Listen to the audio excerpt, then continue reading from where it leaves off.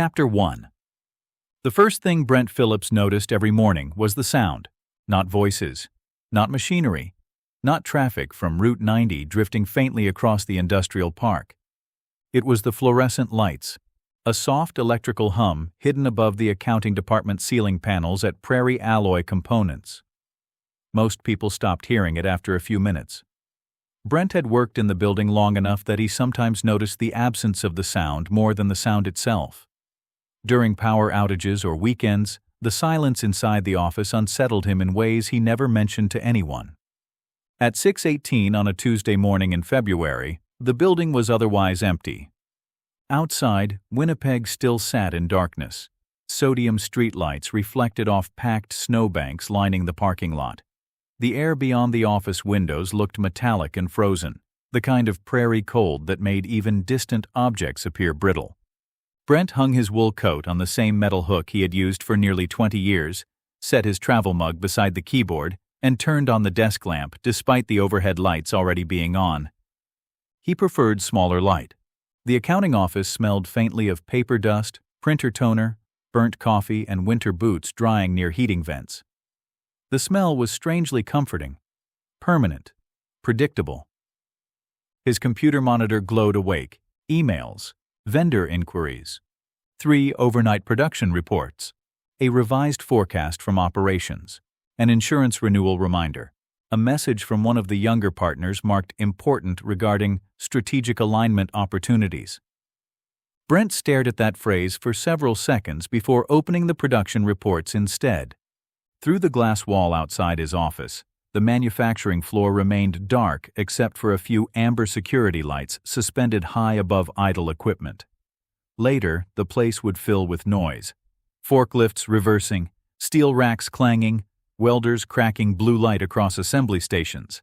But early mornings belonged to accounting and maintenance staff. Quiet people, reliable people. He liked those hours best. He removed his reading glasses, cleaned them with the edge of his shirt, and reopened the monthly cash flow projection for the third time since Sunday. Nothing had materially changed. He already knew that. But the numbers steadied him anyway. Accounts receivable timing, steel surcharge adjustments, March payroll accruals, interest expense declining again as the succession financing finally neared completion. That part still felt slightly unreal. For years, the debt had existed like weather, constant, heavy, structuring every decision in his life. 5 years earlier, when the ownership transition began, Brent had convinced himself the stress would ease once the buyout stabilized. Instead, the anxiety had merely changed shape. First came the negotiations, then the financing, then supplier uncertainty during COVID disruptions, then inflation, then labor shortages, then freight costs, then interest rates. Every time one crisis ended, another quietly appeared behind it. Now, for the first time since his early 40s, he could almost see the far side of it all, which should have felt good. Instead, it mostly made him uneasy. He leaned back carefully in his chair. The leather creaked beneath him. 51 years old. He still found the number faintly ridiculous. At 25, the executives here had seemed ancient to him. Men with reading glasses hanging from cords around their necks. Men who discussed pension obligations and supplier credit insurance while drinking terrible coffee in boardrooms with yellowing blinds. Now Brent sat in those same meetings, and some of those men were gone, retired, dead, living in cottages near Kelowna or Nanaimo or somewhere warm in Arizona where they golfed in shorts during February, while Winnipeg buried itself beneath another month of winter. He opened the email labeled Strategic Alignment Opportunities. It was from Kevin Dufour, one of the younger ownership partners. Morning, Brent. Been thinking a lot about long-term organizational scalability and leadership optimization. I really think we need to revisit departmental reporting structures before Q3. Current management silos may be limiting growth potential. Would love to discuss during Leadership Sync later this week. Thanks to Kevin. Brent read the message twice, then a third time. Leadership Sync, organizational scalability, growth potential. He rubbed the bridge of his nose. Kevin was intelligent, energetic, good with customers. Employees liked him. He photographed well at trade shows and somehow always sounded enthusiastic even when discussing inventory carrying costs. But sometimes Brent wanted to physically shake him. The company manufactured industrial metal assemblies for agricultural trailers and heavy equipment. They were not a software startup in Austin. Most of their operational problems involved steel pricing, machine downtime, shipping delays, or whether somebody in purchasing forgot to order bearings 3 weeks earlier. Half the business, Brent sometimes thought, was simply making sure things arrived where they were supposed to arrive slightly before somebody became angry. Yet every younger manager seemed determined to speak in a language partially invented by consultants. He deleted the email from his immediate inbox, but flagged it to revisit later. At 6:54, the first sounds from the plant floor began drifting upward through the building.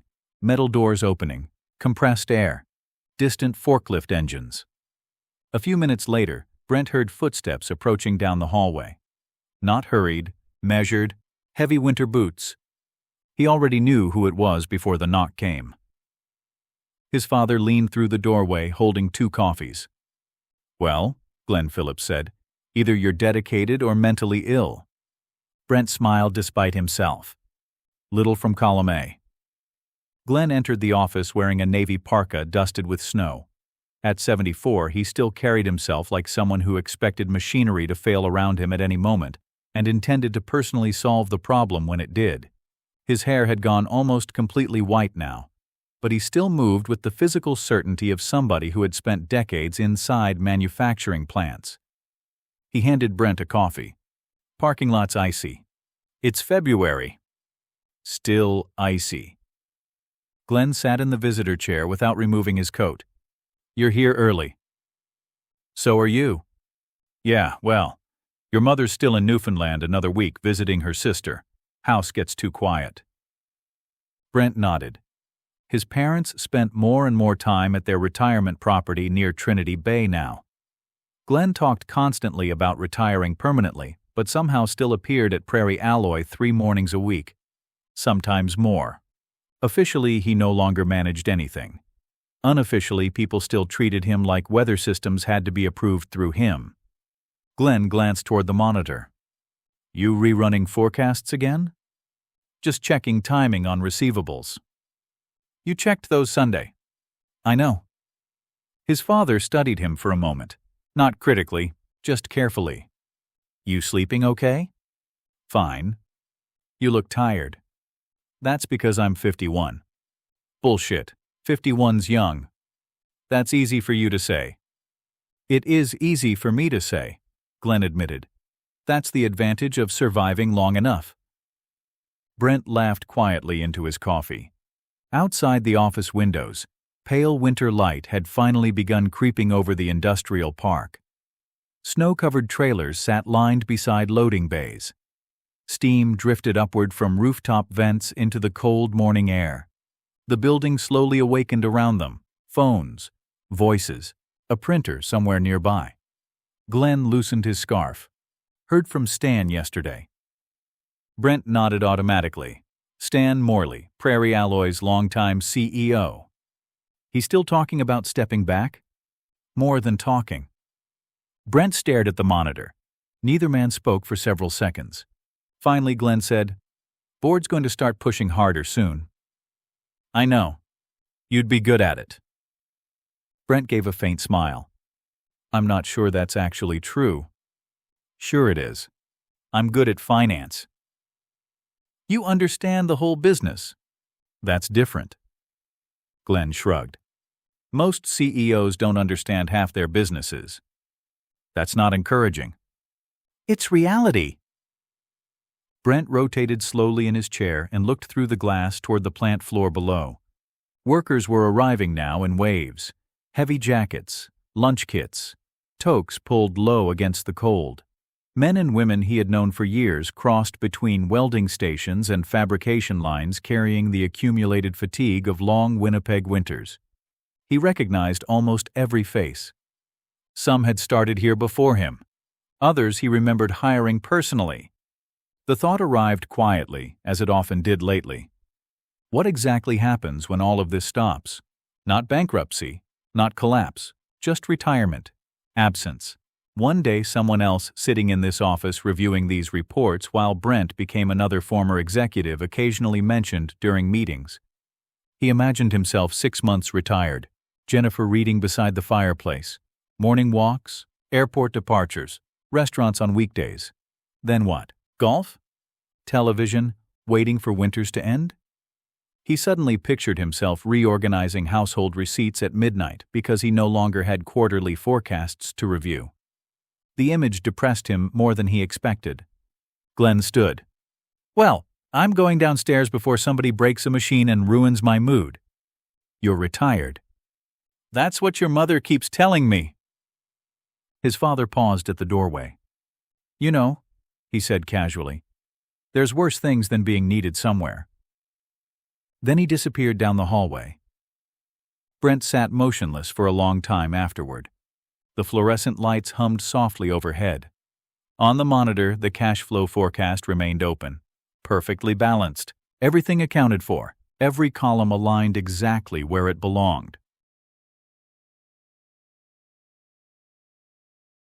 Chapter 2. By 6 o'clock that evening, Jennifer had already changed into running clothes and was standing in the kitchen cutting an apple into neat wedges. This was still new enough to surprise Brent.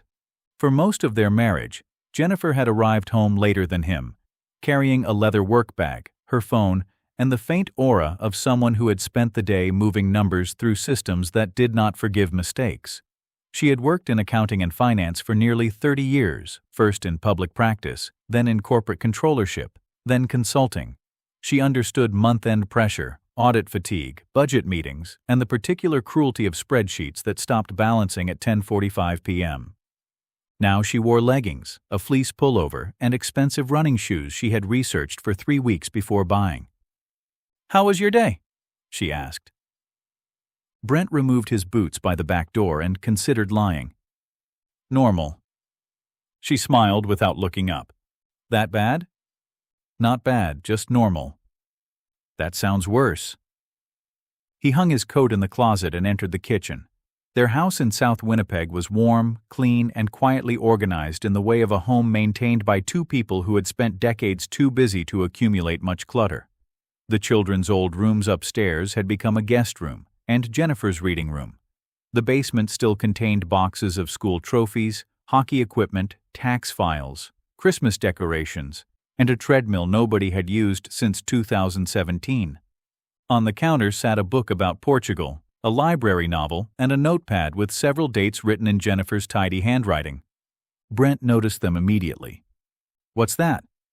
"Possible travel ideas." "For when?" "Whenever." He stared at the word. Whenever. It had become Jennifer's favorite word since retirement. For Brent, time still arrived in fiscal quarters, production cycles, renewal dates, payroll deadlines, inventory counts, and loan payments. For Jennifer, time had recently become something open and pleasant, something that could be wandered through. She slid the apple plate toward him. "I was thinking maybe Lisbon in September, or October, shoulder season." He took a wedge. "That sounds nice." "You say that like I suggested colon surgery." "No, Portugal sounds great." "You'd need to take 2 weeks." "I can take 2 weeks." Jennifer raised an eyebrow. "You can theoretically take 2 weeks." "That's different from being unable to take 2 weeks." "It is also different from taking 2 weeks." He chewed the apple and looked out the kitchen window. Snow sat blue and hard beneath the fading light. The neighbor's garage door opened across the back lane, spilling yellow light onto frozen tire tracks. "I'll look at the schedule." "You always look at the schedule." "It's a manufacturing business, Jen. Schedules matter." "So do plane tickets." He smiled a little. She softened. "I'm not pressuring you." "I know. I'm just trying to figure out what life might look like while we're still healthy enough to enjoy it." There it was. The gentle knife. Brent turned from the window. "I know." Jennifer studied him in the calm, practical way she had learned during years of reviewing underperforming departments. She did not nag. That would have been easier to resist. She simply noticed. "How's Glenn?" she asked. "He came in this morning." "Of course he did." "Your tone suggests judgment." "My tone suggests observational accuracy." "He's lonely when Mom's away." "He's also incapable of leaving that place alone." Brent reached for another apple slice. "That may be genetic." Jennifer gave him a look. "What?" "Nothing." "No, that was something." "It was definitely something," she said. "I'm deciding whether to say it before or after my run." "Say it after. Then at least one of us will be warmed up."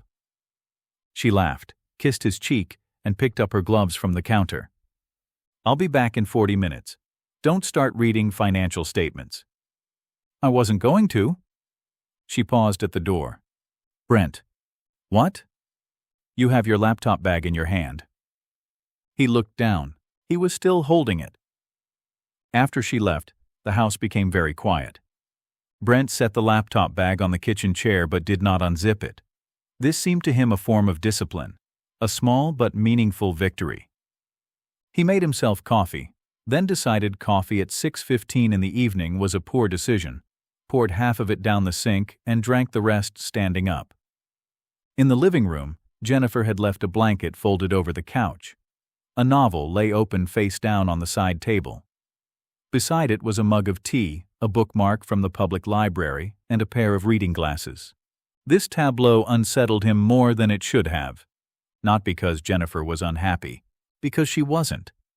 She had moved into retirement with an elegance that seemed almost insulting. Brent had expected restlessness, a little boredom, some transitional grief. Instead, she had become lighter.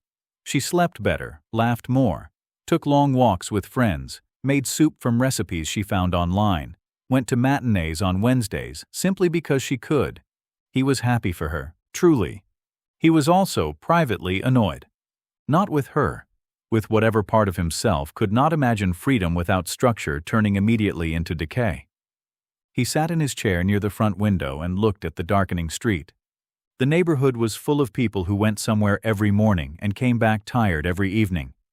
Driveways held SUVs, half-ton trucks, company cars. Blue recycling bins leaned against frozen snowbanks. Somewhere down the block, a dog barked with hopeless persistence. Brent wondered how many of the men inside those houses were waiting for retirement like salvation, and how many secretly feared becoming unbearable once nobody needed their opinion. His phone buzzed. A message from Kevin. "Great conversation with Marina today. Think we may have a real opportunity to rethink production analytics through a leadership dashboard lens. We'll loop you in." Brent closed his eyes. Leadership dashboard lens. He wanted, with unreasonable intensity, to throw the phone into the snow. Instead, he typed, "Let's discuss once there's actual data behind it." Then he deleted that and wrote, "Sounds good. Please send details when available." He set the phone face down. For several minutes he listened to the furnace. Then he reached for the laptop bag. He stopped, stood, walked to the basement instead.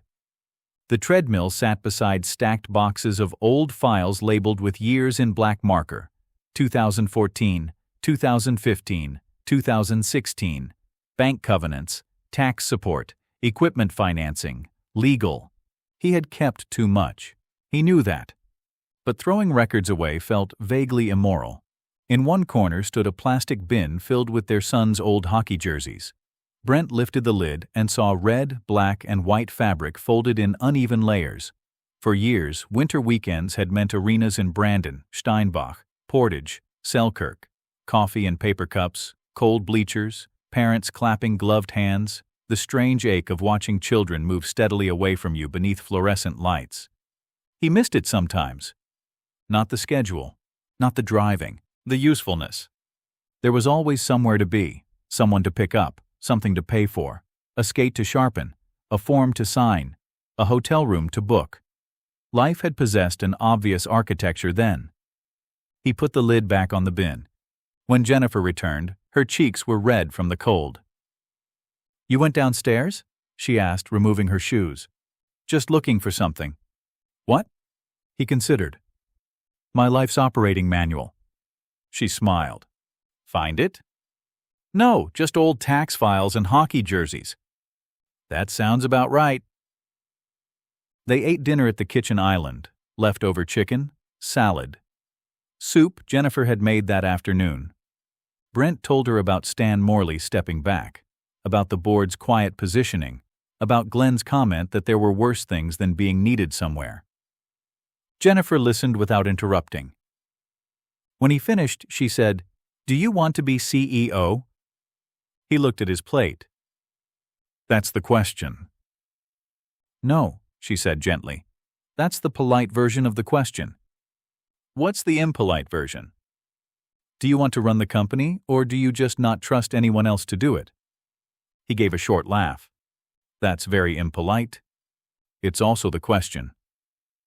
Brent leaned back. Outside, snow began falling again beneath the yard light. I don't know. Jennifer nodded. For some reason, her acceptance of that answer made him feel worse. Later, after she went upstairs to read, Brent remained in the kitchen.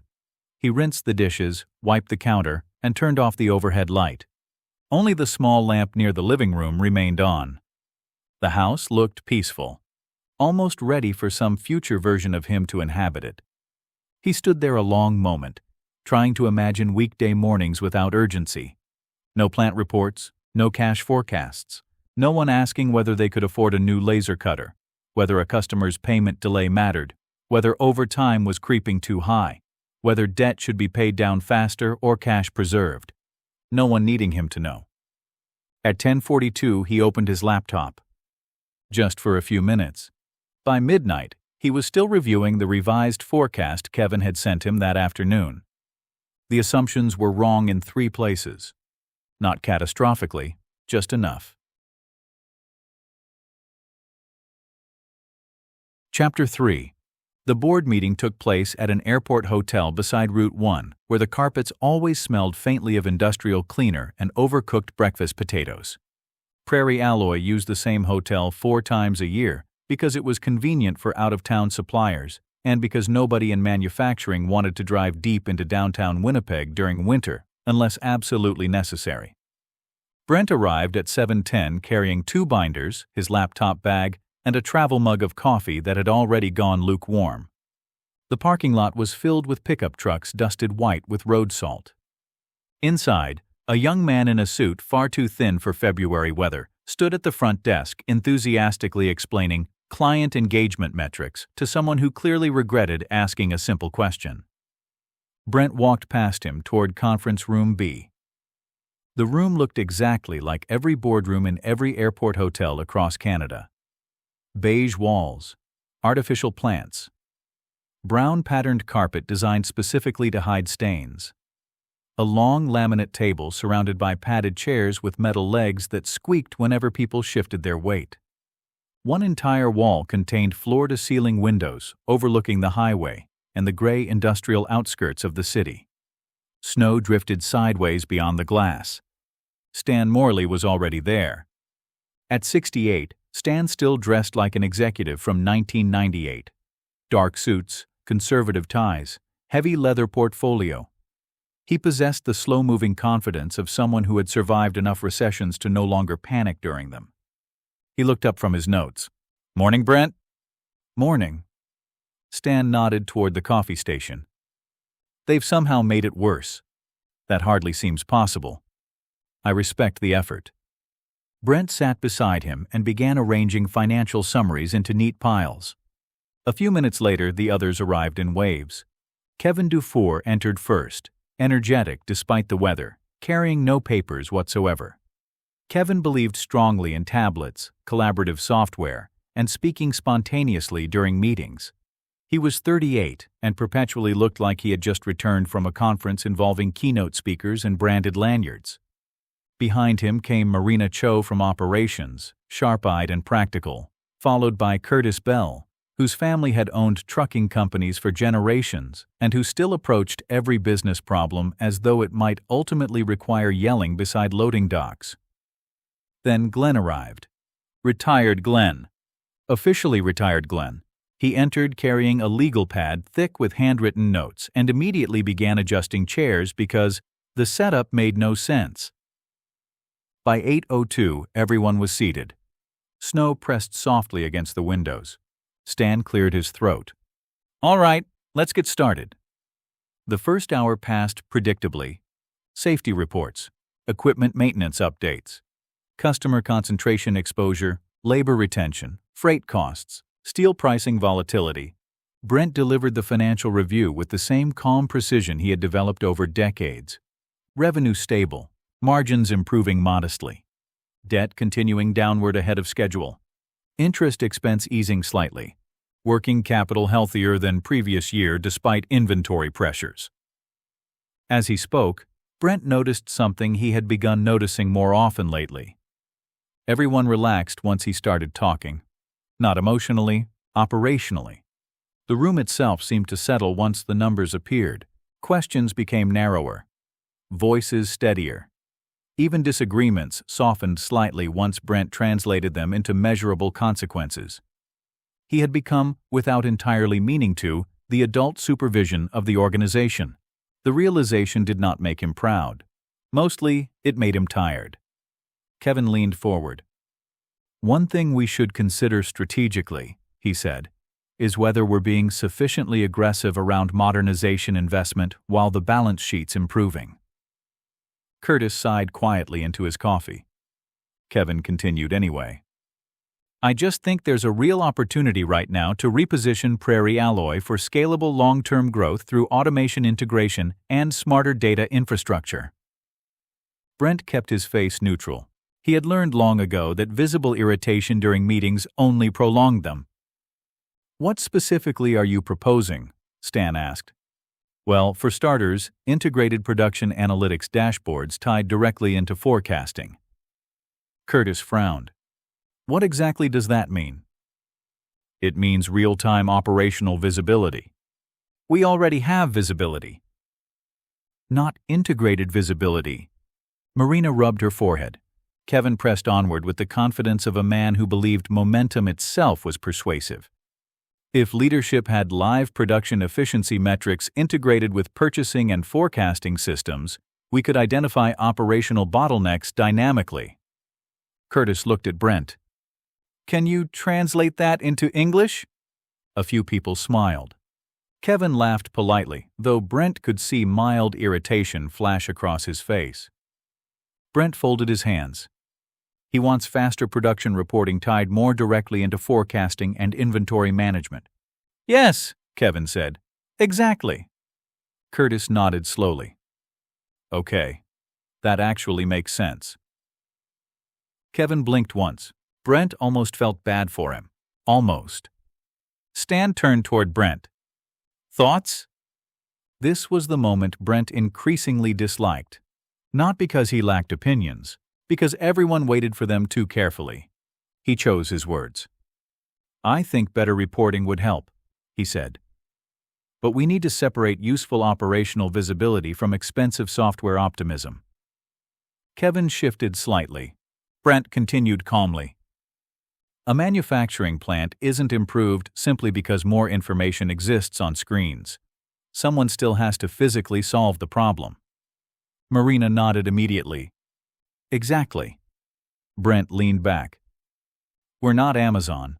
Most of our operational failures are still very ordinary. Late shipments, supplier delays, staffing gaps, machine downtime, incorrect inventory counts. Better systems matter, but competence matters more."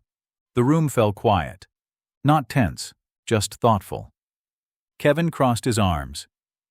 "I'm not disagreeing with that. I just don't want us becoming complacent because things have historically worked. And I don't want us spending $500,000 to produce prettier confusion," Brent replied. Curtis laughed loudly enough that two people from another meeting glanced through the glass wall. Even Kevin smiled reluctantly. Stan intervened before the discussion hardened. "There's probably truth on both sides." There usually was. That was the frustrating part. The meeting moved on. But Brent noticed something subtle afterward. Whenever operational disagreements emerged, people increasingly turned toward him before responding. Not Stan, not Glenn. Him. As though leadership had already quietly migrated without anyone formally acknowledging it. Near noon, the discussion shifted toward succession planning. Brent immediately felt his shoulders tighten. Stan removed his glasses. "I've been speaking with the board informally," he said. "Nothing immediate, but realistically, we should begin thinking about transition structure over the next 2 to 3 years." Nobody looked surprised. Even so, the room changed slightly. More careful, more political. Stan continued. "We've got a strong ownership group, strong management depth, but continuity matters to customers and lenders." Curtis nodded. Marina studied her notes. Kevin looked alert in the way ambitious people do when pretending not to appear ambitious. Then Stan said the thing Brent had spent months knowing would eventually arrive. "I think Brent is the obvious internal candidate." Silence. Not shocked silence. Confirmed silence. Brent looked down at his binder. Outside the window, a transport truck moved slowly through blowing snow along the highway. Glenn spoke first. He'd do a good job. Simple. Matter of fact, which somehow made it heavier. Kevin nodded. Agreed. Marina too. Even Curtis, who distrusted nearly everyone under 50, said, "Customers already treat him like he runs the place half the time anyway." A few people laughed softly. Brent did not. Stan turned toward him. "You've got relationships, operational understanding, lender credibility, ownership alignment. Honestly, the biggest issue may be convincing you." The room smiled again. Brent managed one in return. Inside, however, something strange happened. Not excitement, not pride, fatigue. A deep internal fatigue that settled behind his ribs. Because everyone around the table seemed to interpret the moment as culmination, achievement, natural progression. But sitting there beneath fluorescent hotel lighting with stale coffee cooling beside him, Brent suddenly had the unsettling sensation that he was watching the rest of his life quietly close around him. CEO, 10 more years, maybe 15. More travel, more responsibility, more visibility, more meetings, more people depending on him to project certainty he increasingly did not feel. He imagined himself at 63 still sitting in rooms like this discussing labor ratios while younger managers used phrases like transformative scalability initiatives. The thought depressed him with startling force. Stan looked at him. "You all right?" "Yeah," Brent said automatically. "You've gone quiet." "I'm thinking." "That's usually dangerous." A few smiles again. Brent forced one. The meeting eventually adjourned just after 1 o'clock. People gathered coats, laptops, and unfinished pastries. Kevin stopped Brent near the doorway. "Hey," he said quietly. "For what it's worth, I think you'd be great in the role." Brent nodded politely. "Thanks." "I mean it." "I know." Kevin hesitated. "You seem unsure." Brent considered lying. Instead he said, "I'm not sure wanting something and being suited for something are always the same." Kevin frowned slightly, as though the statement itself seemed unnecessarily complicated. "Well," he said, "sometimes you grow into roles." Brent almost laughed. At 38, Kevin still believed growth was inherently energizing. At 51, Brent increasingly suspected growth often simply meant carrying heavier things. Outside, the cold hit immediately. The sky had turned white-gray with afternoon snow. Brent stood beside his truck for a moment without unlocking it. Across the parking lot, he saw Glenn talking with Stan beneath drifting snowflakes. 2 older men bundled in dark winter coats beside a hotel entrance. Still discussing the company after all these years. Still orbiting it. Brent suddenly imagined himself at 74 doing exactly the same thing. Officially retired. Still unable to leave. The thought followed him all the way home. Chapter 4. On Thursday night, Brent drove nowhere for nearly 2 hours. He left Prairie Alloy a little after 6 after pretending to himself that he was going straight home, then somehow found his truck moving east along Dugald Road beneath a low ceiling of winter cloud. The city looked exhausted. Late February Winnipeg always did. Snowbanks had hardened into gray industrial walls along the roadsides. Parking lots were packed with blackened snow piles streaked by sand and salt. Every building seemed coated in a thin film of fatigue accumulated over 5 months of winter. Brent drove with the radio off, past fabrication shops, transport depots, lighting wholesalers, HVAC suppliers, concrete yards, equipment rental companies, places with names like Prairie Industrial Fluid Systems and Northern Aggregate Logistics. The eastern industrial districts had become strangely comforting to him over the years. He liked the practical ugliness of them, the wide roads built for trucks, the weathered signage, the sense that actual physical work still occurred inside the buildings. Most people probably saw bleakness. Brent saw continuity. At a red light near an aging warehouse distribution center, he realized he had once spent 3 consecutive weeks helping restructure financing for the company that previously occupied the building. The owner had suffered a stroke during harvest season.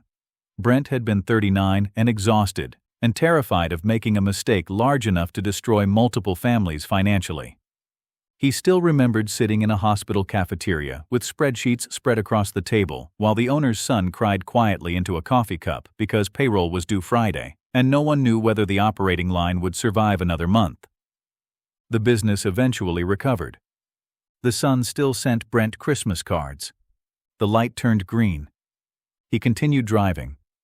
For years, he had told himself stress was temporary, sacrifice was temporary, responsibility was temporary. Get through this quarter. Get through the refinancing. Get through the buyout. Get through the debt. Then life would begin. Now life was supposedly approaching, and Brent increasingly suspected he had constructed his entire identity around postponement. His phone buzzed through the truck speakers. Jennifer. He answered. Hey. Are you alive? I think so. Interesting lack of confidence. Brent smiled faintly. I'm driving. Where? He looked through the windshield at a row of transport trailers backed against loading docks. Not entirely sure. You're industrial wandering again. That makes it sound criminal. It makes it sound like a man avoiding his own thoughts by driving past warehouse districts. That's overly specific. I've known you 30 years. Fair point. Snow hissed softly beneath the tires as he turned north. You coming home soon? She asked. Yeah, probably. You ate lunch? Yes. Actual lunch or accounting department almonds? Actual lunch. Good. A pause settled between them, comfortable but not empty. Finally, Jennifer said, You've been quiet since the board meeting. Was I louder before? You know what I mean. Brent exhaled slowly. They're serious about the CEO transition. I assumed they would be. Everyone acts like it's obvious. And you're not sure it is? No. He stopped at another light. Ahead, a freight train moved slowly through the industrial darkness beyond the intersection. Jennifer spoke carefully. You know what I think? That's always dangerous. I think part of you already made a deal with yourself years ago. What kind of deal? That if you just worked hard enough for long enough, eventually you'd earn the right to stop carrying everything. Brent gripped the steering wheel a little tighter. And now? Now people are offering you a bigger pile to carry. He stared ahead at the passing train cars. Equipment, lumber, steel coils, containers disappearing one after another into darkness. You make it sound depressing. No, she said gently. I think it's why you're struggling. When he finally arrived home, the garage felt unusually warm. Jennifer was upstairs watching a British crime series involving detectives who all appeared emotionally damaged by weather and childhood memories. Brent kissed her forehead, changed into sweatpants, and wandered into the kitchen. The house was quiet except for the television upstairs and the low hum of the refrigerator. Without entirely deciding to, he opened his laptop.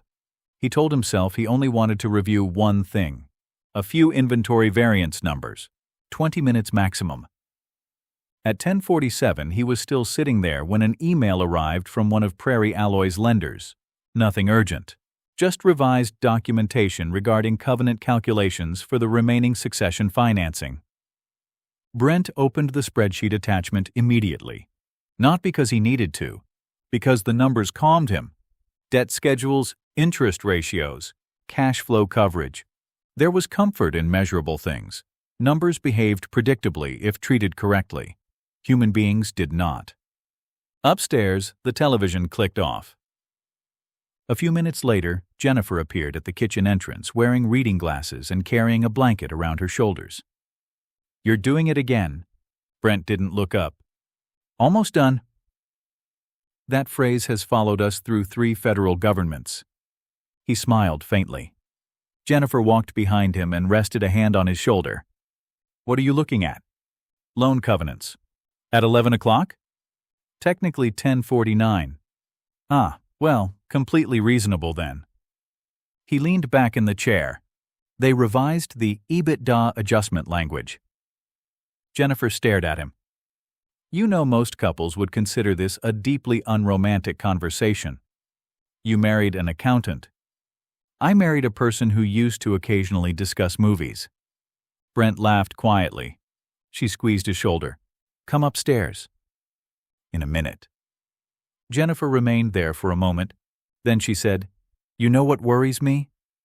Brent turned slightly. "What?" "That retirement isn't actually what scares you." The kitchen suddenly felt smaller. "I'm not scared of retirement." "You're terrified of irrelevance." The words landed softly, which made them harder to dismiss. Brent looked back at the spreadsheet. "I like being useful." "I know. I've spent 30 years making sure things don't fall apart." "I know that too." He rubbed his forehead. "At work, if there's a problem, I usually know what to do, or at least where to start." Jennifer pulled out the chair beside him and sat down. Outside the kitchen window, snow drifted beneath the backyard light. "But this isn't a financial problem," she said. "No, you can't spreadsheet your way through identity. That sounds like something from a therapy podcast." "It probably is." Brent smiled despite himself. Jennifer studied him carefully. "When was the last time you did something you were bad at?" "What?" "You heard me." "I don't know." "That's part of the issue." He frowned. "What issue?" "You've spent decades becoming extremely competent. People rely on you because you're dependable, precise, calm. But somewhere along the way you started believing competence and purpose are the same thing." Brent looked away. The refrigerator hummed quietly behind them. Jennifer continued. "You know what retirement forced me to realize?" "What?" "That most of my personality had become professional efficiency." He looked back at her. "And?" "And it turns out I still existed underneath it." The simplicity of the statement affected him more than he expected. Jennifer stood and pulled the blanket tighter around herself. "You're not going to solve this tonight?" "Probably not." "Then come upstairs." This time he closed the laptop. Upstairs, they brushed their teeth side by side in familiar silence. The intimacy of long marriages, Brent sometimes thought, came less from dramatic emotional declarations than from accumulated ordinary routines performed beside one another thousands of times. In bed, Jennifer fell asleep quickly. Brent did not. Moonlight reflected softly across the bedroom ceiling from snow outside. Beside him, Jennifer breathed steadily. At 12:38, Brent finally gave up and went downstairs again. Not for work. That was what he told himself. He stood in the dark kitchen drinking water while staring out at the frozen yard. The neighborhood was silent except for a distant snowplow somewhere beyond the subdivision. He imagined himself retired. Morning coffee, reading, travel, freedom. Then, uninvited, another image appeared. Himself wandering hardware stores at 10 in the morning, trying to create structure for days that no longer possessed any. The thought filled him with sudden panic so irrational he almost laughed aloud. At 51 years old, Brent Phillips had spent his entire life trying to reduce uncertainty. Now uncertainty had finally arrived disguised as freedom. Chapter 5. Saturday morning began with hockey. Not because Brent still played. Those years had ended gradually sometime in his mid-40s after a winter stretch where every game seemed to produce a new injury that lasted slightly longer than the previous one. First the shoulder, then the knee, then a pulled groin muscle that remained mysteriously present for 11 months. Now he mostly watched. His grandson Owen was 6 years old and currently believed hockey represented the central organizing principle of civilization. At 7:15, Brent stood inside a cold community arena in St. Vital, holding a paper cup of coffee while children in oversized equipment chased one another across the ice with the chaotic energy of startled birds. The arena smelled exactly as arenas had smelled his entire life. Cold air, wet concrete, coffee, tape adhesive, snow melting from boots. Some combination of rubber and equipment bags that no cleaning product had ever successfully defeated. Jennifer sat beside him in the bleachers wearing a heavy winter coat and gloves, despite the overheated lobby outside. "I forgot how cold these places are," she said. "You never forget. Your body just temporarily forgives you." Parents lined the glass holding phones. Small children wandered beneath the bleachers eating Timbits. Somewhere behind them a skate sharpener whined continuously. On the ice, Owen fell down trying to stop and immediately looked toward the stands to see whether Brent had witnessed it. Brent gave him a thumbs up. Owen grinned and fell again 30 seconds later. Jennifer laughed softly. "He's all enthusiasm. That's the age for it." "You weren't that enthusiastic watching our son." "I absolutely was." "You looked stressed most of the time." "That's because parents of hockey players are insane." "True." Brent watched Owen struggle upright beside the boards. Years ago, mornings like this had exhausted him. Endless drives, early ice times, equipment costs, hotel rooms in towns with names people outside Manitoba never heard. Now, unexpectedly, he missed the structure of it. There had been comfort in those years, movement, shared purpose.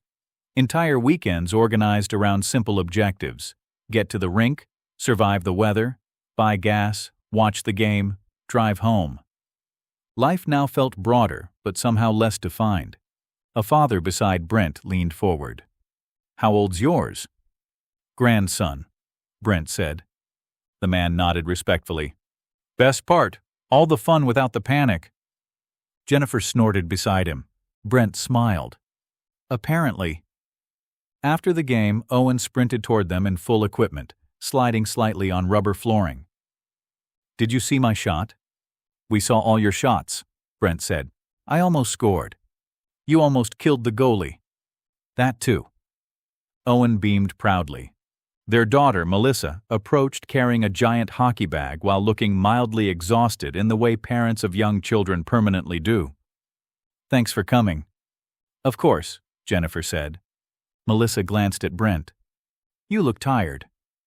"That's becoming everyone's favorite observation." "It's because you always look awake. So now when you don't, it's alarming." "That's comforting." They walked together toward the lobby. Outside, pale winter sunlight reflected harshly off the snow-covered parking lot.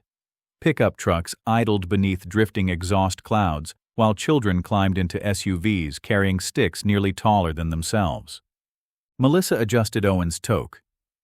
"You still working too much?" Jennifer answered before Brent could. "Yes." "I'm sitting right here."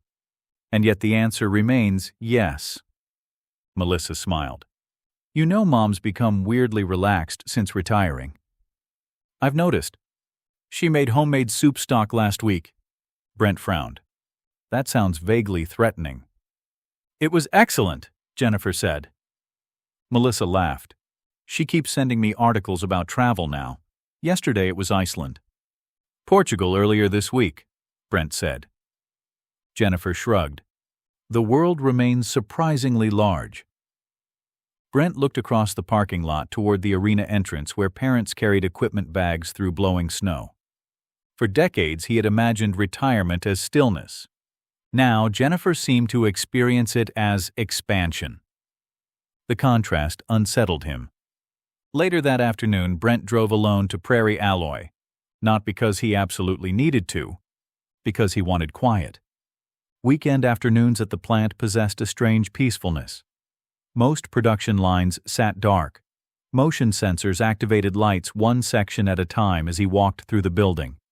The usual industrial noise had been replaced by ventilation fans and distant heating systems clicking softly through empty spaces. He liked the honesty of the place when nobody else was there. No presentations, no strategic language, just machinery waiting for Monday. Brent walked slowly through fabrication, hands in his pockets. Steel racks towered overhead. Partially completed assemblies sat staged beside welding stations. Forklifts rested like sleeping animals near shipping doors. He paused beside an old hydraulic press that had operated here since the early 90s. His father had purchased it used from a bankrupt company in Regina. Brent still remembered Glenn bringing him into the plant one Saturday morning shortly after installation. 26 years ago now. "This machine'll outlast half the people in this building," Glenn had said proudly. At the time, Brent had laughed. Now he wasn't entirely sure Glenn had been wrong. He continued walking. At the far end of the plant, lights glowed inside the maintenance office. Brent frowned. A moment later, Larry Kowalczyk emerged carrying a toolbox. Larry had worked maintenance at Prairie Alloy for 37 years and possessed the permanently skeptical expression of a man who expected equipment failures to occur specifically to inconvenience him personally. "Well," Larry said, "either we're both dedicated or something's gone very wrong. That line's already been used on me this week. Probably because it's true." Brent smiled. "What are you doing here?" "Conveyor motor started sounding ugly Friday afternoon." Larry shrugged. "Figured I'd deal with it before Monday chaos." "How bad?" "Bearings mostly. Nothing catastrophic yet." Larry studied Brent. "You? Just checking a few things?" The sound carried decades of blue-collar disbelief regarding office work performed voluntarily on weekends. They walked together through the quiet plant.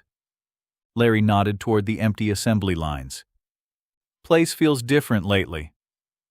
"How?" "Don't know." He considered. "Like everybody's waiting for something." Brent understood immediately. Stan retiring. Leadership changes. Ownership transition finally stabilizing. Organizations sensed uncertainty long before people openly discussed it. Larry stopped near shipping. "You taking over for Stan?" Brent leaned against a steel rack. "Apparently that's the theory." Larry nodded slowly. "You'd be good." "That confidence concerns me." Larry ignored that. "You know the place." "That's not the same thing." "No," Larry agreed. "But it matters." They stood quietly for a moment, listening to ventilation fans echo through the empty building. Finally, Larry said, "You know what happens when companies get too excited about modernization?" Brent smiled faintly. "What?" "They start hiring consultants who've never fixed anything." Brent laughed harder than he had expected. Larry pointed a wrench at him. "I'm serious. Every 5 years, somebody arrives talking about optimization and synergy. Meanwhile, Gary in receiving still can't print shipping labels properly. That's a real issue." "Exactly." Brent shook his head. "There's probably a business book somewhere called Gary in Receiving." "Probably written by somebody named Tyler." They both laughed. Then Larry grew more serious. "You know what people trust about you?" Brent frowned slightly. "What?" "You don't pretend the business is more complicated than it is." The statement lingered in the cold, industrial air, because Brent knew exactly what Larry meant. Manufacturing was difficult, but it was rarely mysterious. Materials arrived, people built things, customers paid, or failed to pay. Most problems eventually reduced themselves to competence, discipline, timing, and whether human beings had become careless. Modern management language often tried desperately to disguise this reality beneath layers of abstraction. Brent sometimes wondered whether executives invented complexity, partly to avoid admitting how much business still depended on ordinary reliability. Larry adjusted the toolbox in his hand. "Anyway," he said, "if you become CEO, don't start using words like stakeholder ecosystem." "I'll try to resist." "Good." Larry headed back toward maintenance. Brent remained standing alone beside the silent production lines. The building suddenly reminded him of cathedrals he had visited years ago during a conference trip to Europe. Vast spaces constructed entirely around belief systems people devoted their lives to maintaining. Except Prairie Alloy's religion was usefulness. Build things properly, deliver them on time, keep people employed, survive winter, survive recessions, survive interest rates, survive. Brent walked upstairs to his office. Outside the windows, the industrial park had already begun darkening beneath the early prairie sunset. He sat at his desk without turning on the computer. For several minutes, he simply looked at the office around him. The filing cabinets, the framed family photo from Banff nearly 10 years earlier, the spreadsheets stacked neatly beside the monitor, the small calculator he had owned since his 30s. His entire adult life existed inside rooms like this. And somewhere beneath all the anxiety about retirement and succession and purpose lurked a quieter fear Brent had not yet admitted fully even to himself. What if he had become too specialized to be anything else?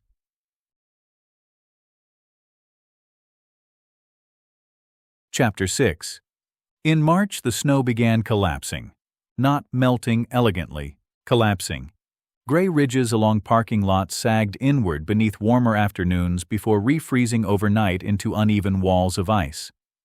Roads turned wet and reflective during the day, then dangerous again after sunset. Winnipeg entered its annual season of looking partially defeated. Brent had always disliked March. Winter no longer felt clean by then. It simply lingered. On Tuesday morning, he flew to Saskatoon for a customer meeting involving agricultural equipment contracts, pricing renewals, and the sort of operational discussions that somehow required 6 people to travel across provinces in order to eventually conclude exactly what everyone already suspected. The Airport Hotel conference room in Saskatoon was slightly nicer than the Winnipeg Airport Hotel conference room. Otherwise, the experience was identical. Coffee, PowerPoint slides, forced optimism. At noon, Brent sat across from 2 purchasing executives discussing steel surcharges, while one of them repeatedly used the phrase navigating uncertainty together in a tone suggesting he had recently attended leadership training. Brent nodded politely while calculating freight exposure in his head. By 4 o'clock, the meeting ended exactly where it had been heading since 9 that morning. Modest price adjustments, cautious volume commitments, and agreement to continue collaborative dialogue moving forward. Which meant nothing had changed. Back at the hotel bar that evening, several people from the meeting gathered around a high table beneath televisions showing curling highlights. Kevin was there too, animated after 2 beers and currently explaining AI-integrated forecasting systems to a supplier from Regina who visibly regretted making eye contact. Brent sat slightly apart nursing a whiskey and soda while reviewing emails on his phone. Stan dropped into the chair beside him. "You know," Stan said quietly, "one day you're going to have to learn how to pretend you enjoy these things." "These things?" "Executive socializing." Brent looked around the room. Men in quarter zips discussing commodity prices, forced laughter, hotel jazz playing softly through hidden speakers. "I think I've reached my ceiling developmentally." Stan smiled. "That's probably true." For several minutes they watched Kevin enthusiastically describe something involving predictive analytics. Finally Stan said, "You really don't want the CEO role, do you?" The directness surprised Brent. He took a slow drink. "I don't know." "Yes, you do." Brent stared at the melting ice in his glass. Stan leaned back. "You know the funny thing about executive jobs?" "What?" "The higher you move, the less your actual work resembles the thing you were originally good at." Brent looked over. Stan continued. "I started in sales, real sales, farm visits, highway driving, equipment yards, negotiating with people face to face. By the time I became CEO, half my life involved governance meetings and conference calls." "You liked it, though." "Some of it." "That sounds convincing." Stan laughed quietly. The truth is, most executives are partly performing competence. The organization needs somebody standing at the front pretending uncertainty is manageable. That's comforting. It should be. How? Because you already do it. Brent frowned slightly. No, I don't. Stan gave him a look suggesting the statement was absurd. Brent, half this company relaxes when you walk into a room. The words landed harder than Brent expected, because somewhere beneath his resistance to leadership existed the uncomfortable suspicion that Stan might be right. Not about ambition, about responsibility. Stan finished his drink. You know why the board trusts you? Because I'm cautious. No, because you're predictable. Brent almost objected, then stopped. Predictable. At 25, he would have considered that insultingly dull. At 51, he understood it as one of the highest forms of professional praise available. Stan continued. You don't chase excitement. You don't panic. You don't disappear when things get unpleasant. Customers know what they're getting with you. Brent stared toward the televisions. Curlers sweeping furiously across perfect ice. You make it sound like I'm an appliance. Stan grinned. Exactly. A reliable industrial appliance. Later that night, Brent returned to his hotel room overlooking a parking lot filled with half-ton trucks and dirty snowbanks. He loosened his tie and sat on the edge of the bed. The room smelled faintly of cleaning chemicals and forced air heating. He had spent so many nights in hotel rooms over the years that they had begun blending together in memory. Regina, Saskatoon, Thunder Bay, Calgary, Brandon, Minneapolis. Rooms with identical lamps, identical art prints, identical carpeting designed specifically to offend nobody. Jennifer used to joke that he spent more nights beside hotel ice machines than beside actual wilderness. His phone buzzed. A photo from Jennifer. She sat at a cafe with two friends, smiling beside a massive window flooded with afternoon sunlight. One of the women held shopping bags, another had a pastry tray balanced between them. Looks exhausting, Jennifer texted. Brent smiled despite himself. He typed, Try not to overwork yourself. A moment later, We're discussing Portugal again tomorrow. You're invited if you can escape corporate synergy. He laughed quietly in the empty room. Then the laughter faded, because beneath the humor sat something sharper. Jennifer was building a life beyond work. Brent still orbited his. He opened the laptop, not intentionally, just automatically. Emails, forecast updates, a revised production estimate. Kevin had sent another document labeled Leadership Modernization Roadmap, Draft. Brent sighed audibly. He opened it anyway. The presentation contained 23 slides, several diagrams, and phrases like transformative operational culture, scalable accountability frameworks, and future-forward integration architecture. By slide 9, Brent felt physically tired. Not angry, not dismissive, simply exhausted, because beneath all the language lay ideas that were partially reasonable: better reporting systems, improved operational visibility, cleaner communication structures. But every proposal somehow required endless meetings, committees, workshops, and implementation phases. The actual business, the making and shipping of industrial assemblies, appeared almost secondary to the management process surrounding it. Brent closed the presentation halfway through. For several minutes he sat staring at his own reflection in the dark hotel window. He suddenly remembered being 28 years old during Prairie Alloy's early expansion period.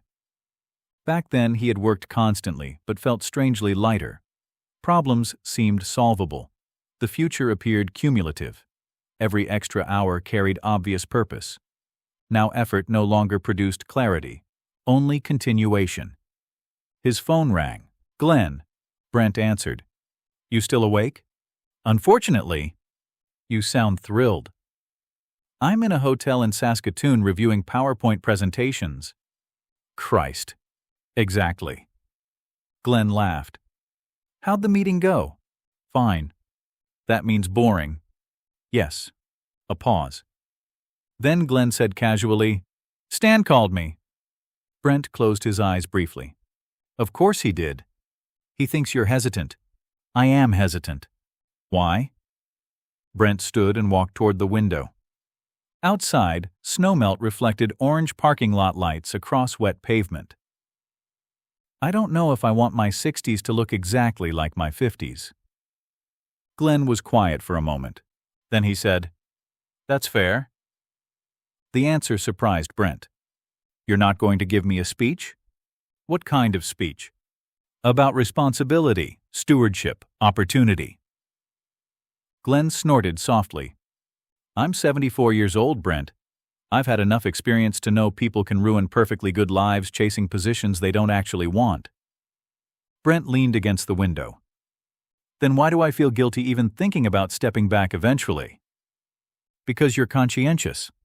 "No, because you gave me this opportunity." "And maybe I'm supposed to fully carry it." Glenn was silent long enough that Brent thought the call might have dropped. Finally, his father spoke. "You know what I learned too late?" "What?" "That businesses aren't children." Brent frowned. "They feel like it sometimes." "Yeah, that's the danger." The heating system clicked loudly inside the room. Glenn continued. "You build something, sacrifice for it, protect it, survive hard years with it. Eventually, you start believing the business deserves your entire life in return. And it doesn't? It deserves honest work, competence, integrity." Glenn paused. "Not ownership of your identity." Brent stared out across the parking lot. A man in a reflective work jacket crossed slowly through slush carrying a takeout bag beneath the glow of sodium lights. "I'm not sure I know how to separate those things anymore," Brent admitted. His father's voice softened. "That's because you've spent 30 years becoming useful in one specific place." After they hung up, Brent remained standing by the window. Useful. The word followed him everywhere lately. Not successful, not ambitious. Useful. As though his deepest fear was not failure, but redundancy. At 11:46, he finally shut the laptop. For once, not because the work was finished, because suddenly he was too tired to continue pretending the numbers alone could explain his life. Chapter 7. The first real warmth arrived during the second week of April. Not summer warmth. Winnipeg never trusted spring enough for that. Just enough heat to soften the air and expose forgotten things beneath the snowbanks, discarded coffee cups, gravel, dead grass, cigarette packages flattened by months of ice. Parking lots turned black and wet. Potholes multiplied overnight like some seasonal biological event. At Prairie Alloy, the change in weather always altered the mood inside the building. People stood longer outside loading doors during breaks. Forklift drivers left jackets unzipped. Conversations drifted toward cabins, fishing plans, baseball, highway construction, and whether winter had finally surrendered for good. Brent noticed all of it without participating much. Thursday morning began badly when one of their larger agricultural customers delayed payment on a significant receivable while simultaneously requesting accelerated production on 2 major orders. At 9:15, Brent sat in a conference room with Marina and Kevin reviewing cash projections. Kevin spoke first. "We can probably absorb the delay short-term." "We can absorb almost anything short-term," Brent replied. "That's not the same thing as liking it." Kevin leaned forward. "I'm just saying the relationship matters." "I understand the relationship matters."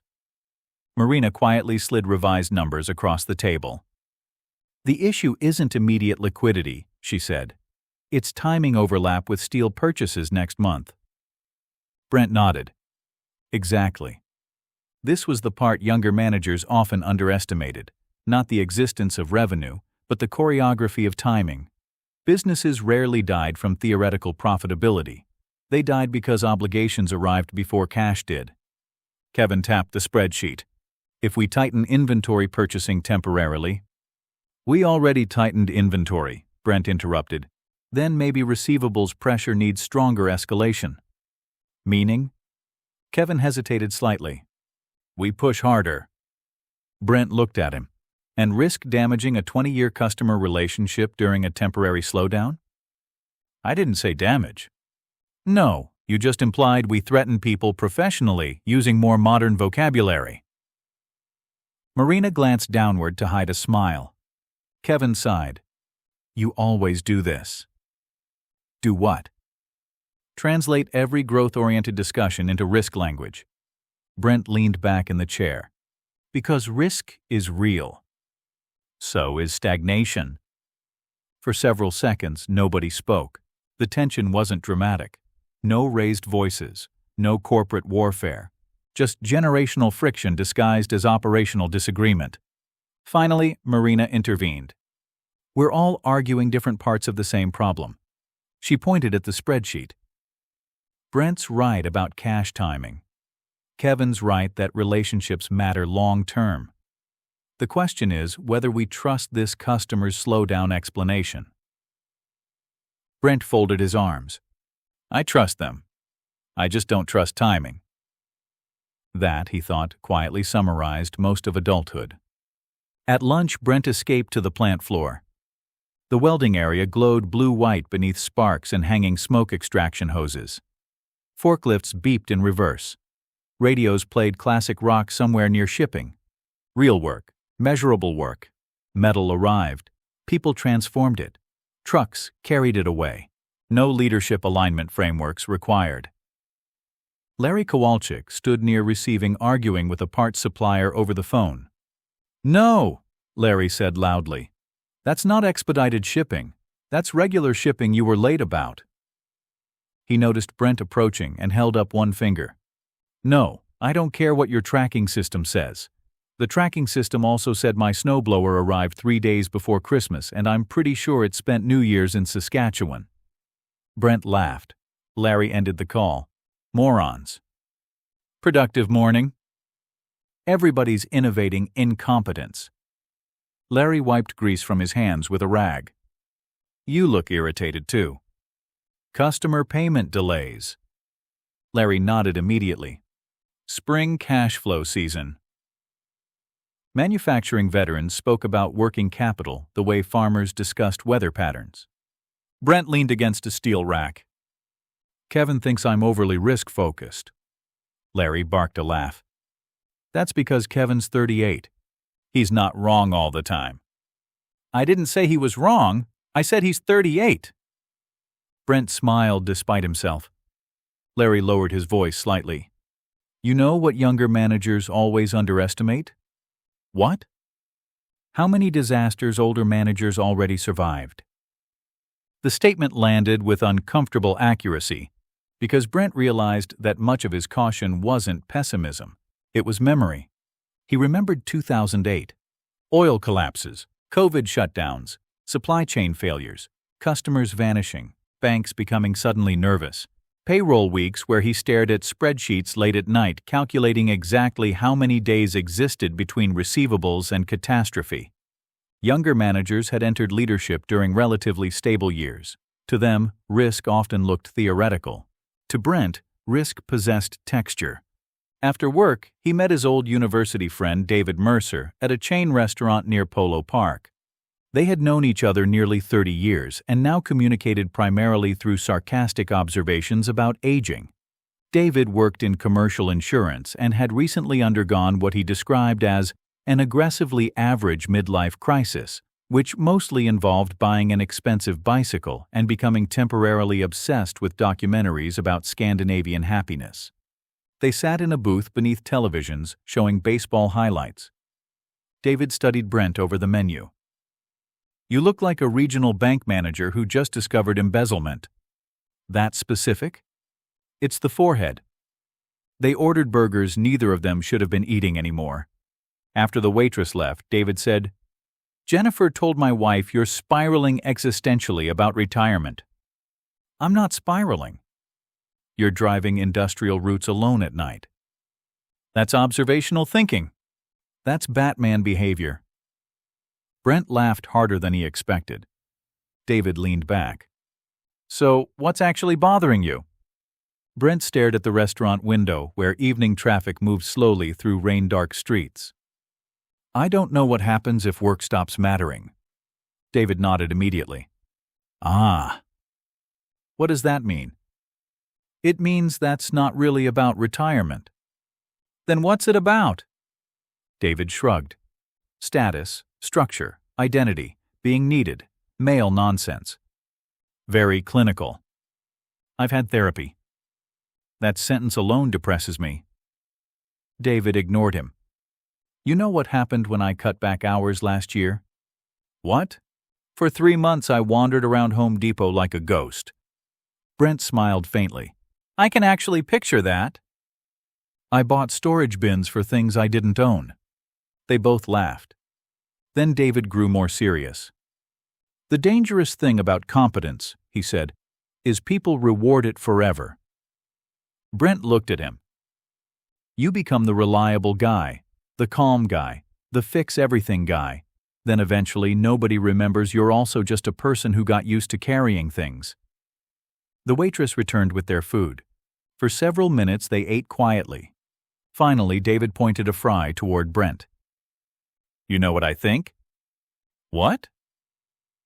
I think part of you wants the CEO role because you're scared the company might slowly become stupid without you. Brent opened his mouth to object, then stopped. Because buried somewhere beneath all his uncertainty existed exactly that fear. Not arrogance, responsibility, or perhaps those two things became difficult to separate after enough years. David nodded knowingly. Yeah, that face means I'm right. It's more complicated than that. Everything is more complicated than that. That's how middle age works. Outside, rain fell softly across the parking lot. David took another bite of his burger. You know the really annoying part? What? You probably would be a good CEO.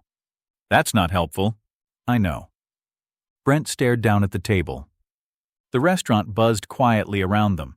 Couples, families, teenagers, servers carrying trays beneath artificial lighting while pop music drifted overhead. Ordinary life continuing everywhere. David wiped his hands with a napkin. My father retired at 62, he said. Spent 40 years running a grain operation. Know what he told me afterward? What? He said nobody warns men that retirement isn't relief at first. David paused. It's withdrawal. The word lingered between them. Withdrawal. Like work itself had become chemical. On the drive home, Brent found himself taking the longer route again through industrial Winnipeg. Wet pavement reflected streetlights across rows of warehouses and fabrication shops. Inside one building, a night shift crew moved beneath fluorescent lights. People still working, still needed somewhere. Brent drove slowly past the building before continuing home through the dark spring rain. Chapter 8. The call came on a Monday morning during the last week of April. Brent was reviewing quarterly inventory adjustments when Stan appeared in the doorway holding 2 coffees. Got a minute? That phrase alone altered the atmosphere, not because it was dramatic, because after decades in business, Brent had learned that important conversations almost always began in deliberately casual tones. Stan closed the office door behind him. Outside the glass wall, accounting staff moved quietly between cubicles while phones rang intermittently through the department. Stan handed Brent a coffee and sat down. The board wants to formalize transition discussions this summer. Brent nodded slowly. Okay. We're talking timelines now. Structure. Communication strategy. The fluorescent lights hummed softly overhead. Brent looked down at the coffee cup. And? Stan leaned back. They'd like you to start moving more visibly into operational leadership. There it is. Stan smiled faintly. There it is. For several moments, neither man spoke. Finally, Brent said, Do they already think this is decided? Mostly. That seems dangerous.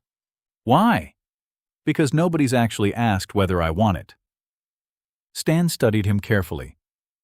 You know, for a finance guy, you've spent an impressive amount of time hoping major decisions make themselves accidentally. Brent laughed despite himself. That feels unnecessarily accurate. Stan folded his hands. Brent, you're not 29 anymore. At some point, uncertainty becomes a decision too. The words stayed with him long after Stan left. At lunch, Brent sat alone in his office eating a sandwich while staring out toward the plant floor below. A forklift moved between shipping lanes. Welders leaned over blue-white sparks. Production supervisors crossed between stations carrying clipboards. The company looked sturdy from above, functional, ordered. But Brent knew how fragile all businesses actually were beneath the surface. Cash timing, customer concentration, labor shortages, equipment failures, banks changing moods, one recession arriving at the wrong moment. People outside manufacturing often imagined businesses as structures. In reality, they were balancing acts. His phone buzzed. Jennifer, how's your day? He stared at the message, then typed, Board wants formal CEO transition discussions this summer. 3 dots appeared immediately. Big conversation tonight then. He locked the phone without replying. That evening, Jennifer made salmon and rice while Brent wandered distractedly through the kitchen opening cabinets without purpose. You're circling, she said. What? You're physically orbiting the island. I'm thinking. That's what I said. He opened the fridge, despite not wanting anything. Jennifer watched him for a moment. Well? Brent closed the fridge again. They want formal succession planning. How formal? Very. And everybody apparently already assumes I'm taking over. Jennifer nodded calmly. The lack of surprise irritated him slightly. You don't seem shocked. Brent, you've been slowly becoming CEO for 3 years. They're just catching up organizationally. He sat down heavily at the kitchen island. I don't know what I want. Jennifer plated the food. I know. That's not helpful. No, she agreed, but it's honest. They ate quietly for several minutes. Outside, evening sunlight lingered longer now. Snow had mostly vanished from the yard except for small gray piles hiding beside fences. Finally, Jennifer said, What's the actual fear? Brent frowned. What do you mean? You keep talking around it.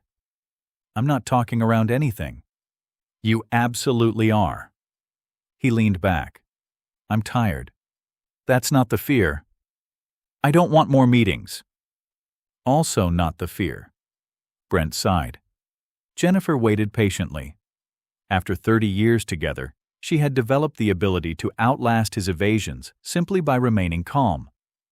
Finally, he said quietly, What if I become one of those men who can't leave? The kitchen grew still. There it was, the thing beneath everything else. Jennifer set down her fork. You mean Glenn? Brent looked toward the backyard. Partly. His father had technically retired nearly 7 years earlier, yet Prairie Alloy still occupied enormous portions of his life. He stopped by constantly, knew everyone's names, discussed production schedules over dinner, called about equipment decisions while driving through Newfoundland beside the Atlantic Ocean, supposedly enjoying retirement. Glenn had hobbies, friends, travel, and still the company remained gravitational. Brent rubbed his forehead. I spent years thinking the point of succession was eventually becoming free. Jennifer nodded. And now? Now I can't tell whether wanting the CEO role is ambition or just inability to surrender control. The words settled heavily between them. Jennifer spoke carefully. Do you know what I think? What? I think you're treating retirement and purpose like they're opposites. Brent frowned slightly. That sounds like a motivational poster. Maybe, but you're imagining only 2 versions of your life. She held up a finger. Version 1, total professional responsibility forever. Another finger. Version 2, purposeless suburban wandering until death. When you say it like that, neither sounds ideal. Exactly. She leaned forward. You know there are other options, right? Such as? I don't know. Consulting, teaching, board work, mentoring, partial retirement, travel, volunteering, writing terrible memoirs about inventory management. Brent smiled faintly. Nobody wants those memoirs. You'd be surprised how boring airport bookstores already are. He laughed. The tension eased slightly. Jennifer reached across the island and touched his hand. You built your entire adult identity around being dependable. That's admirable. She paused. But dependable people sometimes forget they're allowed to want things too. The statement affected him more than he expected. Because somewhere along the way, Brent had stopped evaluating life based on desire.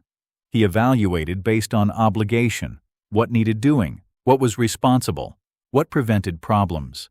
Wanting things had begun to feel vaguely irresponsible sometime around his late 30s. After dinner, Brent went for a walk alone through the neighborhood. Spring twilight stretched softly across suburban streets. People worked in garages with doors open for the first time in months. Children rode bicycles through lingering patches of gravel left behind by winter sanding trucks. A man down the block washed his pickup truck while talking to another neighbor about roofing estimates. Ordinary life. Brent walked slowly with his hands in his jacket pockets. At the edge of the subdivision, he reached a small retention pond, still partially frozen beneath the fading sky. He stopped there. The wind smelled different now, damp earth instead of snow. For years he had imagined middle age as stability. Instead, it felt increasingly like standing between versions of himself without fully belonging to either one. Too old to pretend work defined everything. Too conditioned by work to imagine life without it. His phone buzzed again. A message from Kevin. Heard Stan spoke with you today. Exciting times ahead. Brent stared at the screen. Exciting. That was one word for it. He typed nothing back. Instead, he slipped the phone into his pocket and continued walking beneath the dim prairie evening. As he moved through the neighborhood, lights turned on gradually inside houses around him. Families eating dinner, people watching television, couples discussing bills, vacations, aging parents, children, retirement, thousands of ordinary private negotiations occurring quietly behind windows. Brent suddenly realized that most lives probably contained far less certainty than they appeared to from outside. Even successful ones. Especially successful ones. By the time he returned home, the kitchen lights glowed warmly through the front windows. Jennifer sat reading at the table. She looked up as he entered. You okay? Brent removed his jacket slowly. I'm not sure. Jennifer nodded gently. For once, neither of them tried to solve it. Chapter 9. In early May, Prairie Alloy held its annual management retreat. Brent hated the phrase management retreat with the intensity of a man who had attended too many of them. Nothing about the experience resembled retreat. There was no silence, no recovery, no spiritual renewal. Just executives sitting in hotel conference rooms discussing strategic priorities beside trays of drying pastries. This year, the retreat took place at a golf resort north of Winnipeg, where the snow had only recently disappeared from shaded areas beneath the trees.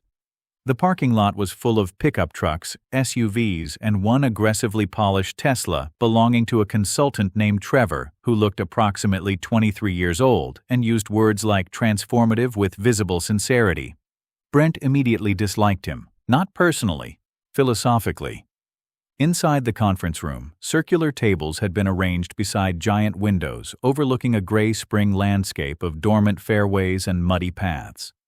At each seat sat branded notebooks, bottled water, and printed agendas containing phrases like Vision Alignment Session, Leadership Culture Workshop, Future Forward Operational Strategy.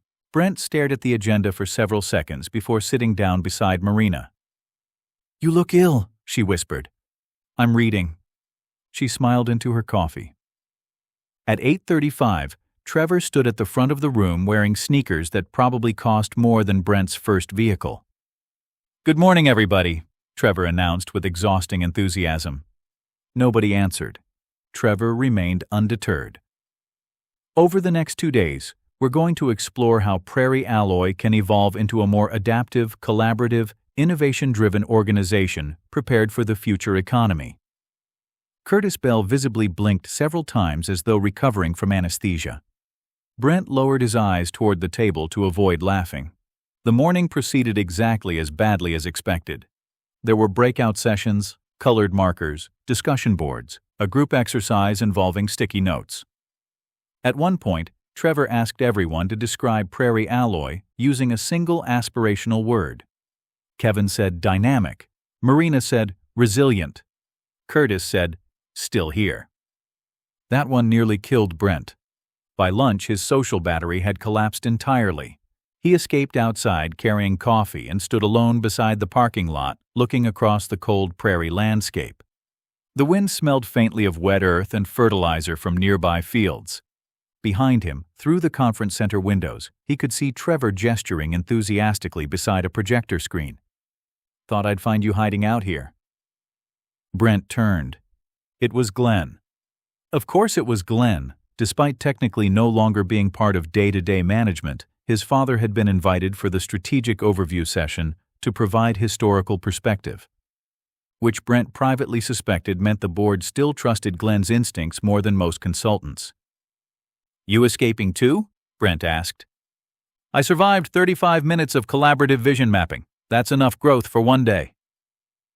They stood quietly together. In the distance, geese moved across a muddy pond beneath low clouds. Glenn sipped coffee. "You know," he said, "when we started Prairie Alloy, strategic planning mostly involved hoping payroll cleared. That still covers part of it." "True." Brent leaned against the railing. Inside, muted applause drifted faintly through the windows. "What are they applauding?" "Probably synergy." Glenn laughed.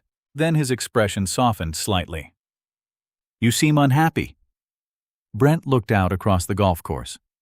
"I'm tired." "That's not the same thing." "No." A long silence settled between them. Finally, Glenn said, "Stan tells me the board wants transition discussions moving faster." "Apparently." "And?" Brent rubbed his jaw. "I still can't tell whether saying yes would be commitment or surrender." Glenn looked over. "That's a heavy sentence for before lunch." "I've been practicing." His father smiled faintly. Then, after a moment, "You know something I never told you?" "What?" "When I was 53, I almost sold my shares." Brent turned fully toward him. "What?" Glenn shrugged. "Oil slowdown back then. Stress was high. Your mother wanted more travel. I was exhausted." "You never mentioned that." "Didn't seem important afterward." "What changed?" Glenn stared out toward the muddy fairway. "I realized I didn't actually want to leave." He paused. "But I also realized I'd confused exhaustion with clarity." The wind moved softly through nearby trees. Brent frowned. "What does that mean?" "It means being tired can make any escape route look profound." The sentence lodged itself immediately in Brent's chest. Because lately retirement had begun appearing to him not only as freedom, but also as relief. Escape from responsibility. Escape from endless vigilance. Glenn continued quietly. "You need to figure out whether you truly want a different life or whether you just want rest." Brent looked down at the coffee in his hands. "That's not exactly an easy distinction." "No, it isn't." Back inside, the afternoon session involved leadership development planning. Trevor distributed worksheets. Brent considered walking directly into the forest. At one point, participants were asked to identify areas where they envisioned themselves contributing maximum organizational value over the next decade. Brent stared at the blank page for a very long time. Next decade. At 61, he would still potentially be here. At 71? The thought felt physically strange. Kevin leaned over. "You okay?" "Thinking." "You've been thinking for like 20 minutes." "That's because they asked about 10 years. Kevin smiled. "You act like that's prison sentencing." Brent looked at the worksheet again. "I'm just not sure I want every future version of myself to exist inside conference rooms." Kevin laughed lightly. "Man, you really hate management culture stuff." "I hate pretending jargon equals wisdom. That's cynical." "No," Brent replied. "It's middle-aged." Kevin shook his head, still smiling. You know, sometimes I think your generation confuses enthusiasm with incompetence. Brent looked at him carefully. The statement surprised him, not because it was entirely wrong, because it wasn't. Kevin continued, You guys survived hard cycles. I respect that, but sometimes it feels like younger managers have to prove every idea through 3 recessions before you'll even consider it. Brent sat back slightly. The room buzzed with conversation around them. For a moment, he saw Kevin differently. Not as annoying, not as naive, just younger, still believing businesses could become better versions of themselves instead of simply more durable ones. Brent spoke more softly. You know what happens after enough years? What? You stop fearing failure dramatically. He paused. You start fearing small accumulations of stupidity. Kevin laughed. That's the most CFO sentence I've ever heard. Probably. They both smiled. And Brent realized, not for the first time, that part of his frustration with younger managers came from recognizing versions of his younger self inside them. Confidence, energy, the belief that intelligence could outrun complexity. He remembered once speaking exactly the way Kevin now did. That realization humbled him slightly. That evening, the retreat dinner took place in a private dining room overlooking the golf course. Wine, steak, conversations about travel, children, markets, golf. Brent sat beside Marina while Trevor explained corporate culture alignment to Curtis, who appeared increasingly interested in setting himself on fire. Halfway through dessert, Stan stood and tapped his glass. The room quieted. I won't make this long, Stan said. But as many of you know, over the next few years, Prairie Alloy will gradually transition into a new leadership phase. Brent immediately felt tension gather in his shoulders. Stan continued. This company's been fortunate. Strong people, strong ownership, strong culture. He looked around the room. And a big part of sustaining that will involve preparing the next generation properly. Then his eyes moved briefly toward Brent. Not dramatically. Just enough. Several people glanced in the same direction. Brent suddenly felt deeply tired. Not resentful. Not trapped. Just aware of the weight of expectations settling quietly onto him from every direction. Customers, employees, board members, his father, the business itself. Useful people rarely got left alone. Later that night, Brent stood alone outside his hotel room beneath cold prairie stars. The resort had gone quiet, except for distant laughter from the lounge. He looked upward. At 51 years old, after decades of deadlines and forecasts and financial pressure, he had finally reached the point where he could begin choosing what came next. And somehow the freedom of that realization felt heavier than obligation ever had. Chapter 10. By late May, the city had fully emerged from winter. Trees along residential streets filled with green almost overnight. Patio furniture reappeared across neighborhoods. People drove with windows down, despite temperatures still too cool to justify it. Winnipeg entered that brief annual period where everyone behaved as though survival itself deserved celebration. At Prairie Alloy, however, seasonal change mattered less than quarter end. The last week of May arrived carrying forecasting reviews, inventory reconciliation meetings, production scheduling conflicts, and lender reporting deadlines. The building moved with familiar urgency. Brent sat in his office Thursday evening, long after most employees had gone home. The accounting department lights had been dimmed automatically in sections. Outside the windows, dusk settled slowly across the industrial park while transport trucks moved between loading docks beneath fading sunlight. On his desk sat 2 folders. One contained revised financing schedules and board transition notes. The other contained information Jennifer had printed regarding Portugal, Lisbon, Porto, coastal rail routes, small hotels overlooking the Atlantic. He stared at both folders for several minutes, then laughed quietly to himself. 30 years in finance, and somehow his life had become a choice between spreadsheets and Portuguese seafood restaurants. A knock interrupted the thought. Marina leaned through the doorway. You're still here. So are you. I'm waiting for production to confirm revised shipping quantities. Brent nodded. She noticed the travel folder. "Well," she said, "that's either vacation planning or a very unusual audit. Portugal. Nice." He leaned back in the chair. "Jennifer's lobbying aggressively." "She's probably right.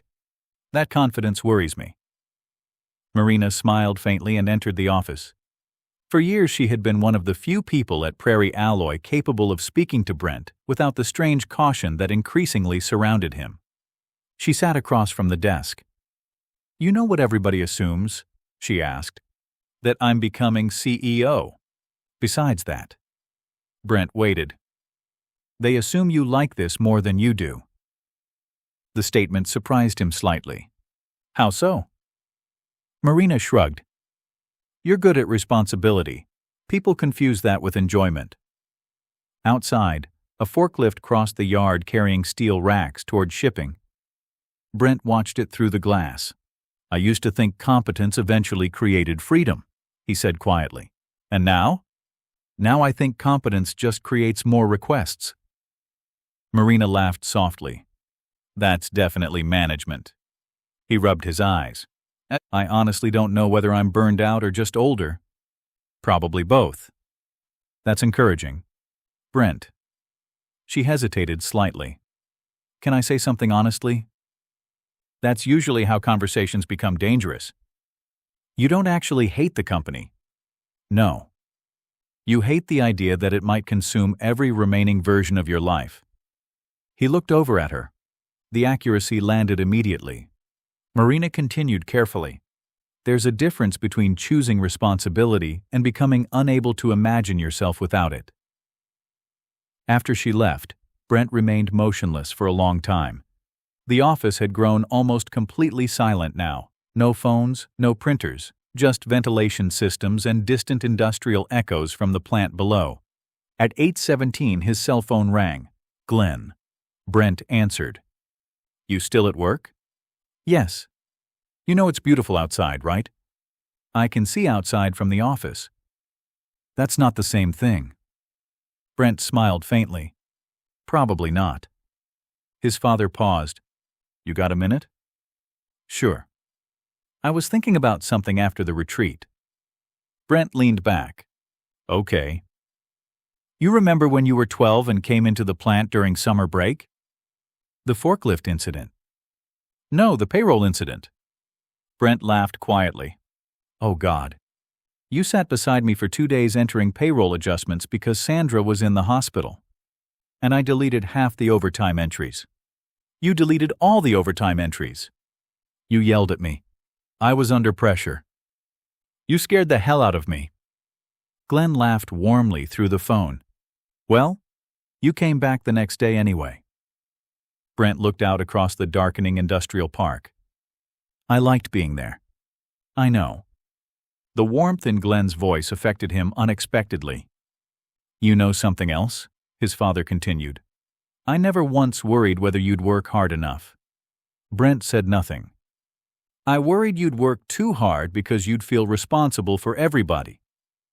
Outside, headlights moved slowly along the perimeter road. "You built your whole life around carrying things properly," Glenn said.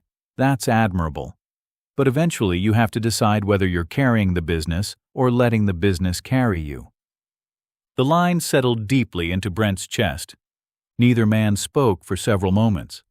Finally, Glenn said, "Anyway, your mother says if you don't take Jennifer somewhere soon, she's personally driving to Winnipeg to yell at you. That threat has credibility." "It absolutely does." After they hung up, Brent sat quietly in the fading light. Then, slowly, he opened the Portugal folder. Not because it solved anything, because for the first time in months, the possibility of another kind of life no longer felt entirely abstract. At home later that evening, Jennifer sat on the back deck reading beneath soft yellow patio lights. The air smelled faintly of rain and fresh-cut grass from somewhere nearby. She looked up as Brent stepped outside. "You're late." "I know." "How bad?" "Not bad." She studied him carefully. "That's different." Brent sat beside her. The neighborhood was peaceful. Somewhere down the block, people laughed around a fire pit. A dog barked once, then stopped. Jennifer closed her book. "You okay?" Brent leaned back in the chair. "I had an interesting conversation with Marina." "Oh?" "And Glenn." "That sounds emotionally hazardous." "It probably was." She smiled softly. For a while they sat without speaking. Then Brent said quietly, "I think I've spent most of my adult life believing usefulness was the same thing as identity." Jennifer waited. "And I'm starting to realize maybe it isn't."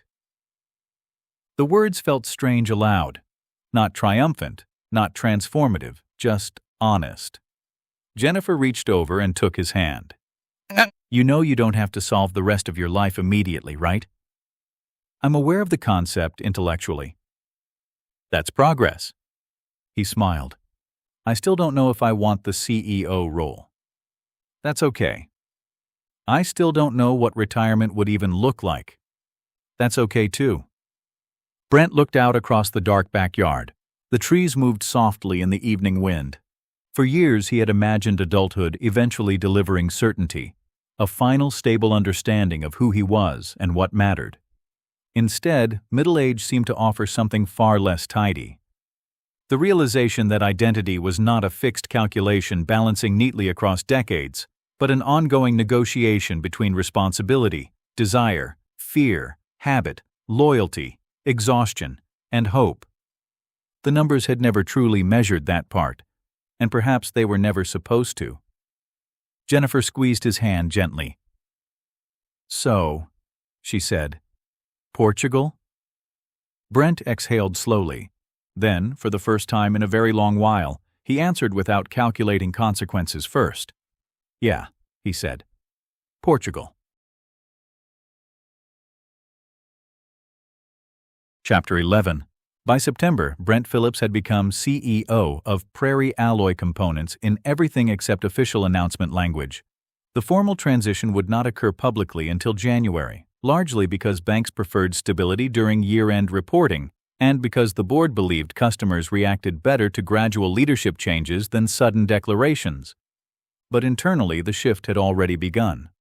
People copied Brent on different emails now, larger emails, strategic emails, problem emails, the kind of emails nobody wanted ownership of. Stan Morley still occupied the corner office, but increasingly deferred operational questions toward Brent during meetings. Customers began calling Brent directly regarding long-term planning. Lenders requested his attendance on financing calls even when treasury matters were minor.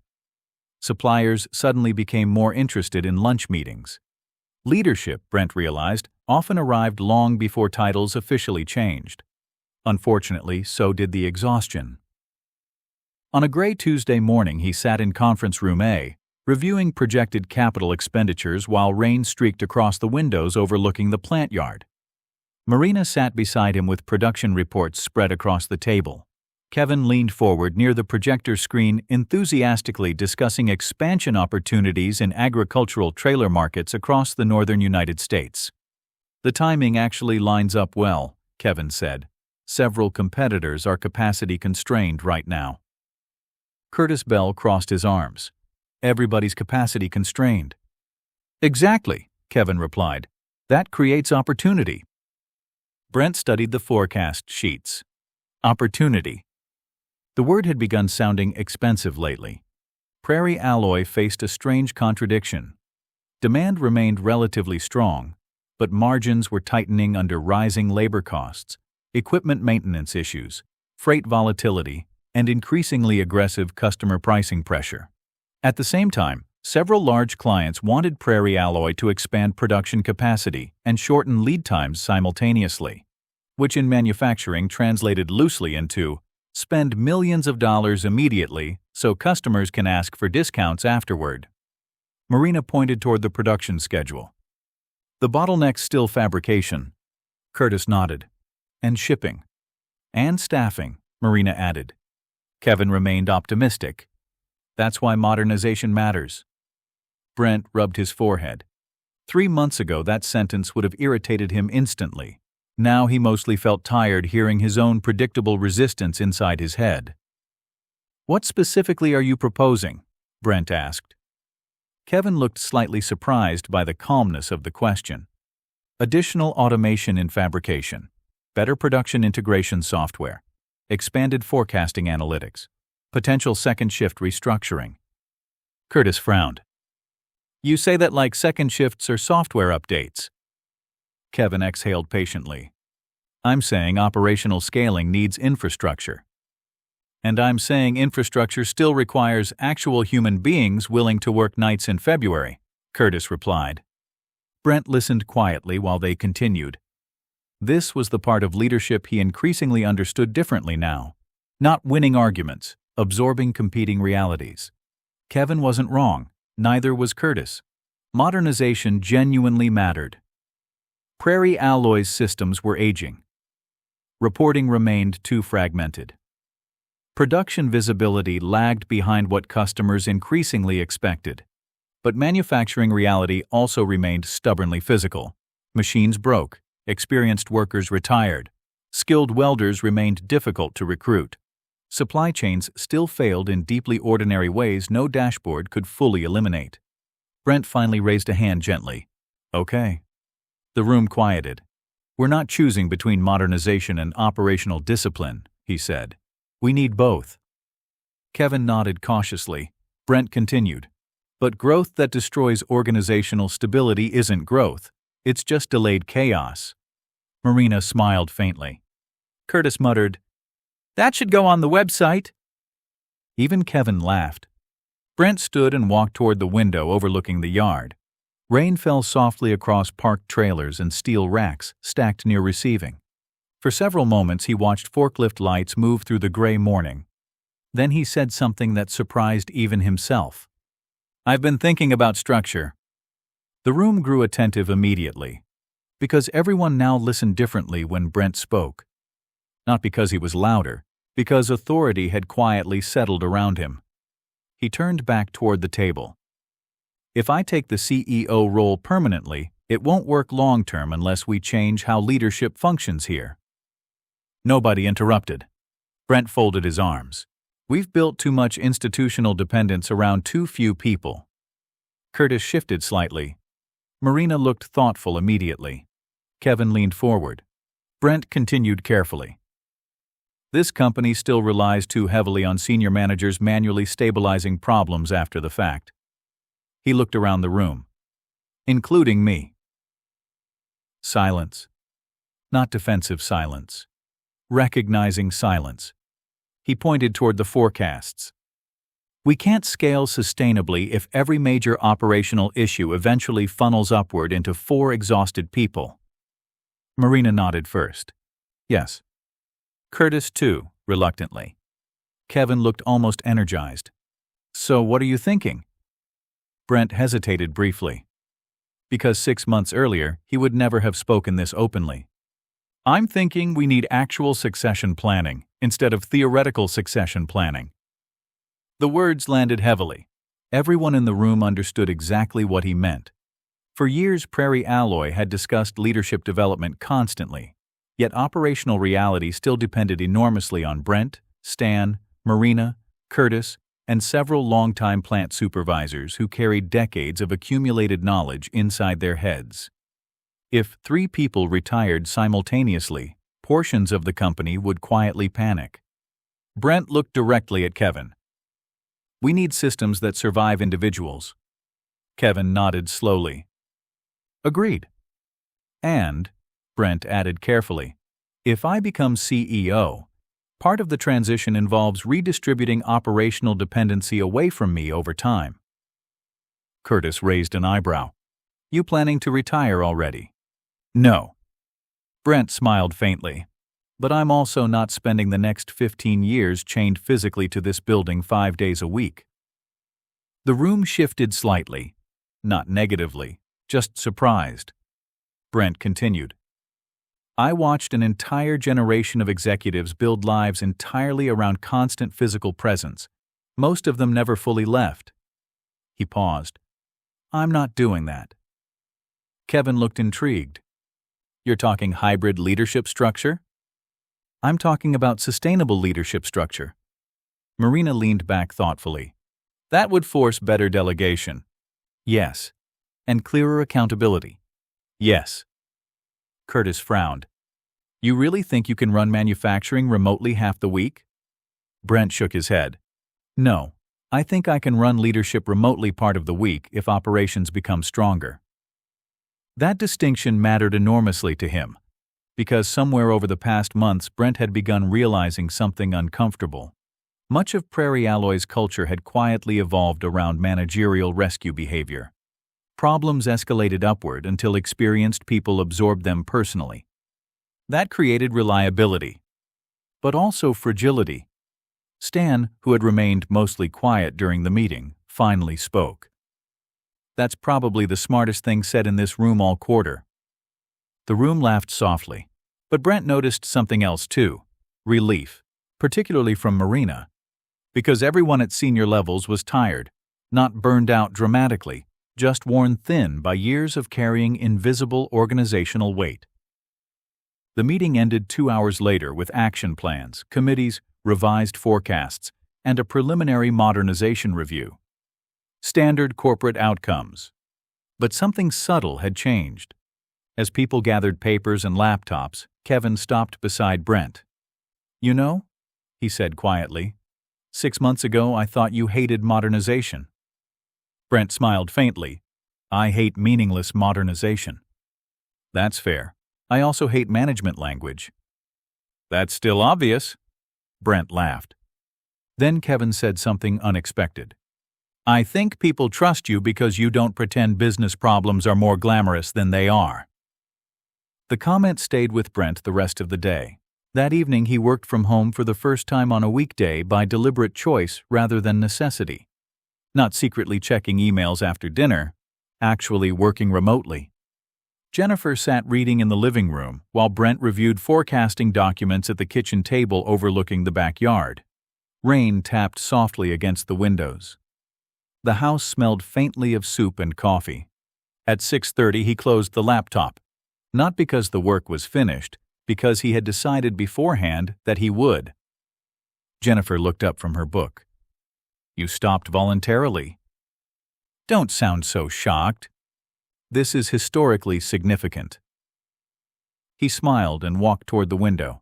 The backyard trees moved softly in the wind beneath darkening skies. You know what's strange? He said. What? For the first time in years, I'm thinking about building the company in a way that eventually allows me to leave it properly. Jennifer closed the book slowly. That sounds healthy. It also sounds terrifying. She smiled gently.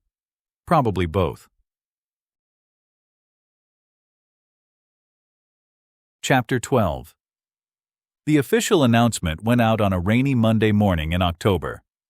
At 8:03 a.m., every employee at Prairie Alloy received the same email. After nearly 2 decades as Chief Executive Officer, Stan Morley will transition into an advisory role effective January 1st. Brent Phillips will assume the role of Chief Executive Officer. The wording had gone through 14 revisions. Brent knew because he personally rewrote half of them. He disliked corporate announcements. They always sounded as though human beings had been replaced by carefully supervised furniture.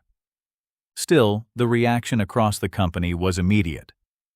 People stopped by his office all morning. Production supervisors, accounting staff, sales managers, even several welders from the plant floor wandered upstairs awkwardly to shake his hand. Most conversations followed roughly the same structure. Congratulations, you'll do great, glad it's you. Then usually some variation of, don't let the place get too corporate. That last part interested Brent. Apparently employees feared leadership language almost as much as he did.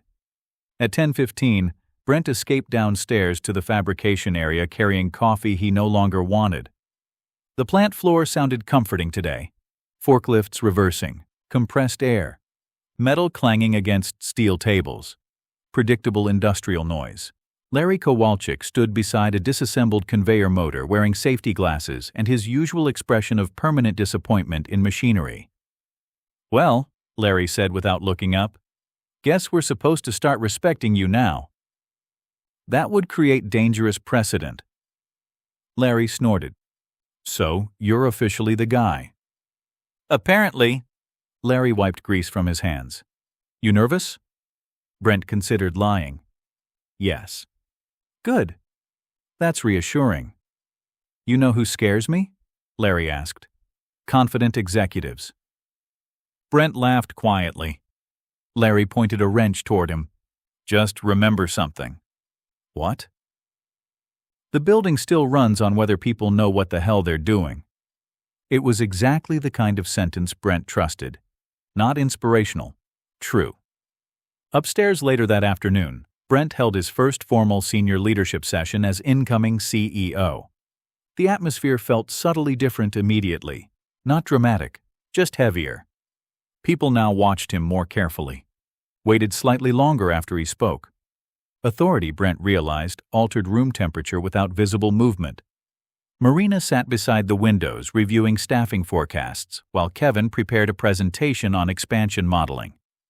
Curtis looked skeptical before anything had even begun, which Brent considered emotionally stabilizing. All right, Brent said. Before we get into forecasting, I want to talk about structure. The room quieted. He stood beside the whiteboard. For years, Prairie Alloys operated through accumulated institutional experience. He looked around. That worked because we had exceptionally strong people carrying operational knowledge. Curtis nodded slowly. But it also created dependency problems, Brent continued. Too many critical decisions bottleneck through too few individuals. Kevin leaned forward immediately. So what changes? Brent uncapped a marker. 3 things. He wrote on the board: delegation, documentation, distributed authority. Then he stepped back. If this company keeps growing while operational decision-making remains concentrated at senior levels, we'll eventually collapse under managerial friction. Marina smiled faintly. That's already starting. Yes, Brent agreed. Kevin looked energized now. So, department-level autonomy? Structured autonomy, Brent corrected. Not chaos disguised as empowerment. Curtis muttered, There's the CFO. Brent smiled. What I want, he said, is stronger systems that allow leadership to step back strategically without operations weakening immediately. Marina nodded thoughtfully. You're designing succession into the structure itself. Exactly. That was precisely what Brent had been circling toward for months without fully articulating. Not retirement, not escape, durability. He looked around the room. I don't want Prairie Alloy dependent on whether one exhausted executive answers emails at midnight. Nobody spoke, because everyone there had been that executive at some point. Brent continued more quietly. That's not sustainable leadership. That's organizational addiction. The phrase hung heavily in the room. Kevin broke the silence first. So how does this affect your role specifically? Brent folded his arms. I'll still be heavily involved operationally during transition. But over time, I intend to structure leadership differently. Curtis narrowed his eyes slightly. How differently? I'll be working remotely part of the week regularly. Curtis blinked once. In manufacturing? Yes. That still sounds weird. It should, Brent admitted, which is why we'll need better operational accountability systems. Marina leaned back thoughtfully. You know what this actually forces? What? Managers becoming managers instead of escalators. Brent pointed at her immediately. Yes. That was the problem. Too many mid-level leaders at Prairie Alloy had unconsciously learned that difficult decisions eventually migrated upward. Senior executives absorbed uncertainty by habit, reliable, but dangerous. Brent wanted something more resilient. Kevin nodded slowly. This could actually modernize the company culturally without turning us into consultant theater. Curtis looked offended. I enjoy consultant theater. No, you don't. No, Curtis admitted. I absolutely don't. The room laughed softly. For the first time in months, Brent felt something unfamiliar during a leadership meeting. Not dread, possibility. That evening, he worked from home again, intentionally. By 7 o'clock, he sat at the kitchen table reviewing operational restructuring notes while Jennifer prepared pasta nearby. The windows were dark now.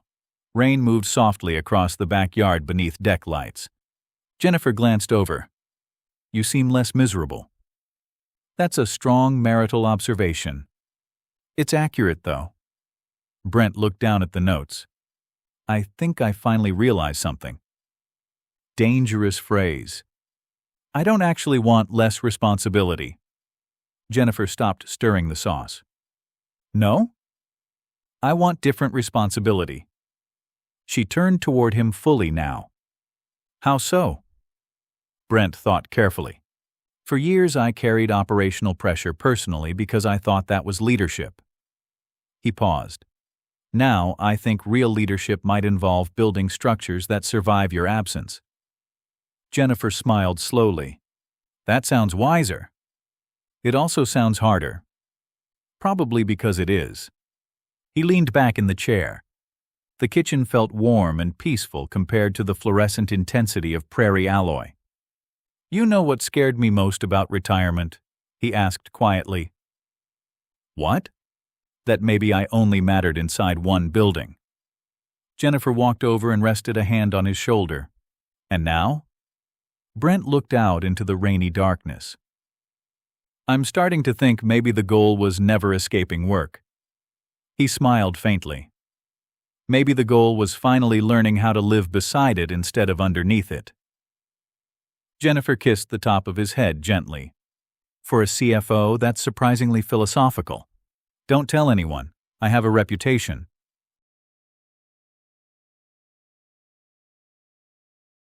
Chapter 13. By November, Brent Phillips had developed a routine that confused nearly everyone over the age of 55 at Prairie Alloy Components. On Tuesdays and Thursdays, he worked from home. Not casually, not available by phone if necessary. Actually worked from home. At first, the older ownership group reacted as though he had announced plans to manage the company from a canoe somewhere north of Kenora. Glenn remained the most skeptical. "You can't run manufacturing from your kitchen," he said during one particularly animated phone conversation. "I'm not running fabrication from the kitchen," Brent replied. "I'm running leadership." "That sounds suspiciously like consultant language." "It's literally the opposite of consultant language." Still, the transition created tension, not open hostility. Something more subtle and generational. Many longtime managers equated physical presence with seriousness. Executives were supposed to walk the floor constantly, arrive before sunrise, stay visibly late. Leadership was partially theatrical. The building itself served as proof of commitment. Brent understood that instinct because he had inherited it too, which was precisely why he was trying to break it. Thursday morning, he sat at the kitchen table wearing a collared shirt, jeans, and reading glasses while reviewing production dashboards Marina's team had begun implementing. Outside, Winnipeg's first major snowfall of the season drifted steadily across the backyard. Jennifer sat nearby reading travel articles about northern Spain. The house smelled like coffee and cinnamon toast. At 9:12, Brent joined the daily operations call. Marina appeared first on screen from the plant conference room, then Kevin, then Curtis, who still looked faintly offended by video meetings in principle. "You know," Curtis muttered, "we used to just walk downstairs and talk." "And now you can complain digitally," Brent replied. Marina smiled into her coffee. The meeting moved quickly. Shipping delays, production timing, labor shortages. One fabrication line had lost half a shift because of an equipment issue overnight. Normally, 6 months earlier, Brent would have driven immediately to the plant. Instead, he listened, asked questions, watched department managers explain their own corrective plans, and to his surprise, most of them were good, not perfect, but capable. That realization unsettled him almost as much as it relieved him. Because somewhere beneath his work habits, Brent had quietly assumed constant executive involvement was necessary for stability. Now he was beginning to suspect the company had partially adapted itself around his inability to step back. After the call ended, Jennifer looked up from her laptop. "How'd it go?" "Nobody died." A strong leadership metric. One conveyor nearly did. She smiled. You seem calmer lately. Brent leaned back. I think I spent 20 years accidentally training myself to believe immediate involvement was virtue. And now? Now I'm trying to distinguish between responsibility and compulsion. Jennifer raised an eyebrow. That sounds suspiciously self-aware. Don't worry, it probably won't last. Around noon, Brent drove into the office for afternoon meetings. Snow covered the industrial park in fresh white layers broken by truck tracks and forklift paths. Inside Prairie Alloy, Christmas decorations had begun appearing reluctantly around reception. A small artificial tree stood near a counting with slightly crooked lights. Someone had taped snowflakes to the lunchroom vending machines. Manufacturing companies decorated the way practical people approached emotional expression, efficiently and with mild embarrassment. Brent walked the plant floor before heading upstairs. Workers nodded as he passed. A few stopped him with questions. Nothing dramatic, scheduling issues, equipment concerns, normal operational friction. But Brent noticed something changing subtly in himself. He no longer felt the same automatic urge to personally absorb every unresolved problem. Instead, he increasingly asked, who owns this? Who's handling it? What system failed? It was a different kind of thinking. Less heroic, more structural. Upstairs, Kevin waited outside Brent's office holding several reports. You got a minute? Sure. They entered together. Kevin sat down immediately. I've been reviewing production reporting trends since the remote structure changes. Brent smiled faintly. That sentence would have horrified Larry 6 months ago. Larry thinks Excel itself is globalization. Fair. Kevin spread reports across the desk. You know what's interesting? What? Decision turnaround times are actually improving. Brent frowned slightly. How? Managers are escalating less. That landed quietly, because it confirmed exactly what Brent had suspected. When executives constantly solved problems personally, organizations learned dependency. People stopped deciding. Kevin continued. Honestly, I think people were waiting for permission to own things. Brent stared at the reports. For years he had viewed himself as stabilizing the company. Now he wondered how often he had unintentionally centralized it. The realization was uncomfortable, necessary. Kevin leaned back. You know, I misread you at first. That sounds ominous. I thought you resisted change because you were old school. I am old school. No, Kevin said carefully. You resist performative change. Brent laughed quietly. That's probably accurate. Kevin smiled. I think you needed proof modernization could solve real operational problems instead of just generating meetings. Also accurate. Outside Brent's office windows, snow fell steadily across the loading yard. Forklifts moved slowly between drifts beneath gray skies. Kevin hesitated before speaking again. You've changed the atmosphere here. Brent looked up. How? People are less scared to make decisions. The statement followed Brent long after Kevin left. Because leadership books often described executives as visionaries or motivators or strategic architects. But increasingly, Brent believed leadership was often simpler and stranger than that. Organizations became reflections of whatever behaviors senior people rewarded unconsciously. And for years, Prairie Alloy had rewarded escalation, caution, and executive dependency because that was how Brent himself operated. That evening, Glenn stopped by unexpectedly. Officially retired, Glenn still possessed keys, opinions, and a near supernatural ability to appear during transitional moments. He entered Brent's office carrying coffee. You know, Glenn said, people are starting to think you actually know what you're doing. That's dangerous. They sat quietly for a moment. Finally, Glenn said, I've been hearing good things. About what? The changes. Brent leaned back carefully. You still think I should physically live in this building? Glenn shrugged. I still think manufacturing's physical. It is. But, Glenn admitted slowly, I may have underestimated how much management culture had become habit instead of necessity. Brent smiled faintly. That might be the nicest thing you've ever said to me. Don't get emotional. Snow tapped softly against the office windows. Glenn looked around the room. You know what your grandfather used to say? What? That good businesses shouldn't require martyrs. The sentence settled heavily between them. Because Prairie Alloy had quietly produced several over the years. Men who missed vacations, marriages, health problems, family dinners, entire portions of life sacrificed gradually to operational emergencies and professional loyalty.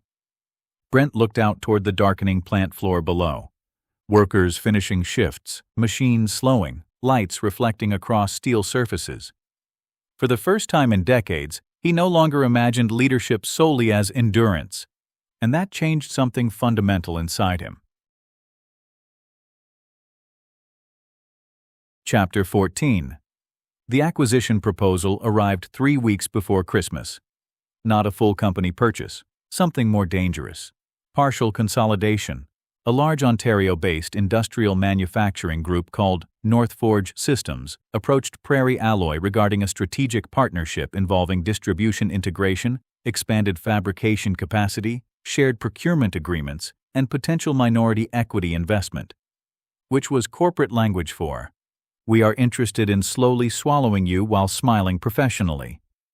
Brent read the preliminary proposal at 6:40 on a snowy Tuesday morning while alone in his office. Outside, darkness still covered the industrial park. Yard lights reflected off blowing snow beside loading bays. The plant floor below remained mostly silent except for maintenance crews beginning shift preparation. He reread the proposal twice, then a third time. The numbers were impressive. That was the problem. Northforge possessed scale Prairie Alloy could not easily replicate: better supplier leverage, larger freight networks, more automation capacity, broader American distribution relationships. The proposal also arrived at precisely the right moment psychologically. Prairie Alloy wanted growth, needed modernization, faced increasing labor pressure, and Brent had just become CEO. He leaned back slowly in his chair. This was how independent manufacturing companies disappeared now. Not through collapse, through rational decisions. At 7:05, Marina arrived carrying coffee. "You're here early." Brent slid the proposal across the desk. She read the first page, then exhaled softly. "Oh, exactly. Oh." An hour later, the senior leadership team gathered in Conference Room A while snow hammered the windows. Curtis looked openly hostile before finishing page 2. "Absolutely not." Kevin looked far more conflicted. "Hold on." Curtis turned toward him immediately. "Don't start." "I'm not saying yes," Kevin replied carefully. "I'm saying we should evaluate it properly." "Evaluate what?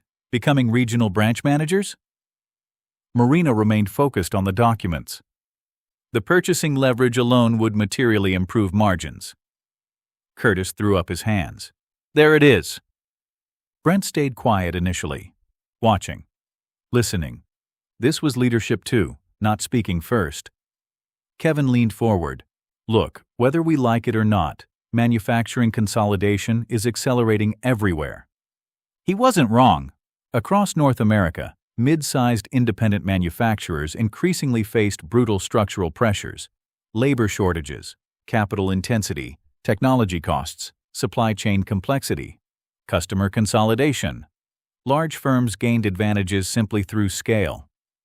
Curtis pointed toward the proposal. "You know what happens after these deals?" "What?" "They promise operational independence for 3 years while they learn your customers. Then suddenly purchasing moves to Toronto and half the leadership team disappears." Again, not wrong.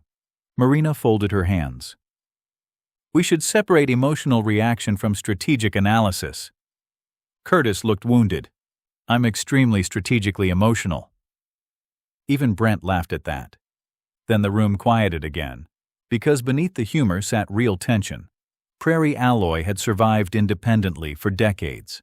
Employees felt loyal to it. Customers trusted it. The company possessed identity. and identity became difficult to quantify during acquisition discussions. Brent finally spoke. The question isn't whether the proposal has financial logic. Everyone looked toward him. The question is what kind of company we actually want to become. Silence. Outside, forklift headlights moved through falling snow below the windows. Brent continued carefully. Growth matters. Modernization matters. Scale matters. He paused. But independence also has value. Kevin nodded slowly. What worries me, Brent said, is that companies sometimes sell themselves incrementally before realizing they already psychologically left. Marina looked thoughtful immediately. Curtis looked ready to build anti-corporate barricades personally. Kevin leaned back. So what do we do? Brent looked down at the proposal again. For years as CFO, his instinct would have centered almost entirely on financial logic. Margins, scale efficiencies, procurement advantages, return on capital. But now, sitting in the CEO chair, he found himself thinking differently. Culture, identity, organizational resilience, leadership continuity. The feeling employees carried walking through the building each morning. These things appeared nowhere in spreadsheets, and yet they mattered enormously. We evaluate it seriously, Brent said finally, but slowly. Curtis muttered, That's the most Canadian executive sentence ever spoken. Probably. The meeting ended without conclusions, only tension. That afternoon, Brent drove home through heavy snowfall rather than staying late at the office. A year earlier, he would have remained until 10 o'clock, obsessively modeling scenarios alone. Now he deliberately stopped, not because the issue was resolved, because he was trying to lead differently. At home, Jennifer sat wrapping Christmas presents beside the fireplace while instrumental jazz played softly in the background. The house smelled faintly of cinnamon and pine. "You're home early," she said. That sounded accusatory. It sounded surprised.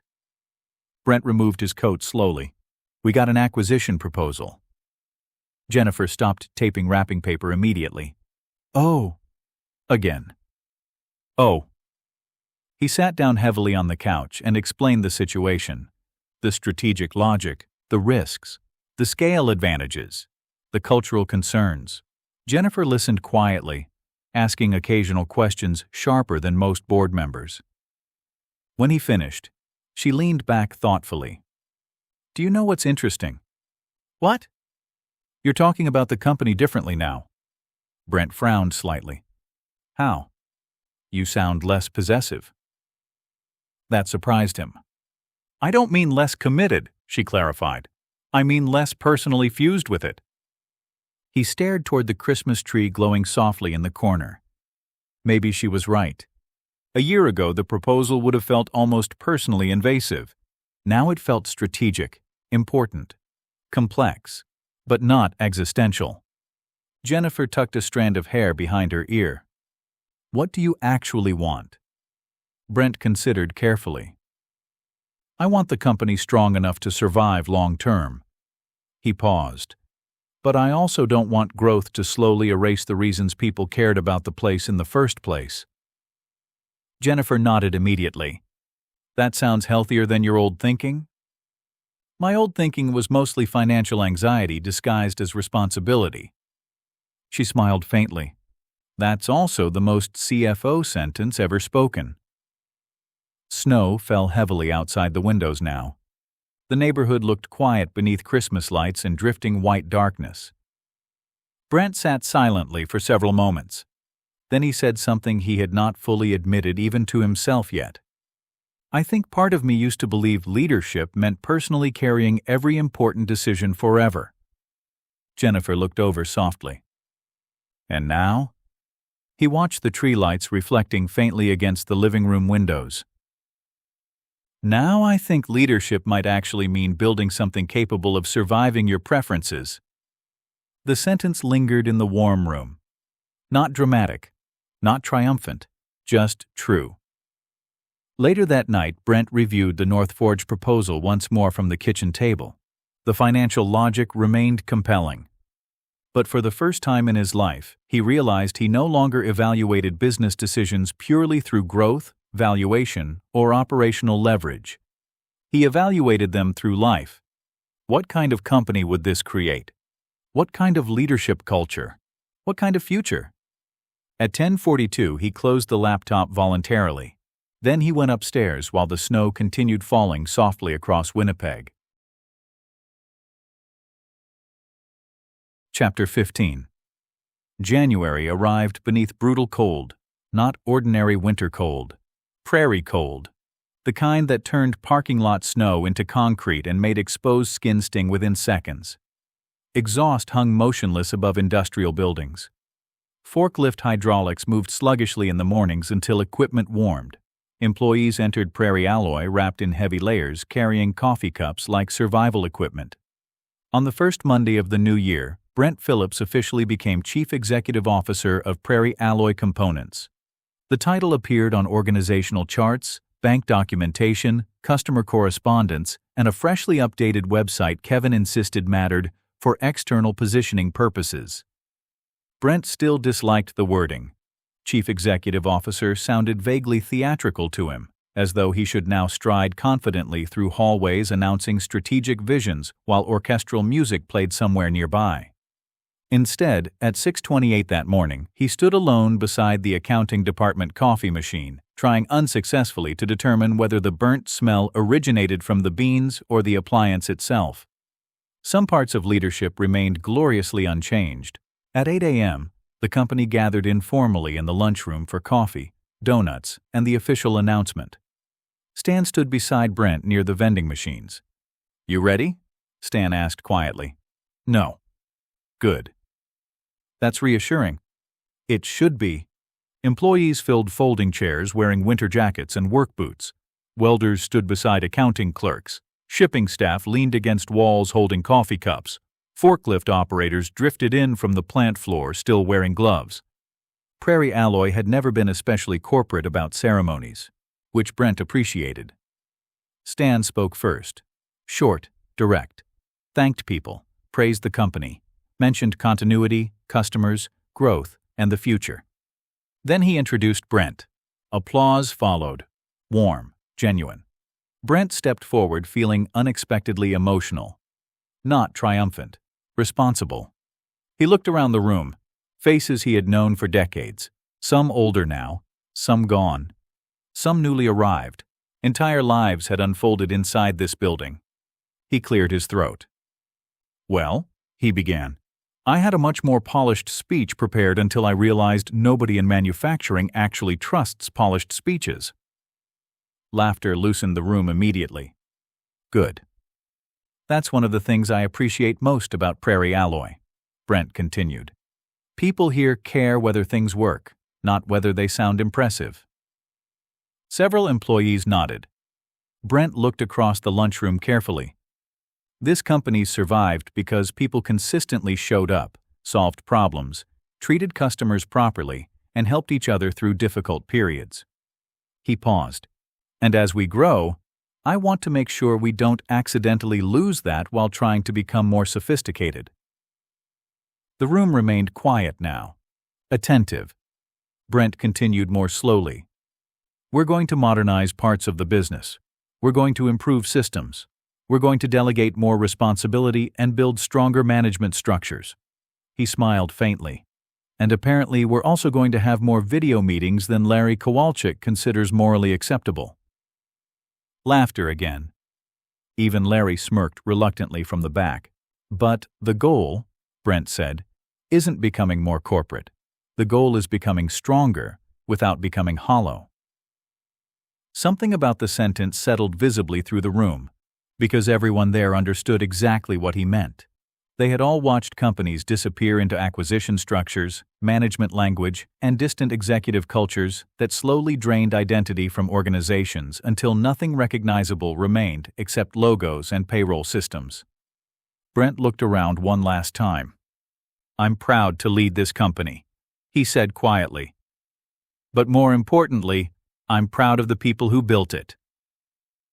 This time the applause felt different, not ceremonial. Personal, Afterward, employees returned to work quickly because manufacturing companies considered prolonged emotional expression operationally suspicious. By 10:15, Brent sat in his office reviewing the North Forge proposal again with Marina and Kevin. The issue had intensified over Christmas. North Forge wanted another meeting. Soon. Kevin sat near the windows holding revised valuation models. The numbers are still extremely attractive. Marina nodded carefully. Operationally, too. Brent knew. That was what made the decision dangerous. Weak offers were easy. Strong ones threatened identity. He stood and walked toward the windows overlooking the snowy yard below. Forklifts moved between drifts beneath pale winter sunlight. This company spent 40 years building operational trust regionally, he said quietly. I'm not interested in trading that for PowerPoint efficiencies. Kevin leaned forward. Okay, but scale pressures are real. I know. Labor costs are rising, capital costs are rising, customers want shorter lead times and lower pricing simultaneously. Again, true. Manufacturing increasingly rewarded size. Smaller independent firms survived through specialization, culture, operational discipline, and customer loyalty. But survival margins narrowed constantly. Marina spoke carefully. I think the real question is whether we believe Prairie Alloy can modernize independently fast enough to remain competitive long-term. That was the actual question. Not ego, not nostalgia, capability. Brent turned back toward them. I don't want to reject growth because we're emotionally attached to independence. Kevin nodded immediately. But, Brent continued, I also don't want to accept external partnership simply because managing growth ourselves feels exhausting. The room fell silent. Because exhaustion influenced more business decisions than executives admitted publicly. Finally, Brent sat down again. We'll continue discussions, he said, but on our terms. Kevin looked relieved. Curtis, had he been present, would have called this dangerous softness toward corporate assimilation. Brent privately considered it disciplined caution. Later that afternoon, Brent held his first one-on-one leadership review with Marina under the new structure. Snow tapped softly against the office windows while production reports sat spread across the conference table. Marina studied him over her coffee. You seem calmer than I expected. Brent smiled faintly. I expected to feel trapped. And? He considered. I actually feel more intentional. That was the surprising part. For months he had feared the CEO role represented surrender to endless responsibility. Instead, because of the structural changes already underway, he increasingly felt something else. Choice, not freedom from work, freedom inside work. Marina reviewed staffing projections while Brent listened. Department managers were improving. Decision-making speed had increased. Escalation bottlenecks were easing. Not perfectly, but measurably. At one point, Marina looked up from the reports. You know what changed? What? People stopped assuming senior management would automatically rescue every unresolved issue. Brent leaned back slowly. That sentence alone justified half the organizational restructuring, because Prairie Alloy's old culture, for all its strengths, had quietly encouraged dependency disguised as loyalty. Marina smiled slightly. You accidentally forced people to grow up.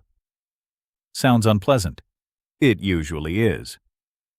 That evening, Brent worked from home again, officially, deliberately. The world had not ended. Jennifer sat beside the fireplace planning a spring trip while Brent reviewed strategic notes from the kitchen table. At 6:45, he closed the laptop. No guilt, no panic, just finished for the day. Jennifer noticed immediately. You're stopping? Yes. Without emotional collapse? I'm trying a new management philosophy. What's that? Brent stood and walked toward the living room. That if a company requires one man psychologically tethered to his laptop every evening to survive, then the problem isn't dedication. He smiled faintly.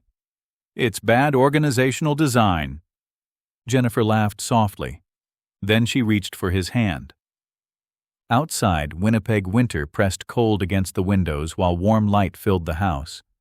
And for the first time in many years, Brent Phillips no longer felt trapped between ambition and escape. He had finally begun building a life where responsibility and living might coexist in the same room without consuming one another entirely. Chapter 16. February arrived carrying two simultaneous pressures: Prairie Alloy's largest annual lender review and a major production failure. Brent often thought this was how manufacturing businesses communicated emotionally. Whenever one area stabilized, another immediately caught fire to preserve balance. The production issue began with a laser cutter, aging equipment, intermittent calibration drift. Nothing catastrophic initially. Then, an entire run of fabricated agricultural mounting assemblies shipped with dimensional inconsistencies large enough to trigger customer rejection on installation. Not dangerous. Worse. Embarrassing. At 6:12 on a Wednesday morning, Brent received the call from Marina while still standing barefoot in his kitchen waiting for coffee. "How bad?" he asked immediately. "Potentially expensive." "That's not a measurement." "About 200 units affected." Brent closed his eyes briefly. "And?" "Customer caught it during assembly staging." "Field failures?" "Not yet." "Good. Field failures created lawsuits. Assembly failures created rage. Still bad." Brent looked out the kitchen window. Snow drifted beneath the backyard lights while the rest of Winnipeg still slept beneath darkness and industrial cold. "Okay," he said calmly. "Containment?" "Already isolated remaining inventory." "Customer communication?" "I wanted your input first." "That was the old reflex." "Escalate upward. Wait for executive involvement." Brent recognized it instantly and deliberately resisted it. "What's your recommendation?" he asked. There was a slight pause on the line. Then Marina answered carefully. "Immediate transparency. Full replacement timeline by noon. Cover freight costs proactively before they ask." "Exactly right." "Do it." Another pause. "You sure?" "Yes." "Okay." After they hung up, Brent stood quietly in the kitchen. A year earlier, he would already be driving to the plant, mentally rehearsing every operational detail personally. Now he did something different. He poured coffee, sat down, and thought strategically instead of reactively. Not because the issue didn't matter, because it did. But leadership, he was learning, required resisting the addictive emotional satisfaction of immediate executive rescue. At 7:30, he joined the emergency operations call remotely from home. Marina looked exhausted already. Kevin appeared tense. Curtis appeared homicidal. Larry Kowalczyk, patched in from maintenance, looked personally insulted by machinery as a philosophical concept. "We've isolated root cause," Larry said immediately. "Calibration drift plus operator override compensation." Curtis muttered something deeply unfriendly about shortcuts. Marina reviewed replacement timelines. Kevin focused on customer exposure. Brent listened carefully, then asked only 3 questions. "Do we fully understand the failure?" "Yes." "Can we prevent recurrence immediately?" "Yes." "Do customers trust us to fix it?" A pause. Then Marina answered, "I think so." That mattered most. Mistakes rarely destroyed manufacturing businesses. Dishonest reactions did. The call ended 40 minutes later with action plans already underway. And Brent realized something surprising afterward. The company had handled the crisis well without him physically present. Not perfectly, but professionally, competently, maturely. He sat alone at the kitchen table staring at the dark laptop screen. For decades, he had unconsciously believed leadership meant becoming the central nervous system of organizational stability. Now he increasingly saw something different. Healthy leadership meant creating systems where the organization continued functioning under pressure without requiring emotional executive heroics. The realization was both liberating and strangely humbling. At the office later that afternoon, Brent walked the production floor while snow blasted against loading bay doors. Employees already knew about the issue. Manufacturing companies spread operational news faster than governments spread emergencies. Several workers looked tense as Brent passed. Not fearful exactly, watchful, measuring executive reaction. That mattered too. People observed leadership most carefully during failure. Near fabrication, Brent stopped beside a group of operators reviewing revised calibration procedures. One younger employee spoke first. "Sorry about the mess." Brent looked at the assemblies stacked nearby. "You know what the real mess would be?" The operator waited. "If nobody caught it." The tension eased slightly immediately, because blame culture frightened manufacturing employees into silence, and silence killed businesses faster than mistakes did. Larry approached from maintenance carrying diagnostic reports. "Machine's stable now," he grunted, "though I still don't trust it spiritually." "Reasonable." Larry studied Brent carefully. "You're weirdly calm." Brent smiled faintly. "I'm evolving." "That sounds suspicious." "It probably is." Larry lowered his voice. "Honestly, old Brent would have been down here 6 straight hours personally rewriting procedures." Brent looked across the plant. Forklifts moved steadily between stations. Welders worked beneath blue-white sparks. Shipping crews reorganized outbound pallets. The company kept moving. "I know," Brent admitted quietly. "And?" Brent considered carefully. "And maybe that wasn't always leadership. Maybe sometimes it was anxiety disguised as leadership." Larry stared at him. "Christ, you really did become CEO." That evening, the lender review took place over video conference from Brent's home office. 3 bankers appeared in neat rectangles discussing debt ratios, capital planning, modernization investments, and operational risk management. A year ago, Brent would have driven downtown, worn a suit, carried binders, and mentally prepared for combat. Now he sat calmly in a sweater while snow fell softly outside the windows behind him. One lender reviewed recent operational restructuring notes. "We've noticed changes in leadership distribution and management accountability structures," she said. "Can you elaborate?"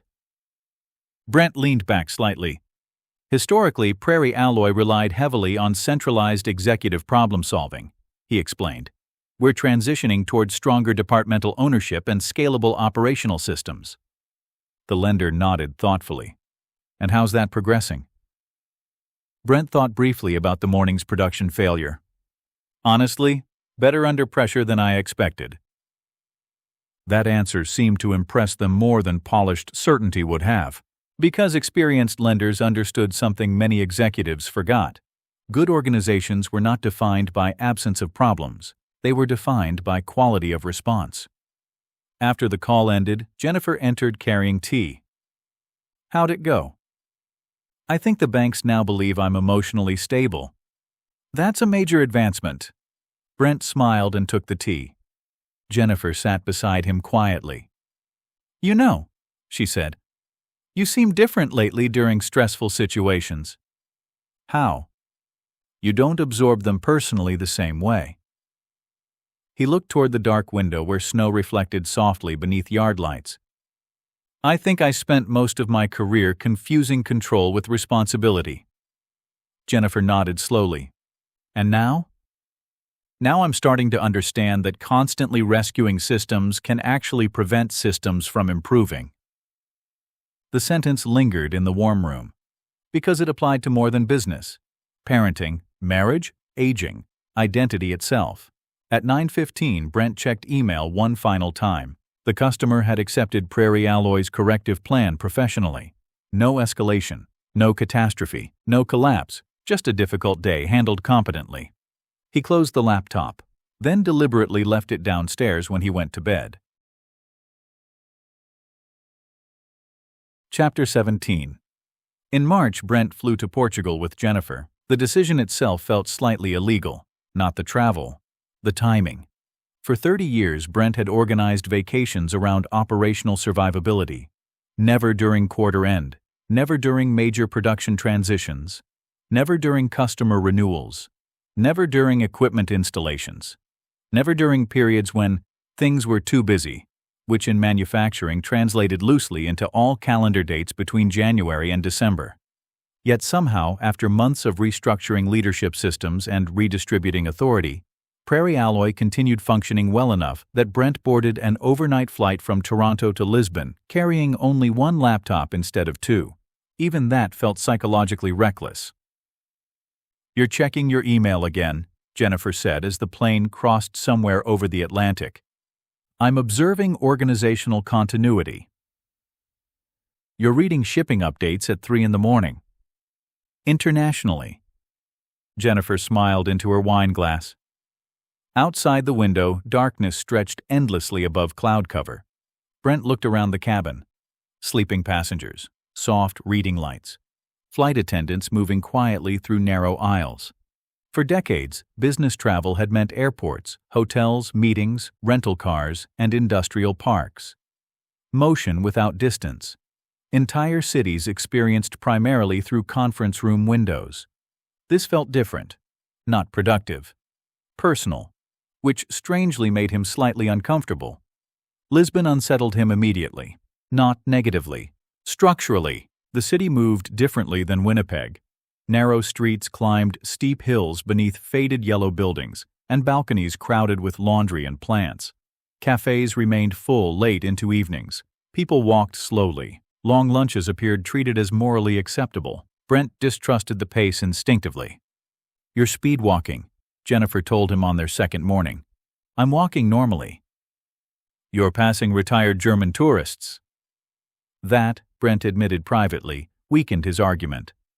They spent days wandering through old neighborhoods, coastal towns, train stations, bookstores, seafood restaurants, and waterfront promenades overlooking the Atlantic.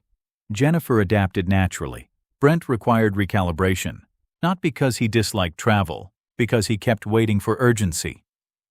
At breakfast on the fourth morning, he opened his laptop in the hotel courtyard, overlooking tiled rooftops glowing beneath soft morning sun. 37 unread emails. 2 operational questions. 1 customer issue already resolved before he responded. Marina had handled it, completely. Brent stared at the screen longer than necessary. Jennifer sipped coffee across from him. "You know what's happening, right?" "What?" "The company's surviving without constant supervision." He closed the laptop slowly. "Yes. And part of you finds that deeply offensive." He laughed, despite himself. "Maybe a little." The truth was more complicated. For years, Brent's usefulness had partially depended on being operationally indispensable. Every unresolved problem reinforced identity, importance, necessity. Now the organization increasingly solved issues structurally rather than personally, which was healthy and emotionally disorienting. That afternoon they took a train along the coast. The Atlantic moved endlessly beside rocky cliffs beneath pale spring sunlight while small towns passed outside the windows. Jennifer read quietly beside him. Brent stared out toward the ocean, thinking about Prairie Alloy. Not anxiously, reflectively. The company had survived another production issue last week without escalation. Department managers were improving. Decision-making speed had increased. Middle management appeared more confident. And Brent was beginning to recognize something uncomfortable. His old leadership style, for all its strengths, had unintentionally limited organizational maturity. Constant executive intervention created safety, but also dependency. The realization humbled him. Jennifer lowered her book. "You're thinking again. Occupational hazard." "What about?" Brent watched waves crash against black coastal rock. "I think I spent half my life trying to become indispensable." He paused. "And the second half learning why that's dangerous." Jennifer smiled softly. "That sounds like growth." "That sounds exhausting." "Usually the same thing." Later that evening, they sat outside a small restaurant overlooking the harbor in Cascais. Fishing boats moved gently beneath golden evening light while conversations drifted around them in Portuguese. No televisions, no meetings, no quarterly forecasts. Brent drank wine slowly and felt something unfamiliar. Mental spaciousness, not happiness exactly. Something quieter. absence of constant anticipatory pressure. Jennifer watched him carefully. "You've relaxed." "I don't think my nervous system fully trusts this yet." "That's because you've spent 30 years preparing for emergencies." He smiled faintly. "Fair." A waiter brought grilled sea bass and potatoes drizzled with olive oil. Simple food, perfectly prepared. Brent suddenly remembered airport hotel dinners eaten alone beside spreadsheets. How many years had he moved through life postponing enjoyment until operational stability finally arrived? And what if operational stability never fully arrived? That thought stayed with him through dinner. Back in Winnipeg the following week, Prairie Alloy greeted him not with catastrophe but with ordinary problems, which somehow pleased him enormously. Curtis complained about freight rates. Kevin wanted to revisit expansion modeling. Larry distrusted a new maintenance software update on spiritual grounds. Normalcy. During the Tuesday leadership meeting, Brent noticed something subtle. People interrupted him more now, not disrespectfully, comfortably. Managers debated solutions directly with one another instead of waiting automatically for Brent's conclusion. 6 months earlier, he might have interpreted that as loss of control. Now he recognized it differently. Organizational confidence. After the meeting, Marina lingered behind. "How was Portugal?" Brent leaned back in his chair. "Strange." "Bad strange?" "No," he considered. "More like realizing the world continued existing while I wasn't monitoring inventory turnover." Marina laughed softly. "That must have been traumatic." "A little." Then he grew more serious. "You know what I realized over there?" "What?" "I don't actually want less ambition." Marina looked interested. "I just want ambition that leaves room for being alive." The sentence surprised even him slightly, because for years Brent had unconsciously framed life as a sequence of deferred rewards. Work now, live later. But later kept moving. Marina nodded thoughtfully. "That's probably healthier than how most executives think." "Most executives seem emotionally unwell." "That's also true." Outside the office windows, Winnipeg snowbanks had finally begun shrinking again beneath warmer afternoons. Another winter slowly loosening its grip. Brent looked out toward the yard below where forklifts moved steadily between trailers. The company remained imperfect. Demand pressures continued. North Forge still circled with acquisition interest. Modernization challenges remained unresolved. Nothing had suddenly become easy, but something fundamental inside him had changed. For the first time in his adult life, Brent no longer viewed work as something he needed either to escape completely or surrender himself to entirely. And that altered not only how he led Prairie Alloy, it altered how he inhabited his own life. Chapter 18. By April, Prairie Alloy had become more profitable than at any point in its history, which Brent had learned long ago was exactly when new problems usually arrived. The quarterly financial review sat open across the conference table while spring rain streaked the windows behind Marina's office. Revenue was up. Margins had improved modestly despite labor pressures. Operational efficiency gains from scheduling changes and better departmental accountability were beginning to appear in measurable ways. Even overtime costs had stabilized. Kevin looked openly energized. "This is exactly what I've been talking about." Curtis looked suspicious of optimism on principle. "Careful," he muttered. "That's how people end up buying software." Brent smiled faintly while reviewing the reports.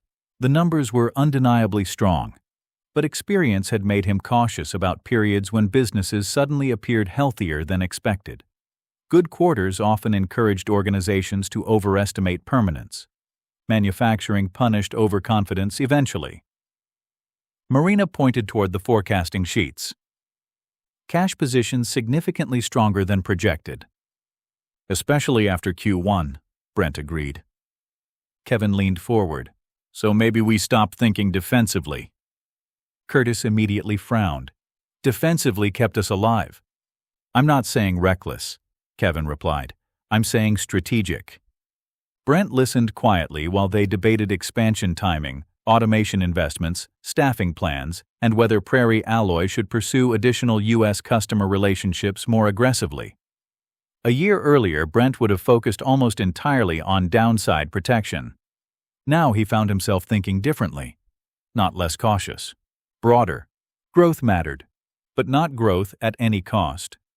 He folded his hands. I think we need to define success more carefully. The room quieted. Brent continued. Bigger isn't automatically better. More revenue isn't automatically healthier. He paused. I want growth that improves operational resilience and quality of life simultaneously.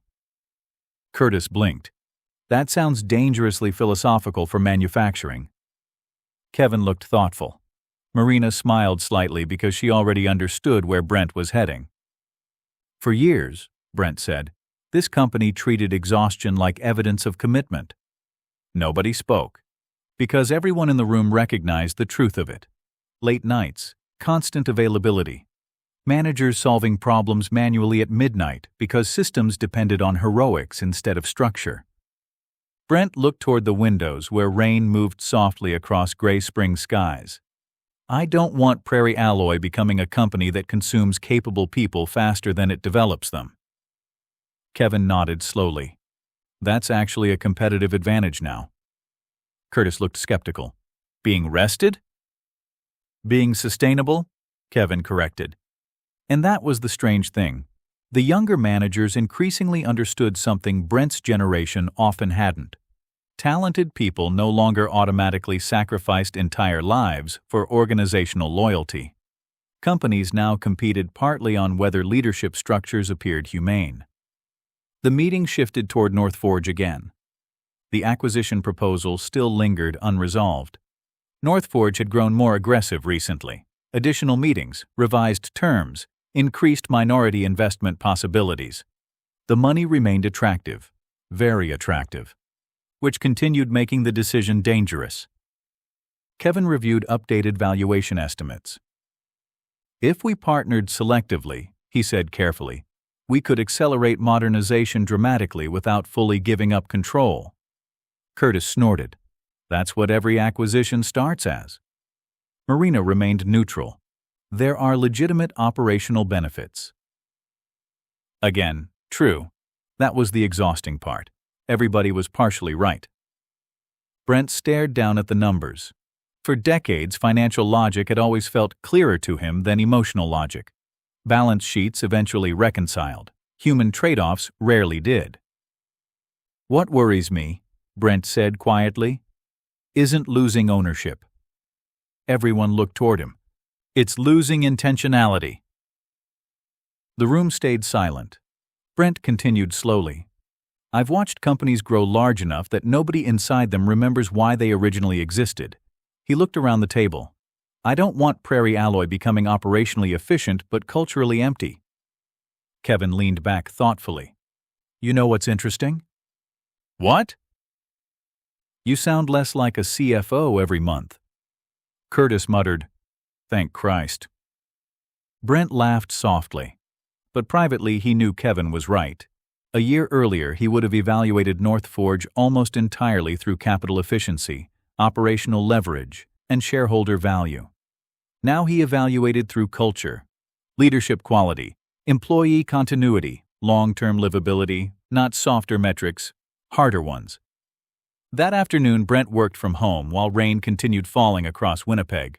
Jennifer sat nearby planning another trip, this time Scotland, while Brent reviewed staffing development reports from the kitchen table. At 4:30 Kevin called unexpectedly. You got a minute? Sure. Kevin sounded unusually subdued. I wanted to ask you something honestly. That's always dangerous. A brief laugh. Then silence. Finally, Kevin spoke. Did you ever resent us? Brent frowned slightly. The younger partners? Yeah. He leaned back in his chair carefully. That's a complicated question. I know. Rain tapped softly against the windows while Brent considered the answer. Finally, he said, I don't think I resented you personally. He paused. I think I resented realizing that I'd spent years mentoring people partly because I hoped eventually I could stop carrying so much responsibility. Kevin was quiet. And when that didn't happen immediately, Brent continued, I got frustrated. Because we weren't ready? Because I wasn't ready either. The honesty surprised both of them slightly. Kevin exhaled slowly. You know what changed things? What? You stopped trying to personally stabilize every problem. Brent looked toward the dark backyard beyond the windows. Maybe that was true. For years, he had unconsciously believed leadership meant absorbing uncertainty himself before others felt it. Now he increasingly understood that mature organizations required distributed confidence, not permanent executive containment. Kevin spoke again. I think people are getting better because you stopped making yourself the automatic final answer. After they hung up, Brent remained sitting quietly at the table. Jennifer looked over from her travel notes. You okay? Yeah. You look reflective. I'm becoming intolerably self-aware. That does happen in your 50s. He smiled faintly. Then he looked down at the staffing reports again. Managers improving, departments stabilizing, younger leaders growing more capable. And for the first time in decades, Brent realized something almost disorienting. Prairie Alloy might eventually survive not because of his constant involvement, but because he had finally learned how to reduce it properly. That evening, he closed the laptop before dinner. Not performatively, naturally. Then he and Jennifer ate together while spring rain washed softly across the city outside. And Brent no longer felt guilty for being somewhere other than the office. Chapter 19. In June, Brent turned 52. The birthday itself passed quietly. Jennifer made dinner reservations at a small restaurant in Winnipeg's Exchange District. Melissa and her family came over Sunday afternoon. Owen gave Brent a handmade birthday card featuring what appeared to be either a hockey player or a snowmobile accident. Is that me? Brent asked carefully. Owen nodded proudly. You're skating. Am I surviving? Probably. Fair enough. The older Brent became, the more birthdays seemed less like milestones and more like administrative updates. No revelations arrived overnight. No sudden wisdom descended from the universe. His knees still hurt in the mornings. He still disliked motivational speakers. Prairie Alloy still produced operational surprises with relentless consistency. And yet something inside his life had undeniably shifted over the past year. Monday morning he sat in his office reviewing long-term forecasting models while early summer sunlight flooded the industrial yard below. The building sounded different in summer. Loading doors remained open longer. Fans hummed across the production floor. Workers moved more slowly during afternoon heat. Construction projects across Western Canada accelerated, increasing demand for several Prairie Alloy product lines. Business remained strong, which created another problem. Growth pressure. Again, Kevin entered carrying updated expansion projections. You're going to hate these. That's an encouraging introduction. Kevin spread the reports across Brent's desk. Projected demand over the next 3 years had increased materially. Several major customers wanted larger volume commitments and shorter lead times simultaneously. Prairie Alloy faced a choice: remain disciplined and moderate growth carefully, or expand aggressively while market conditions remained favorable. Kevin tapped the projections. We either invest now or eventually lose capacity advantage. Brent studied the numbers quietly. Capital expenditures required, additional fabrication equipment, expanded warehouse space, new staffing structures, potential second facility discussions, all expensive, all risky, all potentially necessary. A year ago, Brent would have instinctively leaned toward restraint. Now he hesitated longer, because he no longer viewed growth purely as operational danger. The restructuring efforts were working. Leadership depth had improved. Managers were stronger. The company itself felt less fragile. Still, he understood something Kevin did not yet fully feel in his bones. Growth amplified existing weaknesses faster than strengths. Brent looked up. What worries me isn't expansion itself. Kevin waited. It's accidentally building a company nobody actually enjoys working inside. Kevin blinked once. That's not usually the first CEO concern during expansion planning. Maybe it should be. Later that afternoon, Brent met with North Forge executives again via video conference. 3 polished executives appeared on screen from Toronto. Professional, confident, carefully relaxed. They spoke about strategic synergies, scalable manufacturing networks, procurement efficiencies, and accelerated modernization pathways. Brent listened politely while taking notes, but increasingly he noticed something subtle beneath the presentation. Distance. Not geographic distance. Cultural distance. North Forge viewed Prairie Alloy primarily as operational infrastructure. Brent viewed Prairie Alloy as an ecosystem of accumulated human trust. Both perspectives were financially rational. Only one felt livable to him. Near the end of the meeting, a North Forge executive smiled professionally. Our view is that Prairie Alloy has tremendous untapped scalability. Brent nodded, then asked quietly, "At what point does scalability begin damaging operational identity?" A brief silence. Not hostile, just unfamiliar. The executive recovered smoothly. Strong organizations evolve. Yes, Brent agreed, but some also dissolve while expanding. After the call, Brent sat alone in his office for a long time.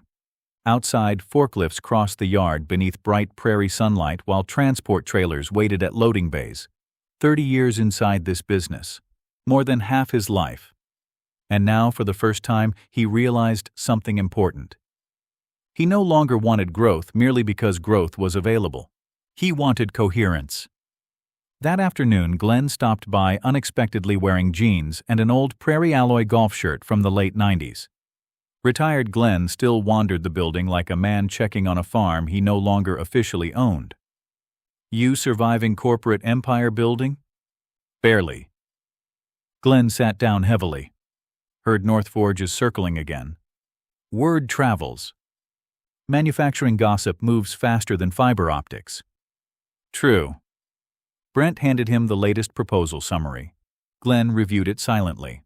Finally, "That's a lot of money." "Yes." "You tempted?" Brent leaned back carefully. "A little." His father nodded without judgment, because denying temptation would have been dishonest. The valuation genuinely mattered. The opportunity genuinely mattered.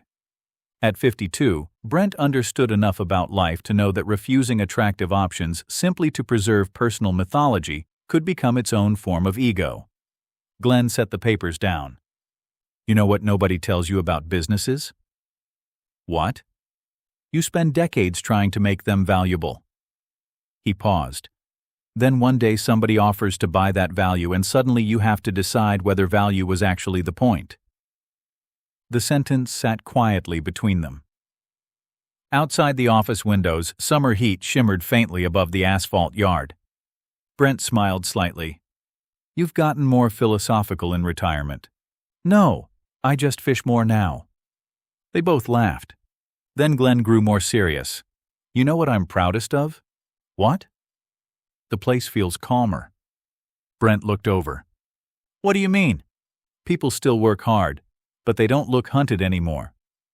That landed harder than Brent expected, because deep down he knew Prairie Alloy's old culture had normalized constant low-grade executive panic as professionalism. Endurance became identity. Exhaustion became proof of commitment. Brent had lived that way for years without questioning it. Now the building genuinely felt different. Still demanding, still industrial, still stressful sometimes, but less emotionally desperate. Glenn stood slowly. "You changed more than systems around here." After he left, Brent remained sitting quietly at his desk. The office hummed softly around him. Phones, printers, distant plant noise below. He thought about the man he had been 2 years earlier. Always available, always carrying, always anticipating collapse somewhere just beyond the next spreadsheet. And he realized something strange. He had not become less ambitious. He had simply stopped measuring ambition entirely through sacrifice. That evening, Brent drove home through warm prairie sunlight, feeling unusually light. Jennifer sat on the back deck reading when he arrived. "How was your day?" "Existentially complicated."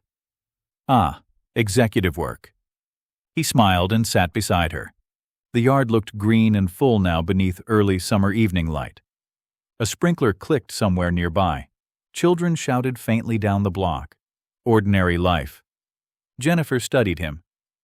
"You seem happy." Brent considered the word carefully. Not euphoric, not triumphant, but something steadier. "I think," he said slowly, "I finally stopped treating every stage of life like preparation for another stage." Jennifer lowered her book. "That's a big realization." "Yeah." He leaned back and listened to the evening sounds drifting across the neighborhood. For decades he had believed adulthood worked like accounting. Sacrifice now, balance later, but lives, he was finally learning, rarely reconciled that neatly. And maybe wisdom was not about perfectly solving the equation. Maybe it was simply learning which numbers mattered enough to carry forward, and which ones needed to be left behind. Chapter 20. The decision regarding North Forge happened on a Thursday in late July. Not dramatically, no shouting, no corporate showdown, no triumphant speeches about independence beneath waving Canadian flags. Just a long board meeting inside Conference Room A, while prairie heat pressed against the windows and forklifts moved slowly across the yard below. Brent arrived early carrying coffee and a legal pad he barely used anymore. At 52 years old, he had finally learned that most major life decisions rarely arrived with certainty attached to them. Usually they appeared as competing forms of compromise disguised as opportunity. By 8:15, the boardroom filled gradually. Stan, Glenn, Kevin, Marina, Curtis, 2 outside directors. North Forge representatives joined remotely on the large screen near the front wall. Everyone looked slightly tired already. Manufacturing executives aged in meetings the way farmers aged in droughts. The revised proposal sat before them. North Forge wanted a meaningful minority position in Prairie Alloy along with procurement integration agreements, technology partnerships, and long-term expansion collaboration. More money, more scale, more growth potential, less independence, not entirely, but incrementally. And Brent increasingly understood that important things were usually surrendered gradually rather than all at once. The meeting lasted 4 hours. Operational modeling, capital requirements, market forecasts, customer leverage, supply chain efficiencies, modernization costs, risk exposure. Every argument contained truth. That was the difficult part. Kevin spoke passionately about strategic competitiveness. Curtis spoke passionately about preserving operational culture. Marina carefully analyzed scalability pressures and staffing realities. The outside directors focused primarily on valuation and long-term shareholder returns. Stan mostly listened, Glenn too, and Brent sat quietly absorbing all of it, not avoiding leadership, practicing it, because over the past 2 years he had discovered something unexpected. Leadership often involved tolerating unresolved tension longer than everyone else in the room. Eventually, one of the outside directors looked toward him. "Brent?" The room quieted immediately. He folded his hands slowly. Outside the windows, sunlight reflected brightly off transport trailers lined beside shipping. "When I became CEO," he began, "I thought the central question was whether Prairie Alloy could continue growing successfully." He paused. "I no longer think that's the right question." Nobody interrupted. Brent continued carefully. "I think the real question is whether growth strengthens the company we actually want to become." The room remained still. Even the North Forge executives on screen looked attentive now. Brent leaned back slightly. "For 30 years, Prairie Alloy survived because people here built trust operationally. Customers trusted us. Employees trusted us. Suppliers trusted us. Not because we were the biggest." He looked around the table. "Because we were dependable." Curtis nodded almost imperceptibly. Brent continued. "I'm not opposed to partnerships. I'm not opposed to modernization. I'm not opposed to growth." He glanced toward the North Forge screen. but I'm also not interested in slowly evolving into a company that optimizes away the very culture that made us successful. Silence, not hostile, reflective. Kevin spoke carefully. So where does that leave us? Brent looked down briefly at the proposal, then back up. I think we continue growing independently for now. Curtis exhaled loudly through his nose like a victorious animal, but Brent raised a hand gently. That doesn't mean standing still. He looked directly at Kevin. We still modernize, we still expand selectively, we still improve systems and scale intelligently. Then toward the entire room, but we do it intentionally instead of reactively. One of the North Forge executives spoke calmly through the screen. So your concern is primarily cultural? Brent considered. No, he said finally. My concern is organizational coherence. That seemed to genuinely interest them. Brent continued. I've spent the last 2 years restructuring leadership because I realized companies become fragile when identity depends entirely on constant pressure, constant escalation, and exhausted people carrying too much. He paused. I don't want growth that recreates that problem at larger scale. The room stayed quiet a long moment afterward. Then Stan smiled faintly beside him, not performatively, proudly. The meeting ended without bitterness. North Forge remained interested in future collaboration opportunities. Relationships stayed professional. Nobody stormed out dramatically. Real business decisions rarely resembled television. Still, as people gathered papers and laptops, Brent felt something settle quietly inside him. Not relief exactly. Alignment. Afterward, Kevin lingered behind in the boardroom while others filtered out. You know, he said, 2 years ago I probably would have voted differently. Brent smiled slightly. I know. Kevin looked toward the empty chairs around the table. But honestly, the company feels healthier now than when we were smaller. That mattered enormously to Brent, because for decades he had unconsciously assumed healthier businesses automatically meant harder driving businesses. Now he understood something different. Sustainable organizations often moved with steadier rhythm rather than constant acceleration. Kevin sat down again briefly. You also realize you've become weirdly philosophical for a manufacturing CEO. That's probably bad for shareholder value. Probably. They both laughed. Then Kevin grew more serious. I'm glad you took the role. Brent looked out through the boardroom windows. Forklifts, steel racks, summer heat shimmering above asphalt. The ordinary industrial landscape that had shaped most of his adult life. So am I, he admitted quietly. And for the first time, he fully meant it. That evening, Brent left the office at 5:12. Early by old standards. Perfectly reasonable by new ones. Instead of reviewing spreadsheets at home, he and Jennifer walked along the river near the Forks while warm prairie evening light stretched across downtown Winnipeg. Tourists wandered between patios. Children played near the fountains. Cyclists passed along the trails. The city felt alive in that brief, intense Canadian summer way, everyone aware warmth was temporary and therefore precious. Jennifer looked over at him as they walked. You seem lighter. I think I finally stopped treating work like a referendum on my worth. That's healthy. It's also overdue. They continued along the river quietly. Brent thought about everything that had changed, not only structurally inside Prairie Alloy, inside himself. He still cared deeply about the company, still worked hard, still worried sometimes, but work no longer occupied every inch of psychological space surrounding his life. There were now other things too. Travel plans, evenings, books, conversations, space.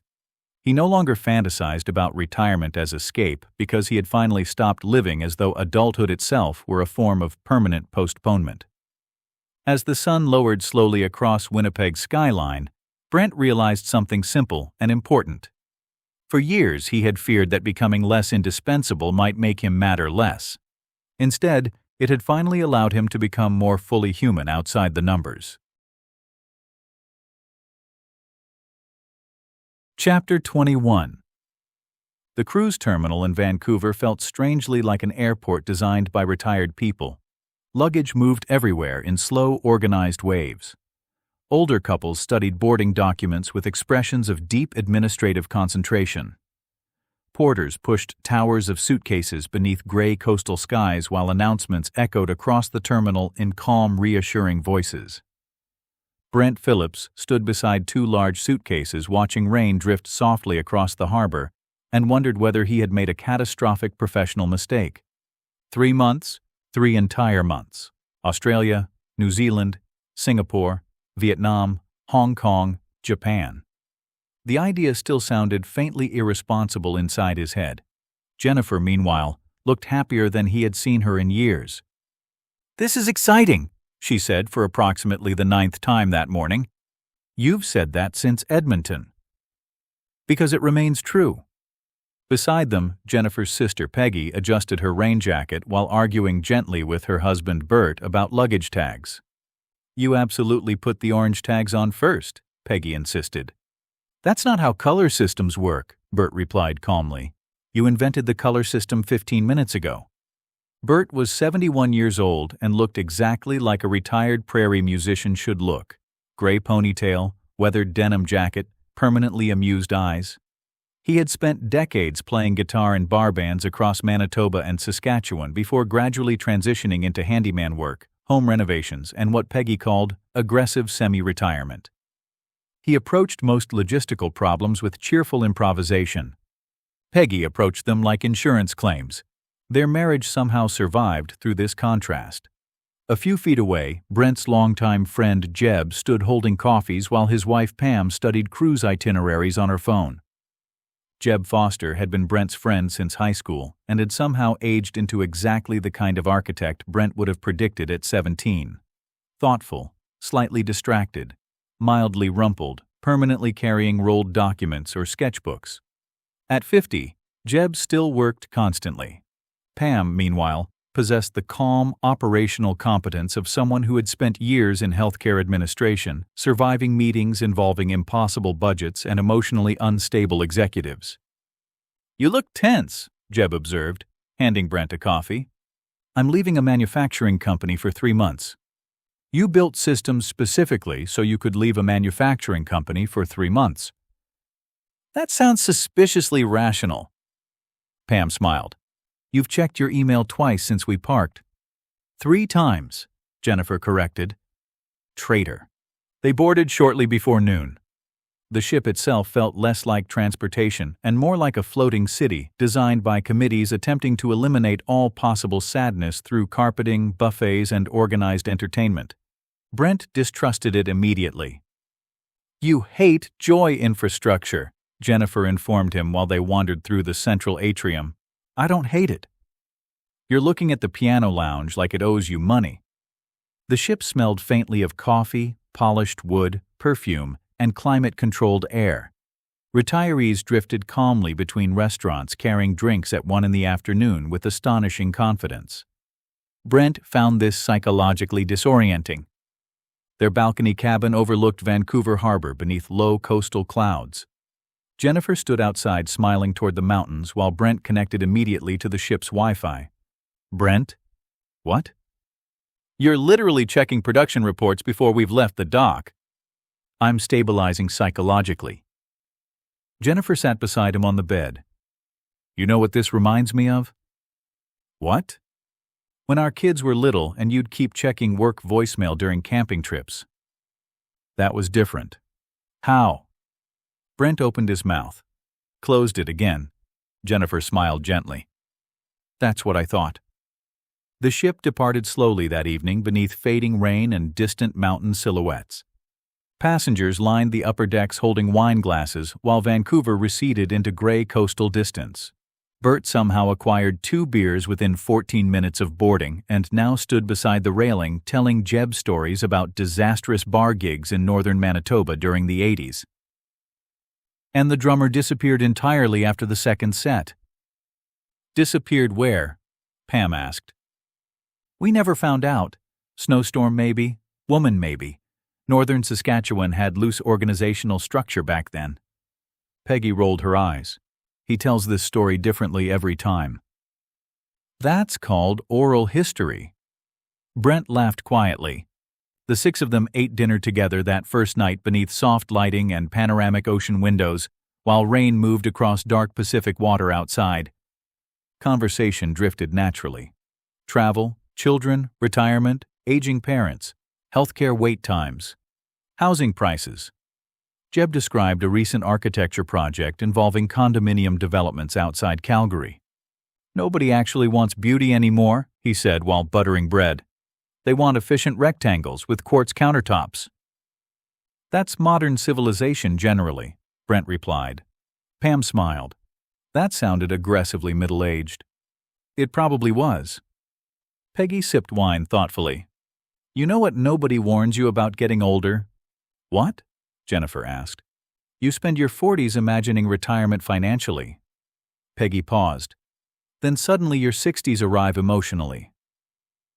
The table quieted slightly, because everyone understood exactly what she meant. Bert leaned back comfortably.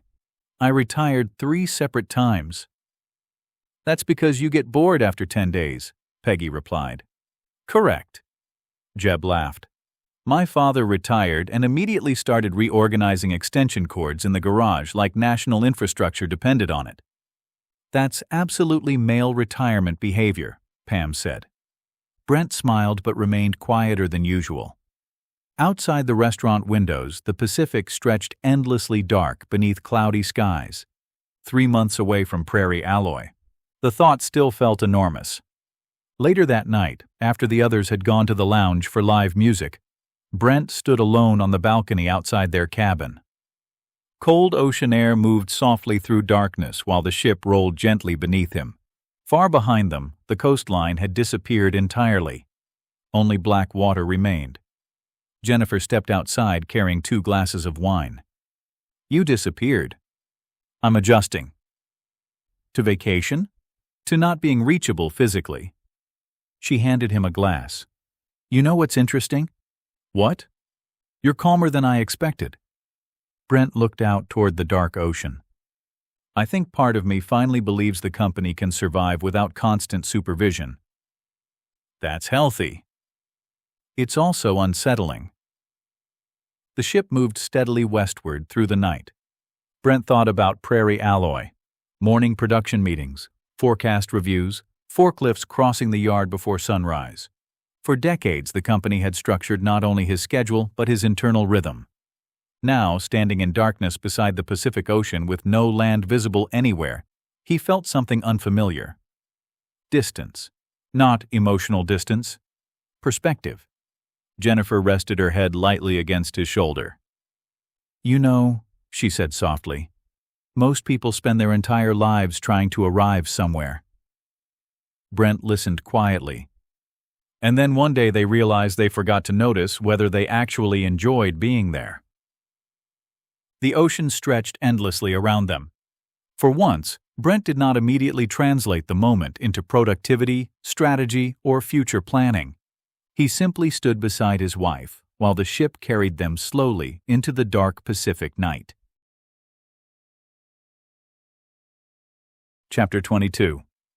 5 days into the cruise, Brent developed a routine, which relieved him enormously. Not because the routine itself was impressive. It mostly involved coffee at 6:30, a walk around the promenade deck before breakfast, 45 minutes reviewing Prairie Alloy emails, and then a gradual effort to behave like a man temporarily existing outside operational management. But structure mattered to him, especially now. The Pacific had become calmer as they moved southward. Mornings opened onto endless blue-gray water beneath soft cloud cover, while the ship moved with steady mechanical confidence through the ocean. Brent liked the engine vibration at night. There was something reassuring about it. Predictable. Functional. Like sleeping inside a very expensive industrial system. On the 7th morning, he sat alone in the ship cafe reviewing overnight reports from Winnipeg, while sunlight spread slowly across the water outside. The time difference made everything strange. Prairie Alloy's workday unfolded while Brent slept. He now woke each morning to accumulated operational history. Emails, production updates, questions already partially solved before he saw them. At first, this unsettled him deeply. Now he was beginning to understand the hidden psychological value of delayed involvement. People solved more problems themselves when immediate executive access disappeared. He reviewed a staffing issue in fabrication. Marina had already approved overtime restructuring. Good decision. A customer delivery concern. Kevin had negotiated revised timelines successfully. Also good. One purchasing manager had escalated a supplier pricing issue unnecessarily. Brent typed, "Please resolve directly with Curtis first before escalating finance review," then stopped, deleted it, and instead wrote, "What resolution options have already been explored operationally?" He stared at the sentence for several seconds before sending it. That was different. Old Brent would have solved the issue personally within 6 minutes. New Brent increasingly asked people to think first. The distinction mattered. "You're doing executive face." Brent looked up.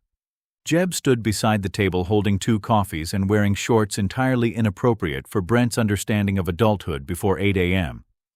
"What's executive face?" "You stare at spreadsheets like they contain emotional betrayal." "That sounds dramatic." "You're on a floating resort in the Pacific Ocean reviewing freight reports." "Fair point." Jeb sat down. "How's the company?" "Stable." "You say that suspiciously." Brent looked back toward the ocean. "I'm realizing something uncomfortable." "What?" "The company may not require my constant involvement nearly as much as I believed." Jeb smiled slowly. "Ah." "What?" "That's every architect over 50 eventually." Brent frowned slightly. "How so?" "You spend decades becoming essential to projects. Then eventually you either build teams that function independently," Jeb shrugged, "or you die reviewing blueprints at midnight." The ship rolled gently beneath them. Around the cafe, retired passengers read novels, discussed shore excursions, and consumed astonishing quantities of pastries without visible guilt. Brent found this level of leisure faintly suspicious. Jeb stirred cream into his coffee. "You know what Pam said yesterday?" "What?" "She said men our age treat usefulness like oxygen." That landed immediately, because it was true, not universally, but enough. Brent thought about Glenn, Stan, Curtis, himself. Entire generations of men psychologically structured around necessity. Jeb leaned back. "You know what scares me about retirement?" "What?" "I honestly don't know who I am without deadlines." Outside the windows, sunlight flashed across moving water. Brent nodded quietly. "I understand that." Later that afternoon, the 6 of them attended a cooking demonstration entirely because Peggy insisted we should do at least one civilized activity. Bert spent most of the event criticizing knife-handling technique under his breath. "That guy's holding a chef knife like he's defusing landmines." Peggy elbowed him. "Not everyone spent 40 years renovating cabins with improvised tools." "That's because society's gotten soft." Pam laughed. "You're literally on a luxury cruise." "Exactly. I'm adapting poorly." Afterward, they wandered the upper deck beneath warm afternoon sun while the ocean stretched endlessly around them. Jennifer walked ahead beside Peggy discussing retirement communities, travel plans, and the strange emotional disorientation of realizing they no longer measured life through school calendars or career advancement. Behind them, Brent and Jeb leaned against the railing while Bert wandered nearby criticizing deck construction methods. "This whole ship squeaks too much," Bert announced. "We're in the middle of the Pacific," Brent replied. "Exactly. Structural confidence matters." Jeb smiled faintly. "My father became obsessed with inspecting hotel ventilation systems after retirement." "That's because retired men need projects," Bert declared. "No," Brent said quietly. "Retired men need proof they still notice things." The comment surprised even him slightly. Bert looked over carefully, then nodded once. "Yeah," he said, "that too." The conversation drifted after that. Music, old jobs, money. How quickly decades disappeared once middle age arrived. Bert described touring rural bars across Manitoba during the 70s. Jeb talked about architecture firms becoming increasingly corporate. Brent described Prairie Alloy's modernization efforts. At one point, Bert looked toward him. "You know what's interesting?" "What?" "You don't talk about work like you're trapped inside it anymore." The statement stayed with Brent the rest of the afternoon. Because Bert was right. For years, even during vacations, Brent had spoken about Prairie Alloy with the emotional posture of permanent containment. Responsibility, pressure, obligation. Now the company felt more integrated into his life rather than dominant over it. That evening, they attended a piano lounge performance where Bert quietly judged the musician for nearly 40 minutes before finally admitting, "Okay, he's good," which Peggy interpreted as equivalent to a standing ovation. Afterward, Brent and Jennifer returned to their cabin while the ship moved steadily through warm, dark water beneath clear stars. Brent checked email one final time. 2 issues, neither urgent, neither requiring immediate intervention. He closed the laptop after 15 minutes. Jennifer noticed instantly. "That's progress." "I'm trying something radical." "What?" "Trust." She smiled softly. "Terrifying." "Extremely." Brent stepped onto the balcony again. The Pacific stretched black and immense beneath scattered moonlight while warm air moved gently around the ship. Somewhere deep below them, engines continued their steady mechanical rhythm, carrying thousands of people across enormous distance. For most of his life, Brent had measured usefulness through proximity. Be there physically, stay accessible, remain available. Now, halfway across the Pacific Ocean, he was beginning to understand that leadership might also involve absence handled properly. And somehow that realization felt less like losing importance, and more like finally earning space inside his own life. Chapter 23. Sydney overwhelmed Brent immediately, not emotionally, spatially. The city seemed constructed at impossible scale. Glass towers rising above harbors crowded with ferries, restaurants, parks, trains, tourists, joggers, cranes, buses, and construction projects unfolding simultaneously beneath brilliant Australian sunlight. From the upper deck that morning, the 6 of them stood quietly as the ship moved through Sydney Harbor beneath pale blue skies. The Opera House appeared first, then the bridge, then the city itself opening outward in layers of steel, water, and sunlight. "Well," Bert said softly, "that's annoyingly impressive." Even Brent laughed. Jennifer leaned against the railing, smiling openly. "This is unbelievable." Peggy adjusted sunglasses. "I suddenly understand why people become travel people." Pam was already taking photos while Jeb stared toward the skyline with the expression of an architect temporarily entering religious experience. "Look at the structural balance on that waterfront integration," he murmured. Pam looked at Brent. "He talks like this voluntarily." "I assumed so." The heat felt strange after Winnipeg winter. Warm air moved off the harbor carrying salt, diesel, coffee, sunscreen, and ocean humidity. Everything looked brighter than Brent expected. Even the shadows seemed expensive. They spent the first day walking through Circular Quay and the Rocks District while Jeb periodically stopped moving entirely whenever buildings interested him. At one point, Brent and Jennifer waited nearly 7 minutes while Jeb studied a public stairway. "I married a man emotionally vulnerable to concrete," Pam explained. "It's retaining wall geometry," Jeb replied defensively. "Exactly," Pam said. The city energized Brent in unexpected ways. Not because he wanted to live there, because it reminded him how large the world remained outside familiar routines. For decades, most of his travel had occurred inside an industrial corridor of airports, hotels, meeting rooms, and manufacturing parks that all slowly blurred together. Even international business trips had largely involved fluorescent lighting and PowerPoint presentations. This felt different. Aimless in a healthy way. At lunch, they sat outside near the harbor while ferries crossed sparkling water beneath cloudless skies. Peggy studied the menu carefully. "I don't understand Australian breakfast culture."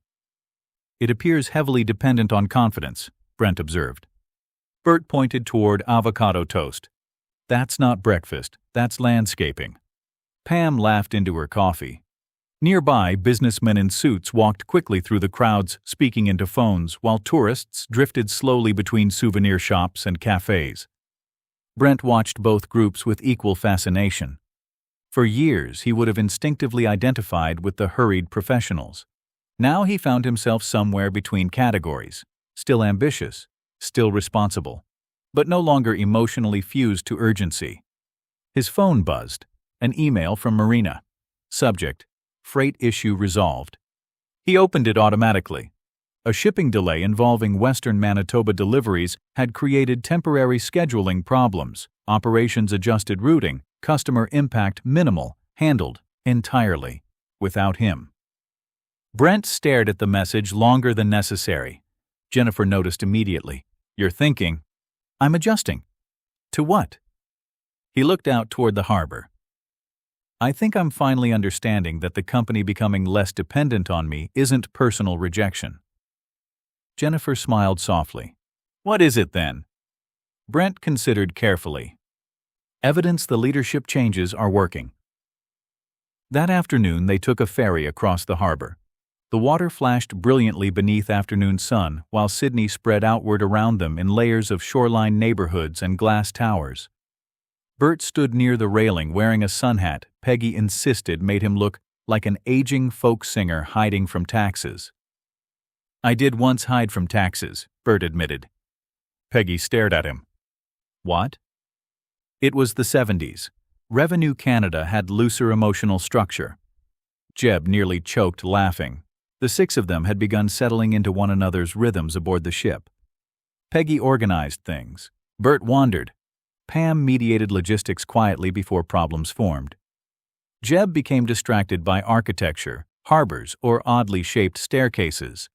Jennifer embraced everything enthusiastically, and Brent observed all of it with growing appreciation. Because for most of adulthood, friendship became increasingly scheduled around obligation rather than shared time. Now, suddenly, they existed together without deadlines pressing constantly against every interaction. That evening, Brent and Jeb sat alone in the ship lounge overlooking the illuminated harbor. The city glowed outside beneath warm night air while jazz piano drifted softly through the room. Jeb sipped whiskey thoughtfully. "You know what's weird?" "What?" "I thought this trip would make me want retirement sooner." "And?" "I'm not sure I actually want retirement." He paused. "I think I just want work that leaves room for the rest of my life." Brent smiled slowly. "That sounds familiar." Jeb leaned back. "My firm's become exhausting lately. Everything's timelines, margins, client management, endless revisions." He looked toward the harbor. Somewhere along the way, architecture became mostly email. Brent understood immediately. Every profession eventually risked drifting away from the thing people originally loved about it. Manufacturing became meetings. Architecture became administration. Healthcare became systems management. Even music, Bert claimed, eventually became loading equipment into vans at midnight beside drunk strangers. Jeb swirled the ice in his glass. "You know what I envy about you lately?" "What?" "You actually changed how you work." The statement surprised Brent slightly. "Most people talk about balance forever," Jeb continued. "You actually rebuilt your company around it." Brent stared out toward Sydney's lights reflecting across dark water. It wasn't balance exactly. No, it was realizing I'd accidentally built a version of success that required permanent psychological tension. The jazz piano shifted into something softer. Jeb nodded slowly. "That's architecture, too." Later that night, Brent stood alone on the balcony outside their cabin while Sydney shimmered beyond the harbor. The ship remained docked overnight. Warm wind moved softly through darkness, carrying distant city noise across the water. Brent checked Prairie Alloy email one last time. Minimal issues, no disasters, no emergencies requiring midnight intervention from Australia. He closed the laptop. Then, instead of reopening it again compulsively, he sat down beside Jennifer beneath the warm Australian night. For a long time, neither of them spoke. Below them, harbor water moved gently against the hull. "You seem peaceful," Jennifer said finally. Brent looked toward the illuminated skyline. "I think I spent years believing peace would arrive after responsibility ended." "And now?" He smiled faintly. "Now I think peace might just be responsibility that no longer consumes your entire identity." The city lights shimmered softly across the water while the ship rested quietly in Sydney Harbor. And for once, Brent felt no urgency to be anywhere else. Chapter 24. By the time the ship reached New Zealand, the 6 of them had begun losing track of ordinary time, not calendar time, structural time. The familiar rhythm of errands, meetings, appointments, grocery stores, weather forecasts, and weekday obligations had dissolved gradually into something softer. Days were now measured through ports, dinners, excursions, sea conditions, and whether Bert had offended another tour guide accidentally or intentionally. Mostly intentionally. They arrived in Auckland beneath low gray clouds and cold rain that reminded Brent immediately of Vancouver mixed with Halifax. "Finally," Bert announced while putting on a heavier jacket, a climate emotionally appropriate for Canadians. The harbor spread outward beneath dark hills and glass towers while gulls circled above the docks. Brent stood on the balcony watching cranes move through the mist and suddenly felt an unexpected homesickness. Not dramatic, just a brief internal pull toward familiarity. Prairie Alloy, Winnipeg, the industrial park at sunrise, his office overlooking the yard. For decades, routine had structured his emotional geography so completely that prolonged distance still occasionally disoriented him. Jennifer appeared beside him holding coffee. "You okay?" "Yeah." "You just made a counting face." "That's not a real thing." "It absolutely is." She leaned against the railing. "Missing home?" Brent considered. "Maybe structure." Jennifer smiled softly. "That's the same thing for you sometimes." The rain continued drifting across the harbor while tugboats moved slowly through gray water below. She wasn't wrong. For much of his life, Brent had confused routine with stability and stability with identity. Now, halfway around the world, he was learning how much of himself existed independently from professional repetition, not all of it, but more than he once believed. That afternoon, the group wandered through Auckland's waterfront beneath intermittent rain. The city felt calmer than Sydney, less performative somehow, more practical. Brent liked it immediately. They ate lunch in a small harbor restaurant while sailboats rocked gently outside the windows. Peggy reviewed excursion brochures with intense organizational seriousness. "We should book the Milford Sound overnight." "That's 4 weeks from now," Pam said. "Exactly. Responsible people plan ahead." Bert looked out toward the harbor. Responsible people also eventually die. Peggy stared at him. "Why are you like this?" "It keeps things dynamic." Jeb laughed into his beer.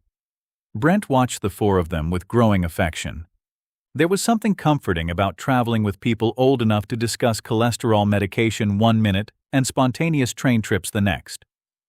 Nobody here was pretending youth remained permanent, which oddly made everyone seem more relaxed.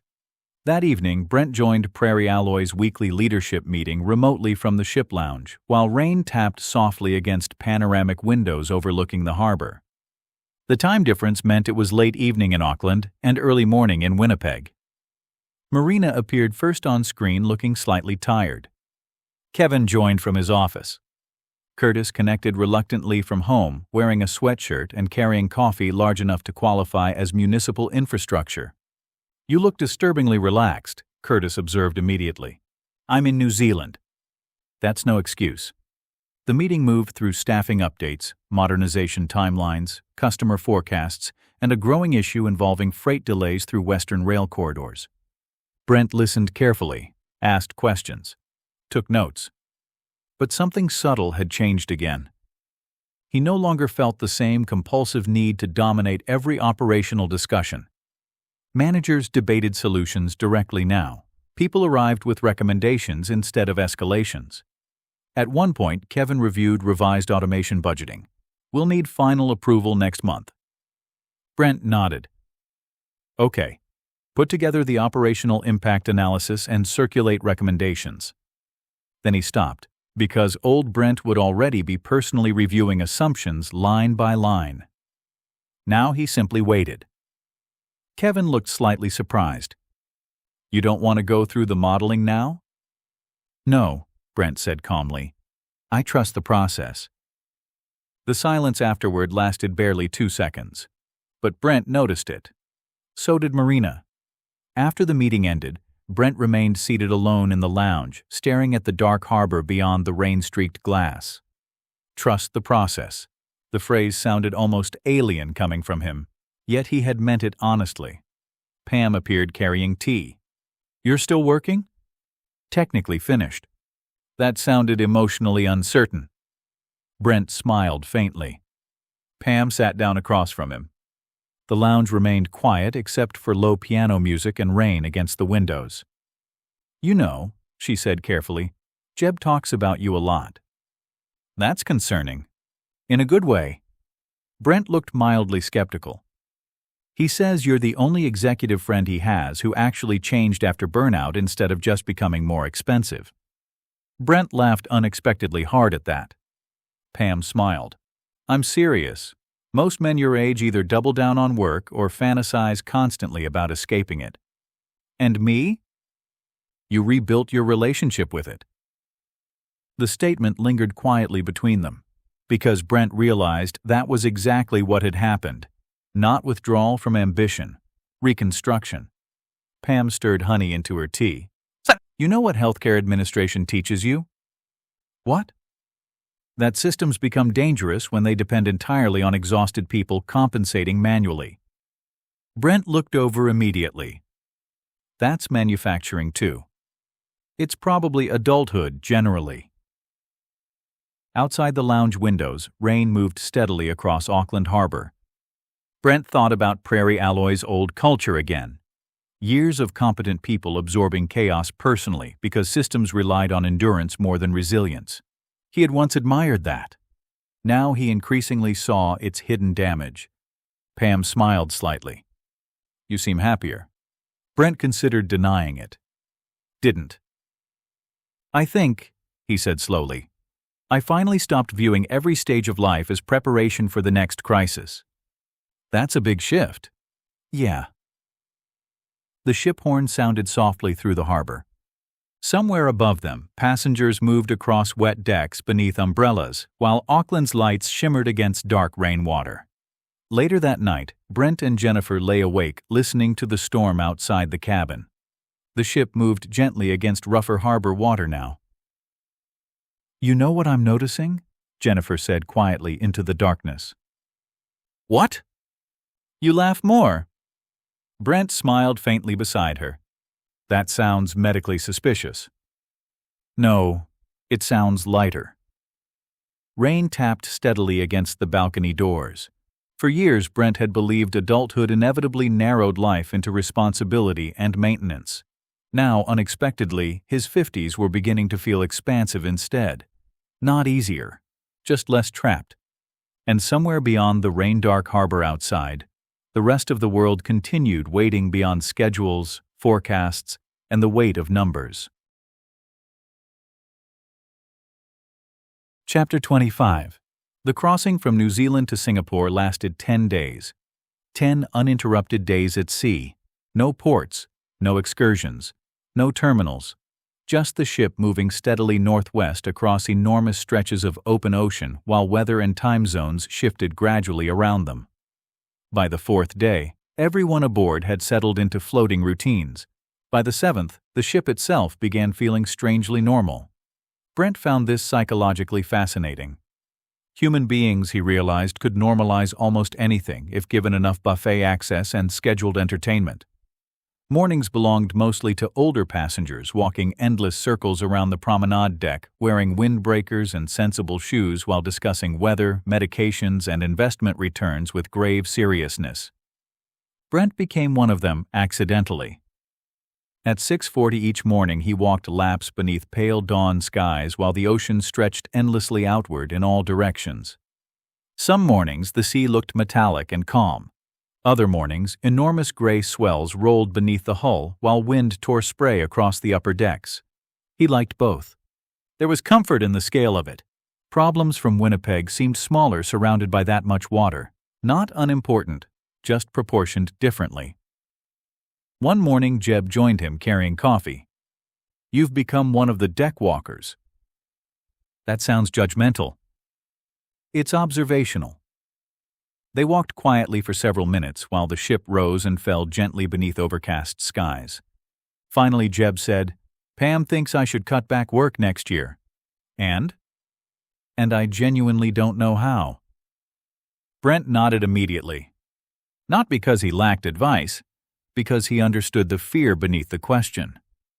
Jeb stared out toward the ocean. "I spent 25 years building the firm. Clients call constantly. Projects overlap. Everybody needs decisions." He shrugged. "You start believing the pressure itself means you matter." The sentence landed heavily, because Brent had spent years believing exactly the same thing. "Maybe," Brent said carefully, "the problem is we confuse being needed with being alive." Jeb laughed softly. "That's annoyingly insightful for before breakfast." The ship rolled beneath them while gray water stretched endlessly outward. Brent looked toward the horizon. "I used to think stepping back meant becoming less useful," he admitted. "Now I think maybe usefulness that consumes everything else eventually becomes another kind of dependency." Jeb was quiet a long moment. Then, "Yeah." That afternoon, the six of them attended a trivia competition where Bert nearly caused an international incident over disputed jazz history. Thelonious Monk absolutely recorded that in '58. The crew's host smiled nervously. "Our official answer says 1960. "Your official answer's emotionally incorrect." Peggy rubbed her forehead. "I'm traveling through the Pacific with an aging Wikipedia argument." "You married charisma," Bert replied. "We had no money and you owned 3 shirts. That was artistic minimalism." The six of them laughed hard enough that nearby passengers turned to look. Brent realized afterward how long it had been since friendship occupied this much uninterrupted time in his life. Adult friendships usually survived in fragments: dinners squeezed between schedules, phone calls while driving, occasional weekends, now entire days unfolded together naturally.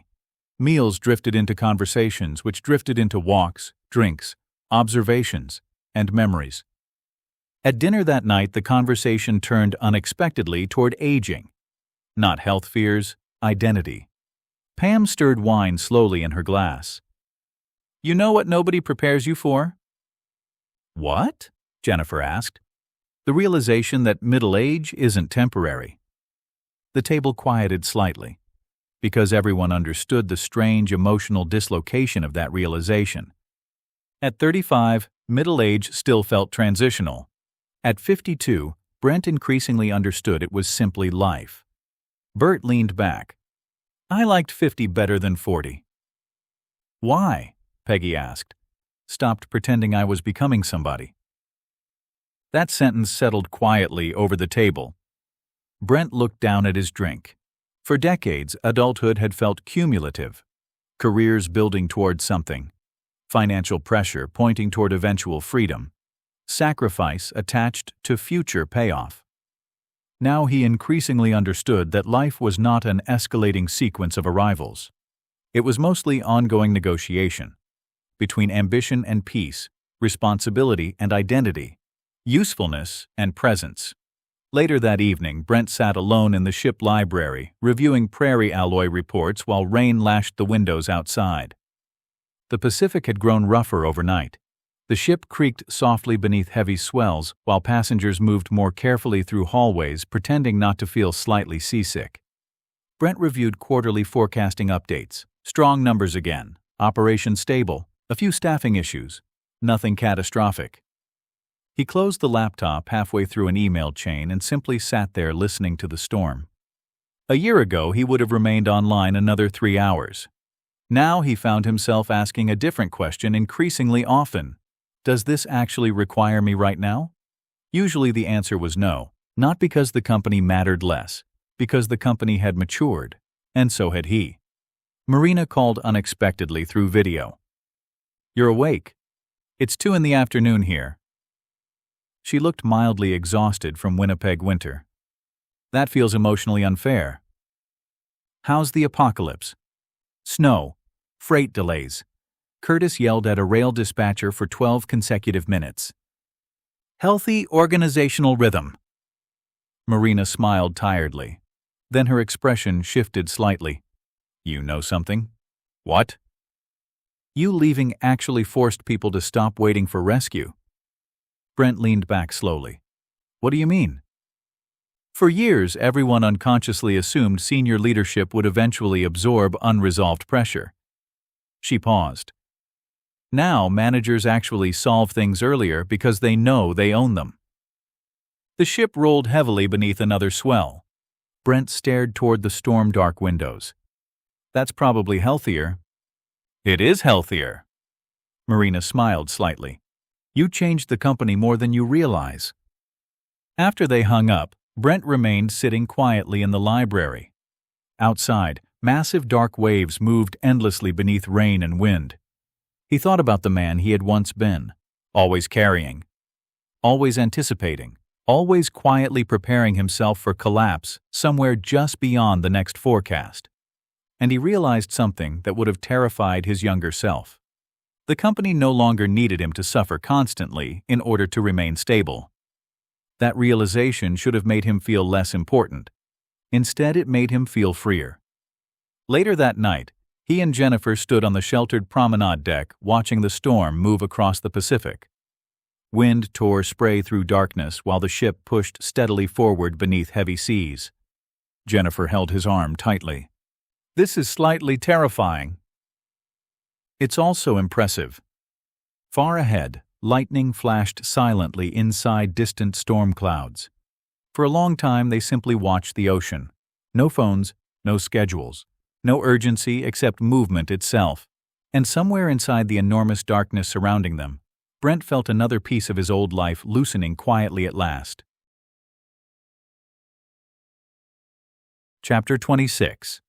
Singapore felt less like a city and more like a highly disciplined theory about the future. Everything appeared engineered for efficiency. Glass towers reflected tropical sunlight across spotless streets, while trains moved with silent precision beneath gardens growing from buildings that looked expensive even by international standards. The air smelled faintly of rain, flowers, traffic, and air conditioning. "This place feels managed," Brent said quietly while they rode from the port toward downtown. Pam laughed. "That's the most CEO reaction possible." "No, seriously." Brent looked out the window. "The entire city feels operationally optimized." Bert studied the skyline thoughtfully. "If accountants designed a rainforest." Peggy nodded. "That's exactly right." The humidity hit them immediately when they stepped outside. Warm, heavy, almost physical. Jennifer loved it. Brent felt like he had entered a greenhouse designed by billionaires. They spent the afternoon wandering through Marina Bay beneath towering glass buildings and elevated gardens suspended improbably above the city. Jeb became obsessed with structural engineering details almost immediately. "I don't even understand how some of this was approved." Pam smiled. "You say that like it's romantic." "It is romantic." Brent walked slightly behind the others, listening to the layered sounds of the city. Multiple languages drifting through crowds, distant traffic, water features, construction noise, music from storefronts, train announcements. Everything moved quickly here, but differently than North America, less frantic, more synchronized. That evening they ate at a hawker center beneath fluorescent lighting while ceiling fans pushed humid air through crowded rows of tables. The place buzzed with life. Office workers, families, tourists, elderly couples eating quietly together. Entire generations sharing space naturally. Brent liked it immediately. He sat beside Bert eating chili crab while sweat formed instantly at the back of his neck from the heat. "You know what's weird?" Bert said between bites. "What?" I spent 40 years assuming retirement meant shrinking. Brent looked over. But? He asked. Bert gestured vaguely around the crowded food market. But life actually got larger once work stopped owning all the calendar space. The comment stayed with Brent, because he had spent most of adulthood imagining retirement negatively. Absence, loss of structure, loss of relevance. Yet nearly everyone on this trip who had successfully transitioned into later life described the opposite. Expansion, travel, friendships, interests, time, and not emptiness. Bert wiped his hands with a napkin. You know what the trick is? What? Don't retire from life. Retire from repetition. Brent laughed softly. That sounds like something printed on driftwood in a beach shop. Yeah, Bert admitted, but it's still true. Back on the ship later that night, Brent joined Prairie Alloy's monthly executive review remotely from the cabin while Singapore glittered outside the balcony windows. The time difference placed him somewhere between tomorrow and yesterday psychologically. Marina reviewed operational improvements first. Shipping performance was up. Manager escalation rates had dropped again. Department-level accountability metrics were improving. Kevin then presented expansion modeling tied to selective automation investments. Brent listened carefully while taking notes. At one point, Curtis spoke up from Winnipeg. You know what's annoying? What? Kevin asked. This whole distributed management structure actually works. Everyone laughed, even Curtis. Brent leaned back slightly. What specifically is working best? Curtis frowned thoughtfully. People solve smaller problems before they become larger problems. He shrugged. Because they know nobody's parachuting in automatically anymore. The statement affected Brent more than he expected, because for decades he had unconsciously believed strong leadership meant availability bordering on self-erasure. Now he increasingly understood that mature leadership sometimes required strategic absence. Marina looked toward the camera. You know what changed culturally? What? Brent asked. Managers stopped performing helplessness upward. The room quieted briefly, because everyone recognized the truth underneath the phrase. Organizations often taught dependency unintentionally through leadership behavior. Brent had done that himself for years, not maliciously, protectively. The meeting shifted toward financial forecasts. Strong quarter again. Cash position healthy. Moderate expansion possible without destabilizing leverage. A year ago, those numbers would have triggered anxiety about overextension. Now Brent found himself asking different questions. Would growth improve organizational quality? Would it preserve leadership sustainability? Would it support lives instead of consuming them? Kevin paused during forecasting. You're quieter lately in meetings. Brent smiled faintly. That's because you're all talking more. Curtis muttered. Disturbingly healthy leadership. After the call ended, Brent sat alone for several minutes while Singapore glowed beyond the balcony. The city looked almost unreal at night. Gardens illuminated beside towers, ships anchored offshore beneath warm tropical darkness, reflections moving across the harbor.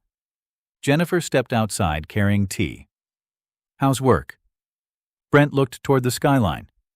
Good. She raised an eyebrow. That sounded sincere.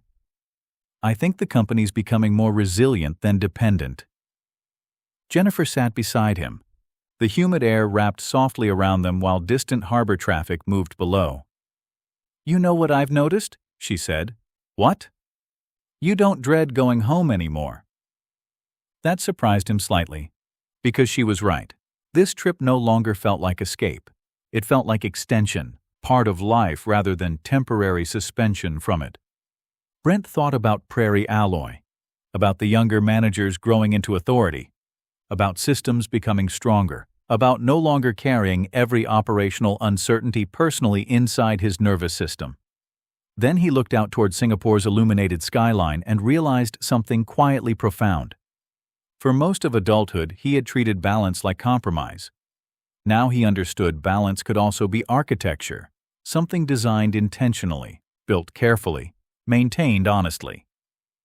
The city shimmered outside beneath warm tropical night while the ship rested silently in harbor. And for once, Brent felt no need to choose between ambition and living. Chapter 27.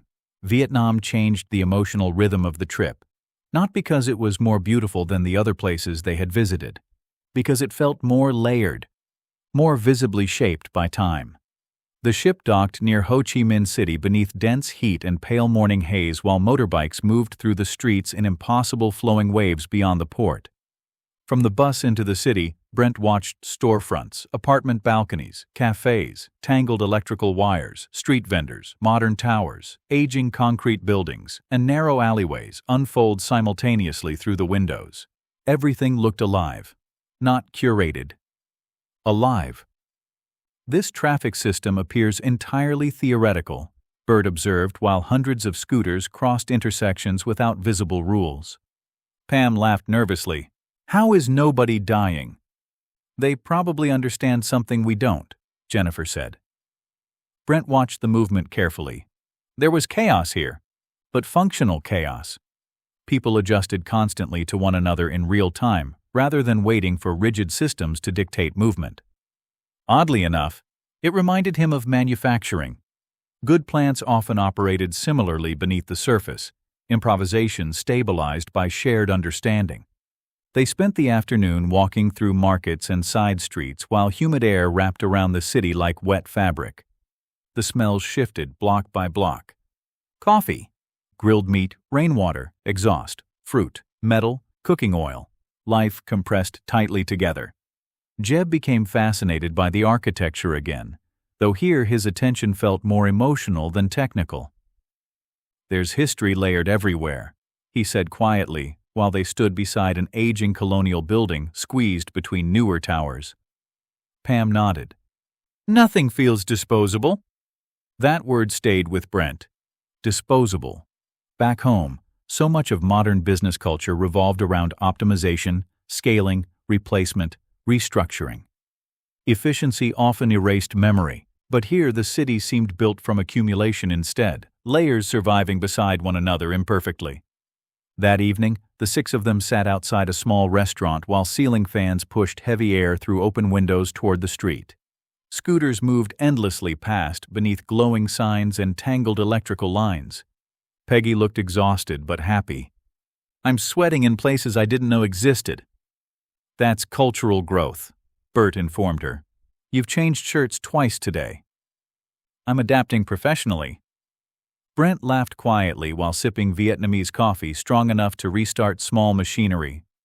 The conversation drifted naturally toward work again, as it often did with people entering later stages of their careers. Pam described increasing burnout across healthcare administration. Everything understaffed, everyone overwhelmed, constant system strain normalized as operational culture. Jeb talked about architecture firms merging into larger national groups where younger designers increasingly felt disconnected from actual building work. Peggy admitted she was slowly reducing her insurance client load because she no longer wanted every week structured around targets and renewals.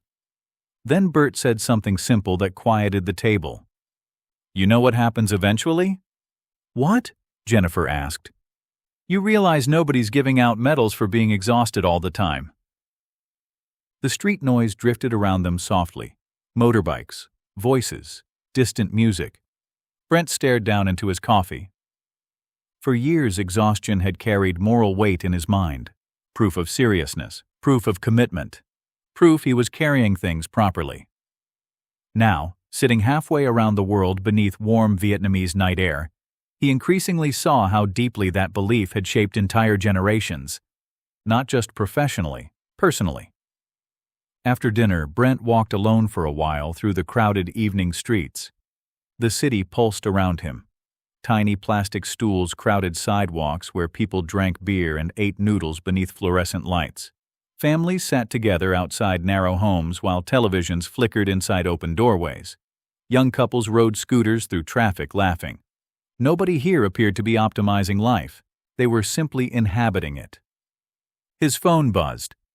An email from Kevin marked, "Quick update only. No action needed." Brent smiled immediately. That alone represented cultural transformation at Prairie Alloy. He opened the message. Minor supplier issue. Already resolved. Manager handled appropriately, just keeping you informed. No escalation, no implied rescue request. Brent stopped walking beneath glowing signs and humid darkness. Then he realized something almost startling. He trusted the company now, not blindly, not emotionally, structurally. That had never fully happened before. For decades he had trusted people individually while distrusting systems collectively. Now the systems themselves were improving, because leadership had finally stopped depending entirely on accumulated executive tension. He slipped the phone back into his pocket without replying immediately. That too felt new. Back aboard the ship later that night, Brent found Jennifer alone on the upper deck, watching the city lights shimmer across the river. Warm air moved softly through darkness, while tugboats pushed slowly through illuminated water below. "You disappeared," she said. "Walking." She smiled slightly. "You seem thoughtful. I think I'm finally understanding something." Jennifer waited quietly. Brent leaned against the railing beside her.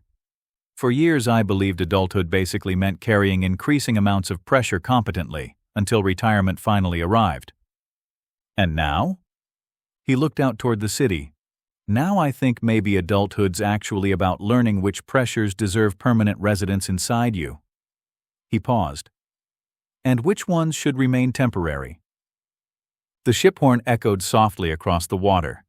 Jennifer slipped her arm through his. "You know what I like about you lately?" "What?" "You sound less afraid of your own life." The sentence settled gently into him. Because fear had shaped more of his adulthood than he once admitted. Fear of failure, financial fear, responsibility fear, fear of becoming irrelevant, fear of losing structure, fear disguised as professionalism. Now somehow distance had clarified things, not everything, but enough. Below them, Ho Chi Minh City continued moving endlessly through warm tropical night while the ship rested quietly beside the river. And for once, Brent no longer felt trapped between work and freedom. He was finally learning how to let both exist together without either one consuming the other entirely. Chapter 28. Hong Kong arrived beneath fog.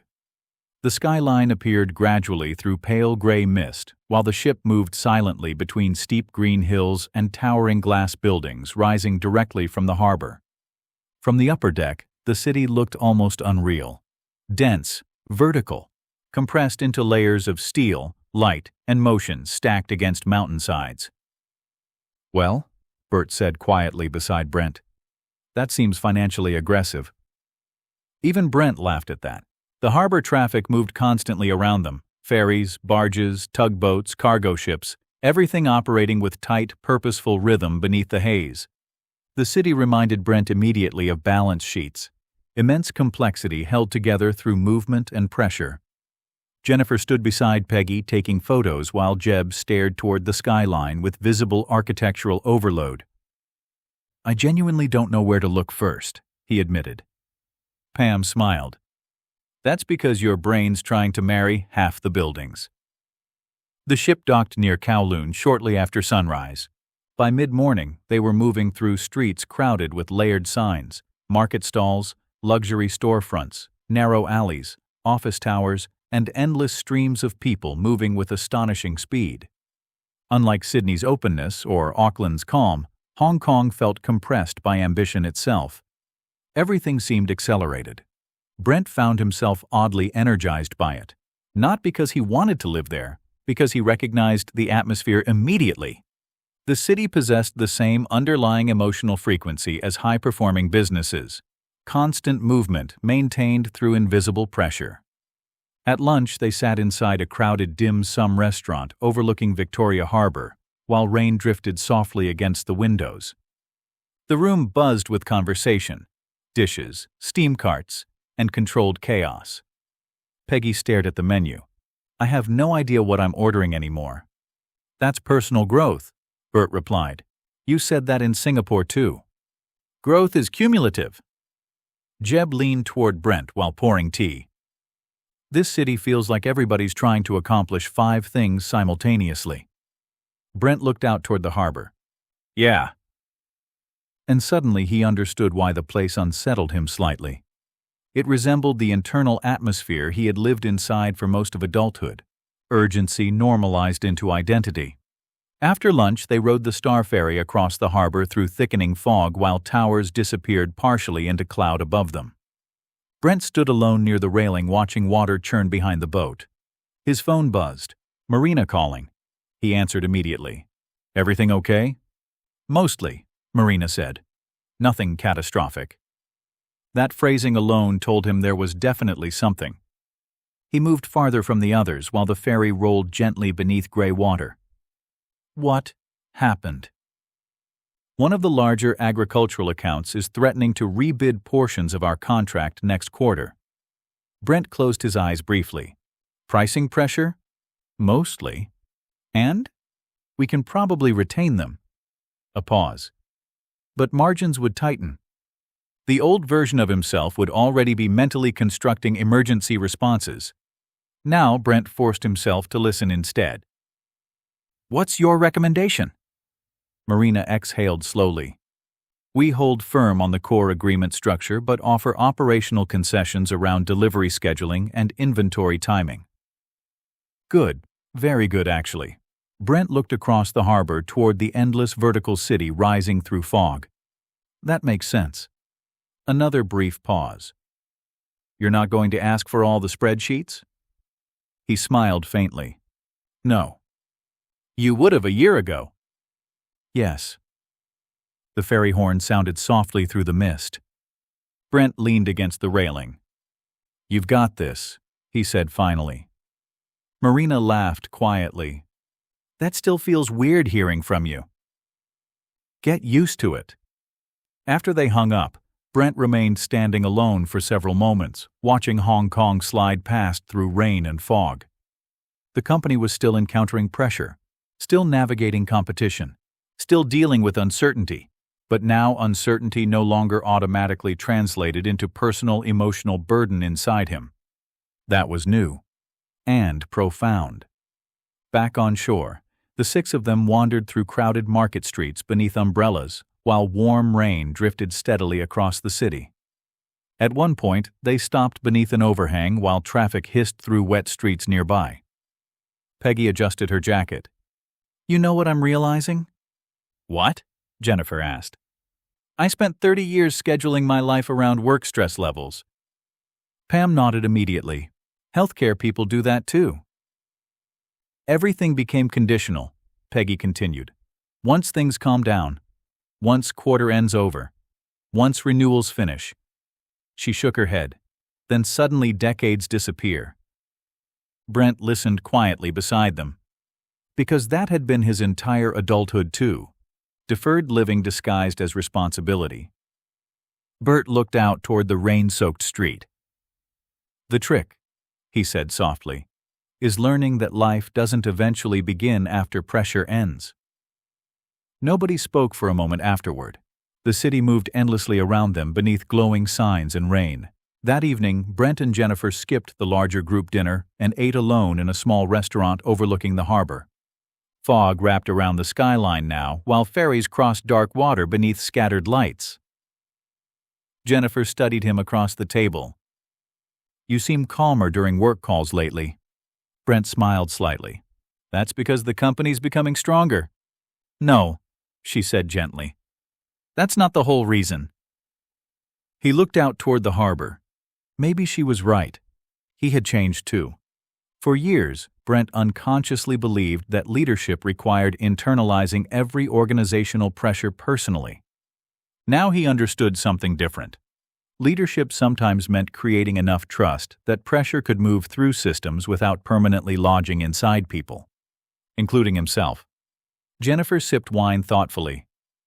You know what I think happened? What? You stopped treating your own exhaustion like evidence of virtue. The statement landed quietly but deeply. Because he had. For decades. Exhaustion meant dedication. Constant vigilance meant competence. Sacrifice meant seriousness. Now, Halfway around the world beneath a fog-covered skyline, Brent increasingly saw how much unnecessary suffering entire professional cultures normalized simply because previous generations had done the same. Outside the windows, Hong Kong glowed through rain and mist while ferries crossed dark water beneath the towers. And for the first time in many years, Brent felt no urge to rush mentally ahead toward the next crisis waiting somewhere in the future. He was finally learning how to remain where he actually was. Chapter 29. Japan altered Brent in ways he did not immediately understand. The ship arrived in Yokohama beneath perfectly clear morning skies, while Mount Fuji appeared faintly in the distance beyond the harbor, like something painted deliberately into the horizon. Everything looked precise, not sterile, intentional. The terminal itself operated with quiet efficiency that made Brent instinctively suspicious as a Canadian industrial executive accustomed to forklifts, coffee stains, and low-grade operational improvisation. Even the luggage carts seemed emotionally organized. "This country's going to make me feel inadequate," Bert announced while watching dock workers guide buses into exact alignment. Peggy adjusted her sunglasses. "You feel inadequate changing television remotes." "That's because modern remotes contain too much democracy." The six of them laughed while boarding a train toward Tokyo. The movement of the city gradually unfolded outside the windows. Dense neighborhoods, apartment towers, rail lines, industrial districts, tiny gardens, narrow streets, vending machines appearing with almost spiritual consistency. Brent watched everything carefully. He liked cities that visibly worked, not perfect cities, functional ones. Tokyo felt astonishingly functional. Yet beneath the precision existed warmth too. Small restaurants tucked beneath rail lines, elderly couples walking quietly through parks, office workers sleeping peacefully on trains, tiny bars glowing softly beneath neon signs at night. Humanity existing inside systems rather than beneath them. That distinction mattered to him increasingly. They spent 3 days moving between Tokyo, Yokohama, and Kyoto while Brent drifted into a kind of reflective attentiveness he had not experienced in years. The trip itself had begun slowing him internally, not making him less ambitious, making him less compressed. In Kyoto they visited a temple garden one quiet afternoon while light rain moved softly through trees. The group spread out naturally along stone paths. Jennifer and Peggy wandered ahead, speaking quietly. Bert photographed wooden beams obsessively while muttering approvingly about craftsmanship. Pam sat beneath a covered walkway watching rainwater collect in moss. And Brent found himself alone beside a small pond filled with koi moving slowly beneath the surface. No phones, no meetings, no operational urgency. Just rain. He realized suddenly how rarely he had allowed silence into his adult life. Not literal silence. Mental silence. There had always been forecasting running somewhere internally, contingency planning, quiet anticipatory tension. For decades his nervous system remained partially occupied by unresolved professional vigilance. Now, halfway around the world, the constant background pressure had finally begun loosening. His phone vibrated gently in his pocket. He looked at it. Email from Prairie Alloy. Subject line, Monthly Operations Summary. Excellent results. Brent stared at the screen for several seconds before opening it. Strong performance, improved efficiency, customer retention stable, automation rollout progressing successfully, minimal executive escalations. He smiled unexpectedly. Not pride exactly, something softer, validation. The company was becoming what he hoped it could become, strong without becoming exhausting.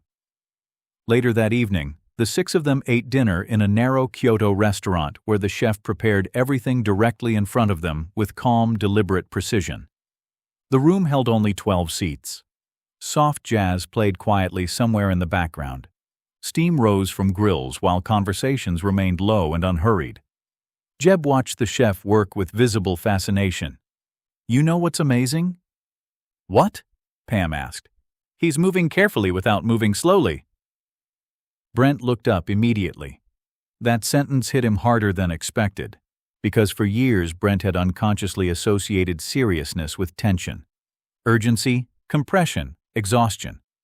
But here was someone working skillfully, attentively, professionally, without visible strain consuming the entire atmosphere around him. The realization followed Brent through dinner. Back aboard the ship later that night, he sat alone in the observation lounge overlooking dark water while Japan receded slowly behind them. The cruise would end in less than 2 weeks now.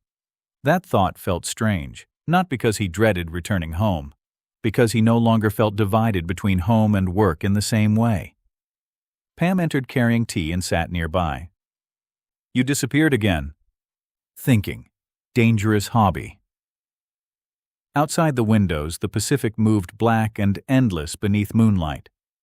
Pam studied him for a moment. "You know what Jeb said yesterday? That sounds threatening." "He said you seem more present now." Brent looked over. "How?"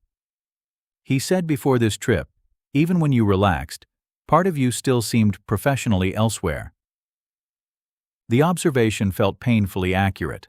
Pam stirred her tea slowly. "I think a lot of people our age quietly disappear into maintenance mode." "What do you mean?" "Work, bills, schedules, responsibility. Everything becomes management." She shrugged gently. "You stop inhabiting your own life directly." Brent stared out toward the dark ocean. For years he had viewed adulthood almost entirely through responsibility structures. Protect the company, protect the family, protect stability, necessary things, good things. But somewhere along the way, he had unconsciously stopped asking whether he was fully experiencing life while protecting it. The ship moved steadily through darkness. Finally, Pam smiled slightly. "I think you came on this trip expecting to learn how to leave work behind." "And?" "I think you actually learned how to stop carrying it incorrectly." The sentence settled deeply into him. Because she was right. He still cared enormously about Prairie Alloy, still worked hard, still thought strategically. But the relationship had changed fundamentally. Work was no longer consuming identity through permanent internal tension. It had become part of life rather than the structure replacing life entirely. Later that night, Brent stood alone on the balcony outside the cabin while cool ocean air moved softly through darkness. Behind them, Japan had disappeared into the night. Ahead lay the long crossing home. Inside, Jennifer slept peacefully while the steady vibration of the ship moved beneath everything. Brent looked out toward the horizon and thought about the man he had been at 45. Constantly vigilant, always preparing, always postponing rest until some future stability finally arrived. That man would never have taken this trip, would never have trusted the company enough, would never have trusted himself enough either. Now, at 52 years old, Brent finally understood something simple and difficult. A meaningful life was not built by eliminating responsibility. It was built by refusing to let responsibility become the only language through which life was experienced at all. Chapter 30. The final week of the cruise unfolded slowly, not because the ship moved slower, because everyone aboard had begun feeling the approaching end of temporary life. Suitcases reappeared gradually outside cabin doors. Conversations shifted toward flights, schedules, weather back home, and the strange emotional transition awaiting everyone once ordinary routines returned. The ship crossed the northern Pacific beneath long gray skies while colder air returned day by day. Canada was getting closer. Brent found himself surprisingly calm about that.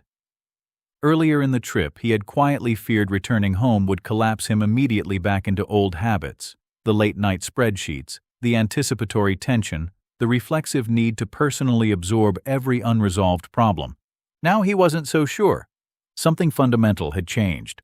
On their second-last full day at sea, the 6 of them sat together in the observation lounge while rain moved softly across the windows and the ocean rolled endlessly beneath low clouds outside. The mood felt reflective. Not sad exactly. Weighted. Bert sipped coffee while staring toward the horizon. "You know what cruises are really about?" "What?" Peggy asked. "Practicing mortality." Peggy closed her eyes briefly. Jesus Christ. "No, seriously," Bert continued calmly. You spend a few months floating around realizing life's shorter than your work calendar makes it seem. Pam laughed softly. That's somehow both depressing and accurate. Jeb leaned back in his chair. I actually don't want to go home and work the same way anymore. Brent looked over. Meaning? I don't know yet. Jeb rubbed his jaw thoughtfully. Maybe smaller projects, fewer clients, more design work personally. He shrugged. I just know I'm tired of feeling permanently compressed. That word again. Compressed. Everyone at the table understood it immediately. The sensation of adulthood narrowing into obligation and velocity until entire years disappeared into maintenance. Peggy looked down into her tea. I think women experience it differently sometimes. How? Jennifer asked. Peggy smiled faintly. You spend years organizing everybody else's lives so efficiently you barely notice your own getting smaller. The table quieted. Because that too felt deeply true. Jennifer reached over and squeezed her sister's hand gently. Outside the windows, rain streaked endlessly across dark Pacific water. Brent looked around the table.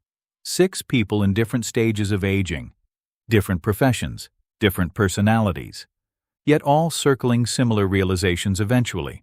Time mattered differently now. Not because death suddenly felt immediate, because life finally did. That afternoon, Brent joined Prairie Alloy's executive review call from the ship library one final time before returning home. Marina looked rested. Kevin looked energized. Curtis looked appropriately irritated by existence generally. The company continued operating smoothly. Not perfectly, but maturely. Brent reviewed automation progress updates and customer forecasting while rain tapped softly against the library windows. At one point, Kevin paused during discussion. You know, he said, things actually got stronger while you were gone. Brent smiled slightly. That's the goal. No, Marina corrected gently. That's the result. The distinction mattered enormously. For years, Brent's identity had depended partly on organizational indispensability. Now success increasingly meant creating systems where his absence did not create instability. Curtis leaned toward the camera. You know what's weird? What? Brent asked. You seem less exhausting now. Everyone laughed immediately, even Brent. That might be the nicest thing you've ever said to me. Don't make it emotional. After the meeting ended, Brent remained sitting quietly in the library. The ship creaked softly beneath rougher northern seas, while passengers moved through hallways discussing customs forms and airport transfers. The trip was ending. Yet Brent no longer felt the old dread of returning to responsibility, because responsibility itself no longer felt like imprisonment. Jennifer found him there about 20 minutes later. You disappeared, thinking. You've done a lot of that lately.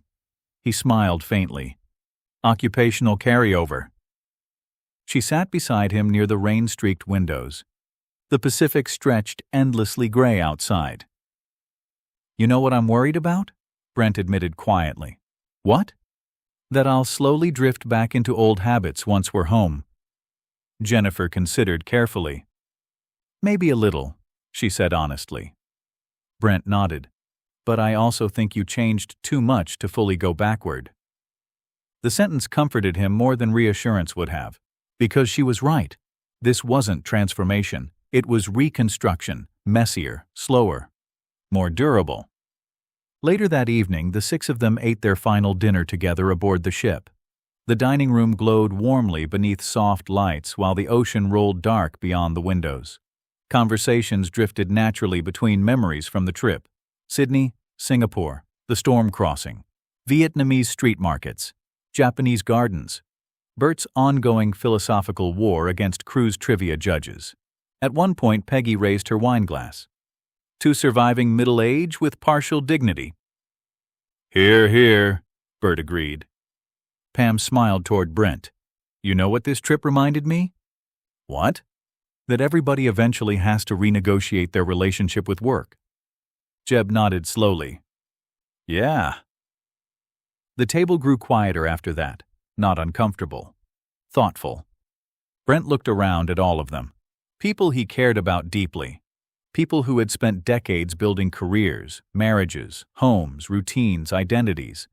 And now, gradually, all learning how to inhabit later adulthood without becoming entirely consumed by either nostalgia or fear. He realized then that middle age was not really about decline the way younger people imagined. It was about editing, learning what remained worth carrying forward, learning what could finally be released. After dinner, Brent stood alone on the upper deck one final time while cold Pacific wind moved across the dark ship.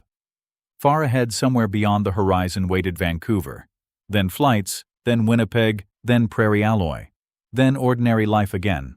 But ordinary life no longer looked ordinary to him now. That was the real change. For years, Brent had unconsciously lived as though adulthood were something to survive correctly. Now, finally, he understood something much simpler. Life was not waiting somewhere beyond responsibility, success, retirement, or perfect stability. Life was already happening continuously inside all of it. And standing alone beneath the cold Pacific night at 52 years old, Brent Phillips realized he no longer wanted merely to manage his remaining years well. He wanted to inhabit them fully while they were still his to live.